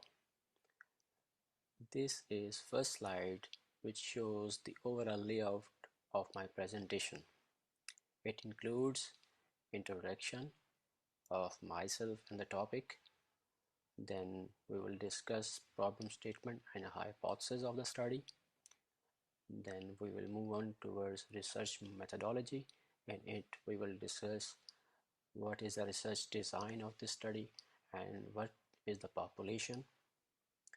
Then we will discuss about measures used in the study and the econometric model used. Then I will present findings of the study. Conclusion and recommendation will follow, and then we will have a discussion on this study. So the title of my study is Impact of Financial Reporting Quality on Investment Efficiency Around the Globe. I'm Muhammad Azhar Khan. I am PhD research scholar at National University of Sciences and Technology, Nurst Business School, Islamabad, Pakistan. I have done this research under the supervision of my PhD supervisor, Dr. Nabil Safdar, who is Associate Professor in Nurst Business School. Moving towards the introduction of my research, this study investigates the association between financial reporting quality, FRQ, and investment efficiency across 21,741 publicly listed firms spanning 36 countries worldwide, encompassing developed, emerging, frontier, and other markets. There are two main constructs in my studies: financial reporting quality and investment efficiency. Financial reporting quality is the precision of financial reports in conveying the insights about a firm's activities, particularly projected cash flows. And investment efficiency is a firm's ability to embrace all projects with positive net present value. Moving towards the problem statement of the study, prior literature does not provide empirical evidence regarding the impact of financial reporting quality on investment efficiency, which can be generalized to all transnational listed firms around the globe. In developed markets, the documented positive impact of financial reporting quality on investment efficiency is yet to address the question whether such association persists in emerging, frontier, and other markets. Particularly, what I am saying, when emerging, frontier, and other countries have comparatively lower financial reporting quality, and there exist different common and civil law origins. This slide presents hypothesis of my studies. Mainly there is one hypothesis which is subdivided into three categories. H1 of my study is financial reporting quality significantly and positively impacts investment efficiency around the globe. So the H1A of this study becomes financial reporting quality significantly and positively impacts investment efficiency in developed markets. H1B is in emerging markets, and for H1C, this hypothesis becomes in frontier and other markets. Moving towards a research methodology of the study. Research design of this study is explanatory, which is based on a longitudinal panel research design that will allow for examining the relationship between financial reporting quality and investment efficiency. Explanatory research and longitudinal panel research design are aligned with positivist epistemology, objective ontology, quantitative strategy, and deductive approach. This study relies on two fundamental theories to elucidate the relationship between financial reporting quality and investment efficiency. Managers voluntarily information disclosure is consistent with these theories. Agency theory indicates a strong link between disclosure in financial reports and profitability, and signaling theory suggests that well-performing firms aim to convey their quality to investors through robust financial reporting quality. What is the population and sample of the study? The population for this study consists of convenience sample of all listed non-financial firms based on standard industrial codes, SIC codes, and pharma and French industry classification.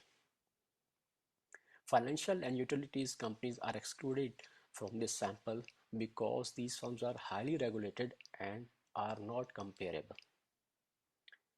The sample period is from 2000 to 2022, which is sufficiently long period so that we can reflect on the findings generated from this data. And accounting data is downloaded for all listed firms in 40 industries and 36 countries, having 166,453 firms year observations. It is a huge data. So what measures are used for the variables of this study? I used three measures for financial reporting quality, which are modified Jones 1995 model, Kothari et al. 2005 model, and McNicholas and Stubborn 2008 models. Each financial reporting quality measure is determined by multiplying -1 with the absolute residues from the respective accrual models, where the higher values signify superior financial reporting quality. And the investment efficiency is measured as absolute residues derived from the Biddle et al. 2009 model multiplied by -1. Higher values denote higher investment efficiency. Econometric model of this study is here. You can see causal connections are examined through fixed effects regression analysis. In dependent side, we have investment efficiency. Beta naught is our constant term, beta 1 and function reporting quality, whether it is based on modified Jones, Kothari, or McNicholas and Stubborn model. Control represents set of control variables which are identified from prior studies. Year, industry, and country fixed effect are applied. Epsilon it is error term. We also supplemented our analysis by additional tests and robustness checks utilizing alternative processes. Moreover, the concerns about endogeneity are mitigated through two-stage least square 2SLS analysis. So what are the findings of this study? Here you can see our dependent variables investment efficiency. This is overall panel which includes all type of markets in it. Financial reporting quality, J represents for Jones model, K for Kothari, and MS for McNicholas and Stubborn model. Here you can see that all our variable are significant and positive. It means the results reveal a positive impact of financial reporting quality on investment efficiency, not only in the listed firms of developed markets, but also this link is well established by the empirical findings in emerging, frontier, and other markets. Even amid the comparatively low financial reporting quality in our data set comprising frontier and other markets. Moreover, in untabulated results, our exploration of both overinvestment and underinvestment scenario demonstrate a pronounced link between financial reporting quality and investment efficiency in both scenarios. These findings contribute to the existing body of evidence indicating that beyond its influence on investment efficiency in developed markets, the relationship between financial reporting quality and investment efficiency holds true globally. This encompasses emerging, frontier, and other markets, characterized by varying level of reporting quality and financial frameworks. To conclude my study, I say this study holds significance within the institutional framework of emerging, frontier, and other markets spanning 36 countries with diverse legal origins. The implication extend to investors for gauging firms' investment efficiency, managers for choosing appropriate reporting and investment strategies, and policymakers for making appropriate country and transnational policies that affects accounting and financial reporting practices of listed firms. This understanding has the potential to motivate firms to enhance ethical practices and regulatory compliance, fostering effective market operations. A discussion on the limitation of the study. I have used three proxies to measure financial reporting quality and one measure for investment efficiency. These measures may be susceptible to measurement errors. Secondly, I used Morgan Stanley Capital International classification to identify markets as developed, emerging, frontier, or other markets. I have started with 128 countries, and during the construct of the variables of financial reporting quality and investment efficiency, I am left with only 36 countries. So one may show concern about the generalizability of the results obtained. And lastly, I acknowledge the limitation of not using any channel which may influence association of financial reporting quality and investment efficiency. These might be country level of investors protection or the financial friction faced by the firms. That's all from our side. Thank you so much for patiently listening to my presentation. Have a good day and happy conferencing.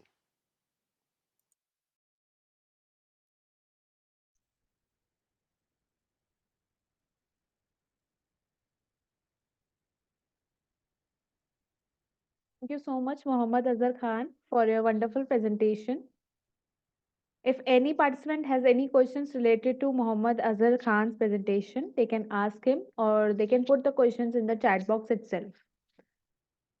So moving ahead with the conference now, our next presenter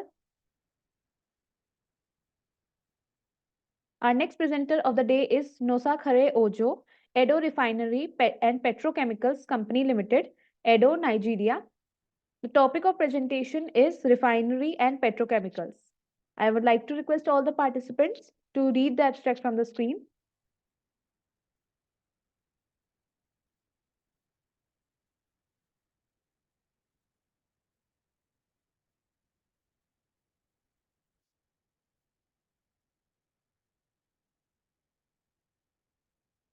So due to some unforeseen circumstances, Nosa Khare is unable to join us. So we'll move ahead with the conference now.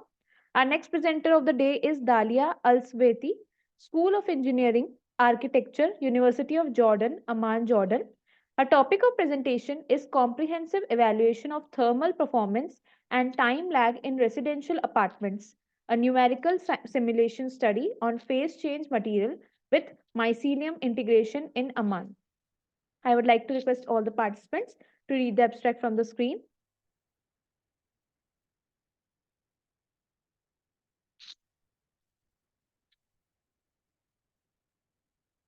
Moving ahead with the presentation now.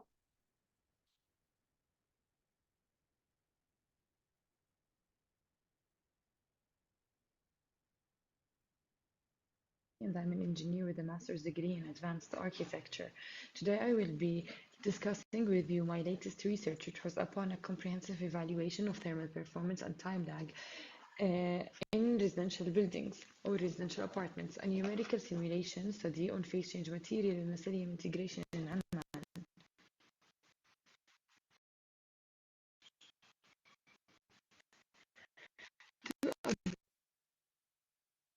This conference I will be discussing the introduction, methodology, results, and discussion, then wrapping it up with my conclusions and recommendations on this research. Starting with the introduction, I will be dividing my title into 3 parts and discussing each part alone and the specificity of each term in each part. Starting up with the first part of the title is a comprehensive evaluation of thermal performance and time lag in residential apartments. Why did I choose the specificity of thermal performance? Because, as I said in the title, that this research was held in Amman, and Amman is the capital of Jordan. Jordan is a country in the Middle East that has multiple advantages to live in, but one of its disadvantages that it lacks energy sources, especially non-renewable energy sources. And as seen in this illustration that I have done, that throughout the years from 2016 to 2020, and as predicted in 2025, that most reliance on energy consumption was on crude oil and its products. The crude oil is one of the non-renewable energy sources that here in Jordan we actually import from our Arab countries or nearby Arab countries, which means that we have actually a very huge problem since the most reliance was on crude oil and it's an imported energy source. Maybe some of you now are thinking about why don't we use the renewable energy sources since it's everywhere and it surrounds us, such as solar energy, windmills, and other stuff, because each energy source needs its own tools, and yet we haven't implemented the tools yet here in Jordan. Starting out with my title, I will be dividing it into 3 parts, as I said. The second part of the title is in residential apartments. Why did I choose the sector of residential apartments? Because as illustrated here, that we have 4 main sectors in energy consumption. The first one is transportation, ranking first with 48% of energy consumption. Then what comes second is residential and public apartments, which means that the residential apartments actually do consume about 20%. It ranks second in most sector here in Jordan on reliance on non-renewable energy sources and in consumption of it. The third, the last part of the title is a study on phase change material with mycelium integration. This material is what I studied in this research, and it was what I thought of it as a solution of the problem that I mentioned before. What was the problem actually? The problem is that there's an increased demand on heating and cooling systems here in Jordan in the residential apartments and residential buildings, which means that there is an efficient problem with the thermal insulation. Starting with the material, the phase change material mycelium integration, it's actually a combination of 2 materials. The first material is phase change material. What is phase change material? Phase change material is material, it's actually a self-explanatory material because it changes its phase. It's a material that changes its phase when it is exposed to heat from solid to liquid, and when the heat drops below a certain degree, it actually releases the heat that it consumed it, and then turning its phase back to solid. How would I be using it in the residential apartments or residential building? It will be a layer between the layers of the residential envelope. What will be the envelope that I will be studying? It was the ground floor slab, the exterior walls, and the roof of the last level of the residential apartment. It's actually a specific envelope of the residential building. The phase change material will be a layer that will be implemented between the other layers in the envelope. How would it work? When the phase change material or the envelope of the building is exposed to 25 degrees Celsius of heat or even more, the material, phase change material, will keep on absorbing the heat, decreasing its entrance into the enclosure, saving the enclosure's a perfect temperature and perfect environment. And then when it absorbs the heat, by default, such as an ice cube, it will change its phase from solid to liquid. And then when the exterior temperature drops actually under or beneath 25 degrees Celsius, the material itself, the phase change material, will start to solidify, which means it will start to change its phase from liquid to solid. And while doing that, it will have a heat release into the interior, saving the interior's temperature and keeping it into the comfortable temperature in the enclosure when the outdoor temperatures are below a certain degree, which means that the outdoor temperature is actually a bit chilly.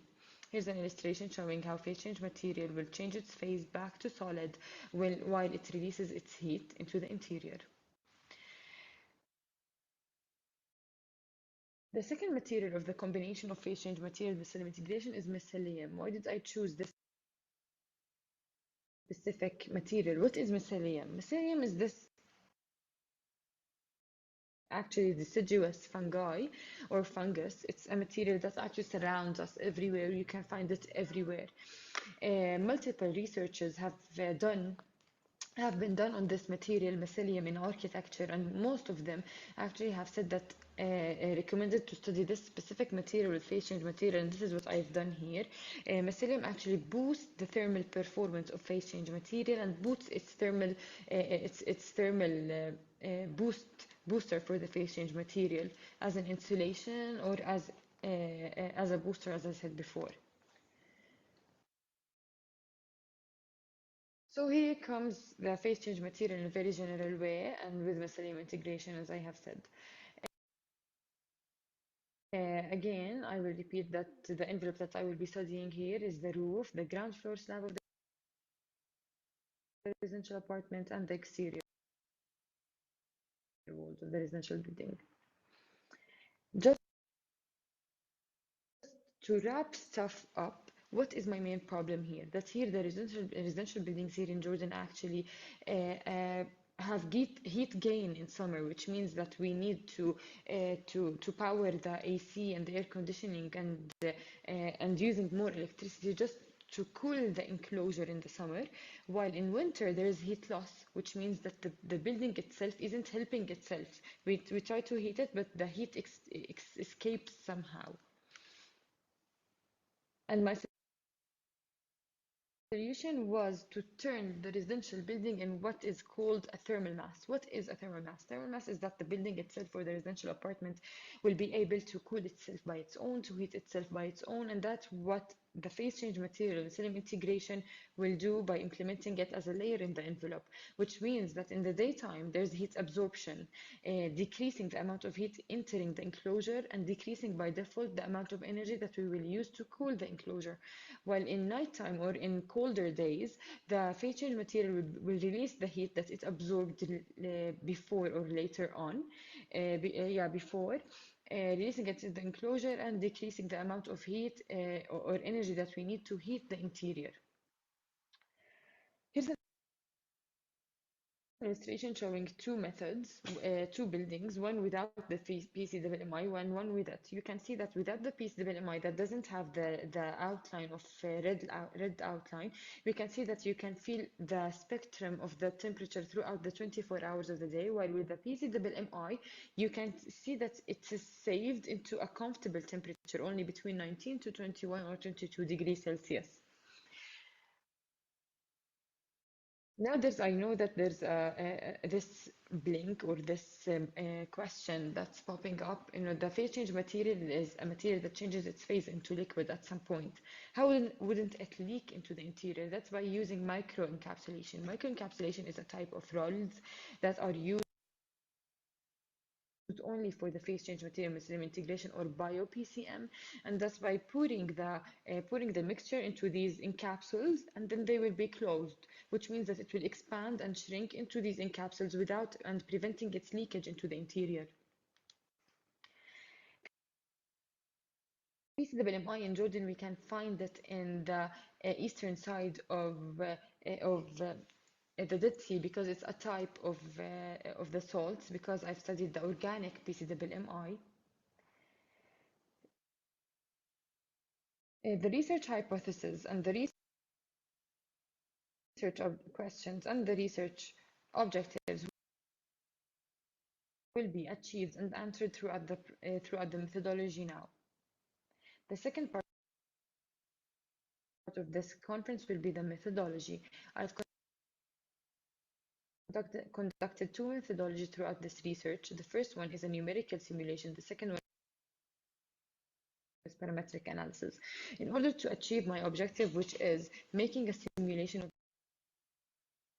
the residential building in Amman and evaluating its thermal performance, I need to make a simulation, because how would I understand, how would the PCWMI work? Because we actually don't use it here in Amman, but we could. But how would I know its performance? That's by just simulating it, doing a simulation of it. So in order to understand how to make a simulation for it, I needed to understand what is my main variable to choose the residential apartment that I will be simulating it, because I needed something that's actually constructed on real life. So I've divided, throughout the references, I've seen that Jordan has three main climatic zones, and the first one is Badia and desert, which is number 3 here in the right side of the slide. We can see that the middle side, which is number 2, is the highlands, and the lowlands is the number 1, which is on the left side. What I chose a residential apartment in Amman, which is the capital, in the climatic zone of highlands, which means that the results of this research could be validated and generalized on residential buildings type residential apartments on a highlands climatic zone in Jordan. I've chosen a residential apartment in Khalda, which is a neighborhood in Amman, the capital of Jordan, in the climatic zone of lowland. Here are some specifications of the residential building. I've chosen the residential building type residential apartment because 83% of the residential buildings in Amman are residential apartments. More specifications, we can see the real footage of the residential apartment that I've chosen and the simulated one. I've simulated the residential apartment 2 times, one with its current layering of the materials and one with adding the PCWMI layer, which means that there are 2 simulations of the same residential apartment just to compare it, because this is a comparative methodology. More specifications that this is an apartment for a family of 5. Starting with my first stage which is a numerical simulation to calculate the thermal performance of the materials. We can see that the first stage is a numerical simulation. What is a numerical simulation? Is that I simulated the residential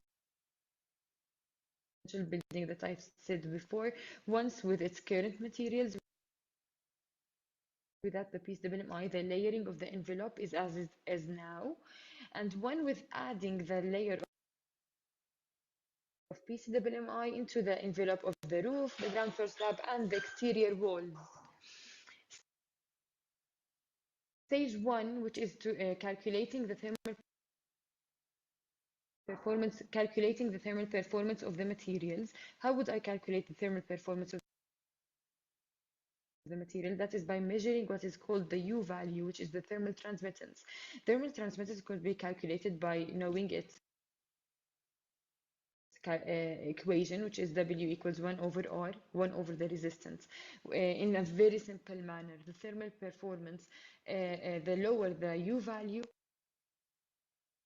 this stage mainly depends on measuring the U value, which is the thermal transmittance. As I said before, that in a very general manner, that the lower the U value is, the better the thermal performance there is. So what does the U value depend on? It depends on the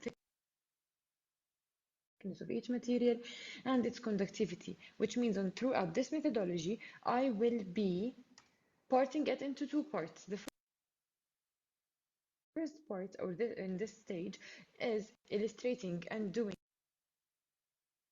a simulation of the residential building with its current materials and knowing each material of the envelope with its thickness and conductivity to calculate the U value. Then doing the same thing with adding the PCWI. Now calculating the U value without the PCWI, which means the current situation of the residential apartment, starting out with the residential with the envelope, which is the walls. I illustrated its thickness and the conductivity. The ground floor slab, I illustrated its thickness and conductivity in addition to the roof. Now I calculated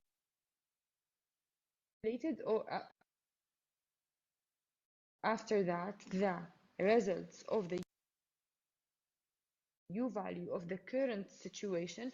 I calculated that the U value was 0.75 per watt per meter square Kelvin. How would I know if this is a good indicator or not? I compared it with the codes. There's a maximum code here in Jordan that it shouldn't exceed it or be over it, which is 0.57 for the walls, and it did exceed it, which means that the thermal performance of the wall in its current situation isn't good. I've done the same thing to the ground floor slab, stating out that the ground floor slab had the U value of 1.6 and it shouldn't be more than 1.2. The roof, it shouldn't be more than 0.55, but it exceeded it and it was 1.88, the U value. Now the second part of the stage, which was illustrating the residential apartment with adding the layer of the PCWMI. I situated the PCWMI as the references told me how to, which is the literature that I read, by doing and I situated by knowing that the thickness of the rolls wouldn't be more than 10 millimeters or 1 centimeter. Here is an illustration of the wall with PCWMI, the ground floor slab with PCWMI, and the roof with PCWMI. The U value, the result of the U value here, so that it shouldn't be more than 0.55, and it was 0.54, which means it's even better than the codes with adding PCWMI, the walls. Now in the ground floor slab, the U value got decreased to 1.18, and it shouldn't be more than 1.2, which is check the thermal performance, it's good. And the roof as well did achieve a very good thermal performance by calculating the U value 0.53 shouldn't exceed the 0.55 watts per meter square Kelvin. Which means that this stage the point that I achieved was the objective, because I illustrated and I simulated the residential building and compared it, and it answered the question and confirmed the hypothesis that PCWI will enhance the thermal performance as the numbers showed. Yeah, it did. Second stage is a parametric analysis to calculate the time lag of the material in the components of the residential envelope. How would I be calculating the time lag? Because time lag, as we all know, it's something that couldn't be calculated without measuring it on real life. So what I did is that I simulated it and added parameters by a parametric analysis to it. What is time lag? Time lag is the amount of time that the residential envelope will resist the exterior temperature to enter the interior, or vice versa, the interior temperature to exceed to the outdoors, which means that the more the time lag, the better. So I've done this parameters or parametric analysis by doing these parameters, putting all the variables that I studied throughout this software, knowing the albedo and the reflection, the setbacks, the materials, the surroundings, the vegetation, everything in the climatic area, in order to calculate the specific time lag, and by putting sensors on each 4 millimeters square. I put one sensor in order to understand the time lag and to calculate it in a very good way. So the time lag was in the current value was an average of 6 hours, while adding PSWI, it enhanced it to 8 hours by 2 hours of time lag, which is something really good.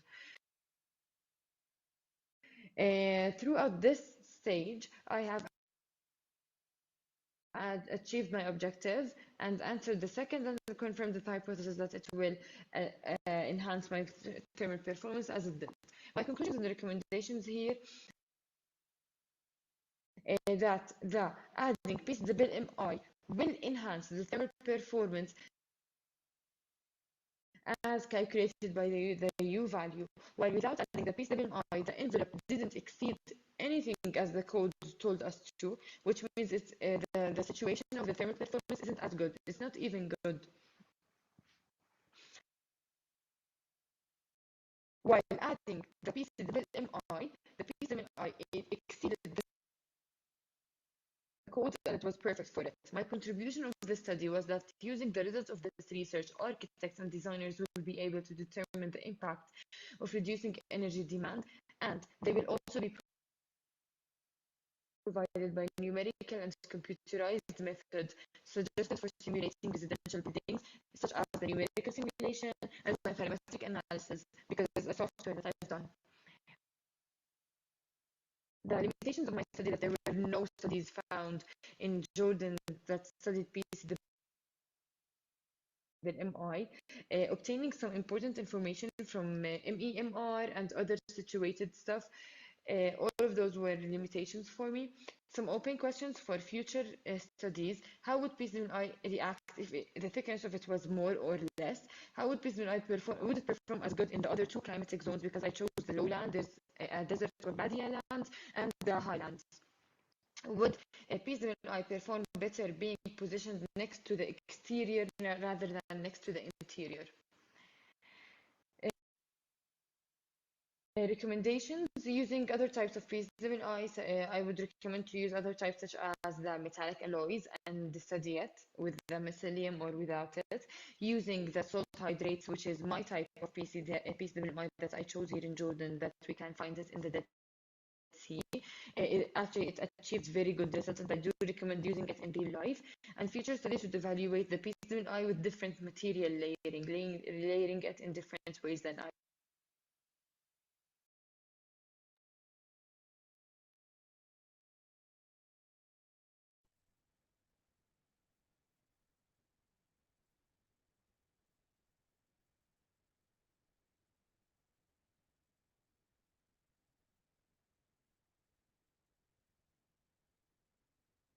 Thank you so much, Dalia, for your wonderful presentation. So if any participant have any questions related to Dalia's presentation, they can put their question in the chat box itself. So this brings us to the end of the conference. Before ending the conference, I would like to introduce our listeners of today's conference. Our first listener was Adel Bandar Al Ruki, Department of Physics, King Abdulaziz University, Jeddah, Saudi Arabia. Our next listener of today's conference was George Sandhu, Faculty of Medicine, University of Medicine and Pharmacy of Craiova, Romania. With great pleasure and enthusiasm, I would like to thank all of you, and I would like to conclude that the conference was a great success. Many people have contributed in different ways to turn this event into a smoothly running conference with very interesting presentations. This conference has resulted in good networking and discussions. I owe my gratitude to all the presenters and patient listeners of the conference, to all the coordinators and the whole staff of Eurasia Research for their constant support. I would also like to thank all the new universities and institutes who have sponsored their participants and people who have indirectly or directly contributed in the smooth conduct of this conference. Before ending, I would like to mention some of our upcoming conferences that we will be organizing. Eurasia Research conducts conferences all around the world. In January 2024, we will be organizing conferences in Tokyo. In February 2024, we will be organizing conferences in Dubai and London. And in March 2024, we will be organizing conferences in Singapore and Boston. I would like to request all of you to refer these upcoming conferences to your friends and colleagues. So before leaving, I would like to ask for each and every one of you, one of yours feedback. So Rana, would you like to share your feedback about today's conference?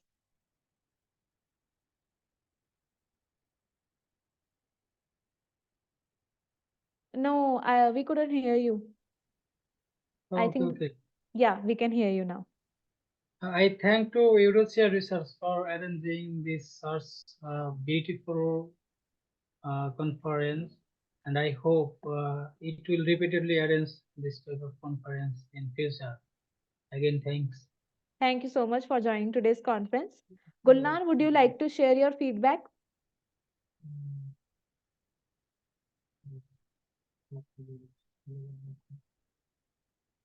Would you like to share your feedback, Gulnar?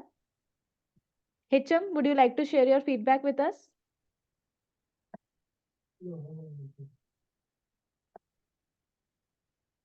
Thank you so much.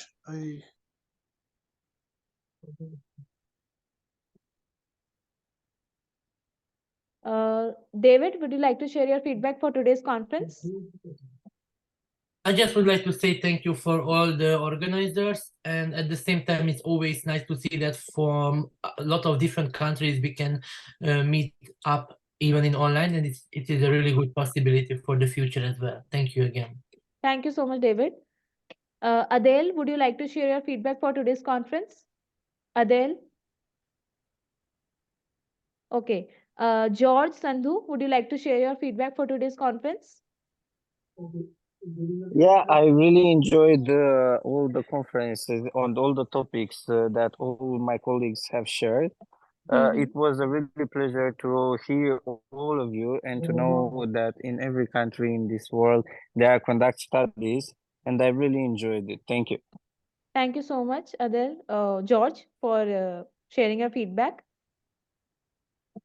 Mohammed Azhar Khan, would you like to share your feedback with us? Yes, please. Thank you so much, Divya ma'am, for giving us this opportunity to be part of this wonderful event. We have seen a variety of topic here, and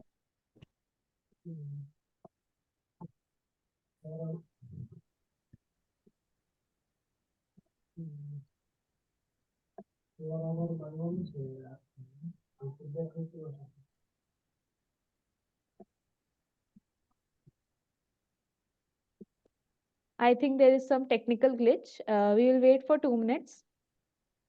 Mohammed, can you hear me now? yes, I can hear you. Yeah. So could you repeat? Actually, there was some technical glitch. Okay, I was saying that you organized a wonderful event. This was my first conference as participant, and I enjoyed all the different topics on different methodologies and people from all around different cultures around the world.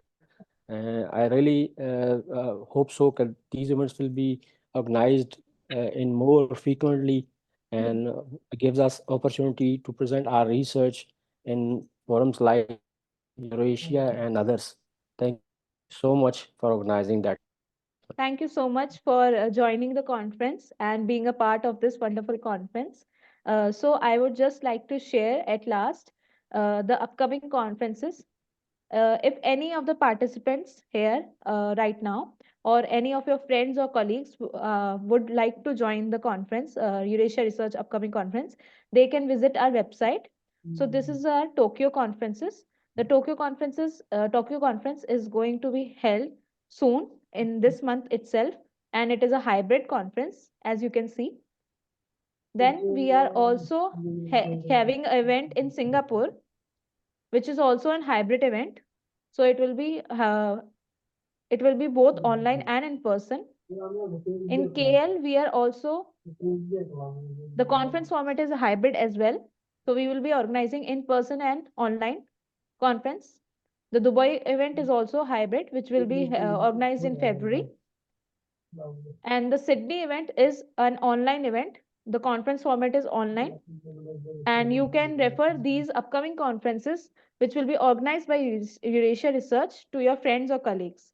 Thank you so much once again to every one of you for joining this conference, for being a part of this conference, and making this conference a great success. Thank you so much.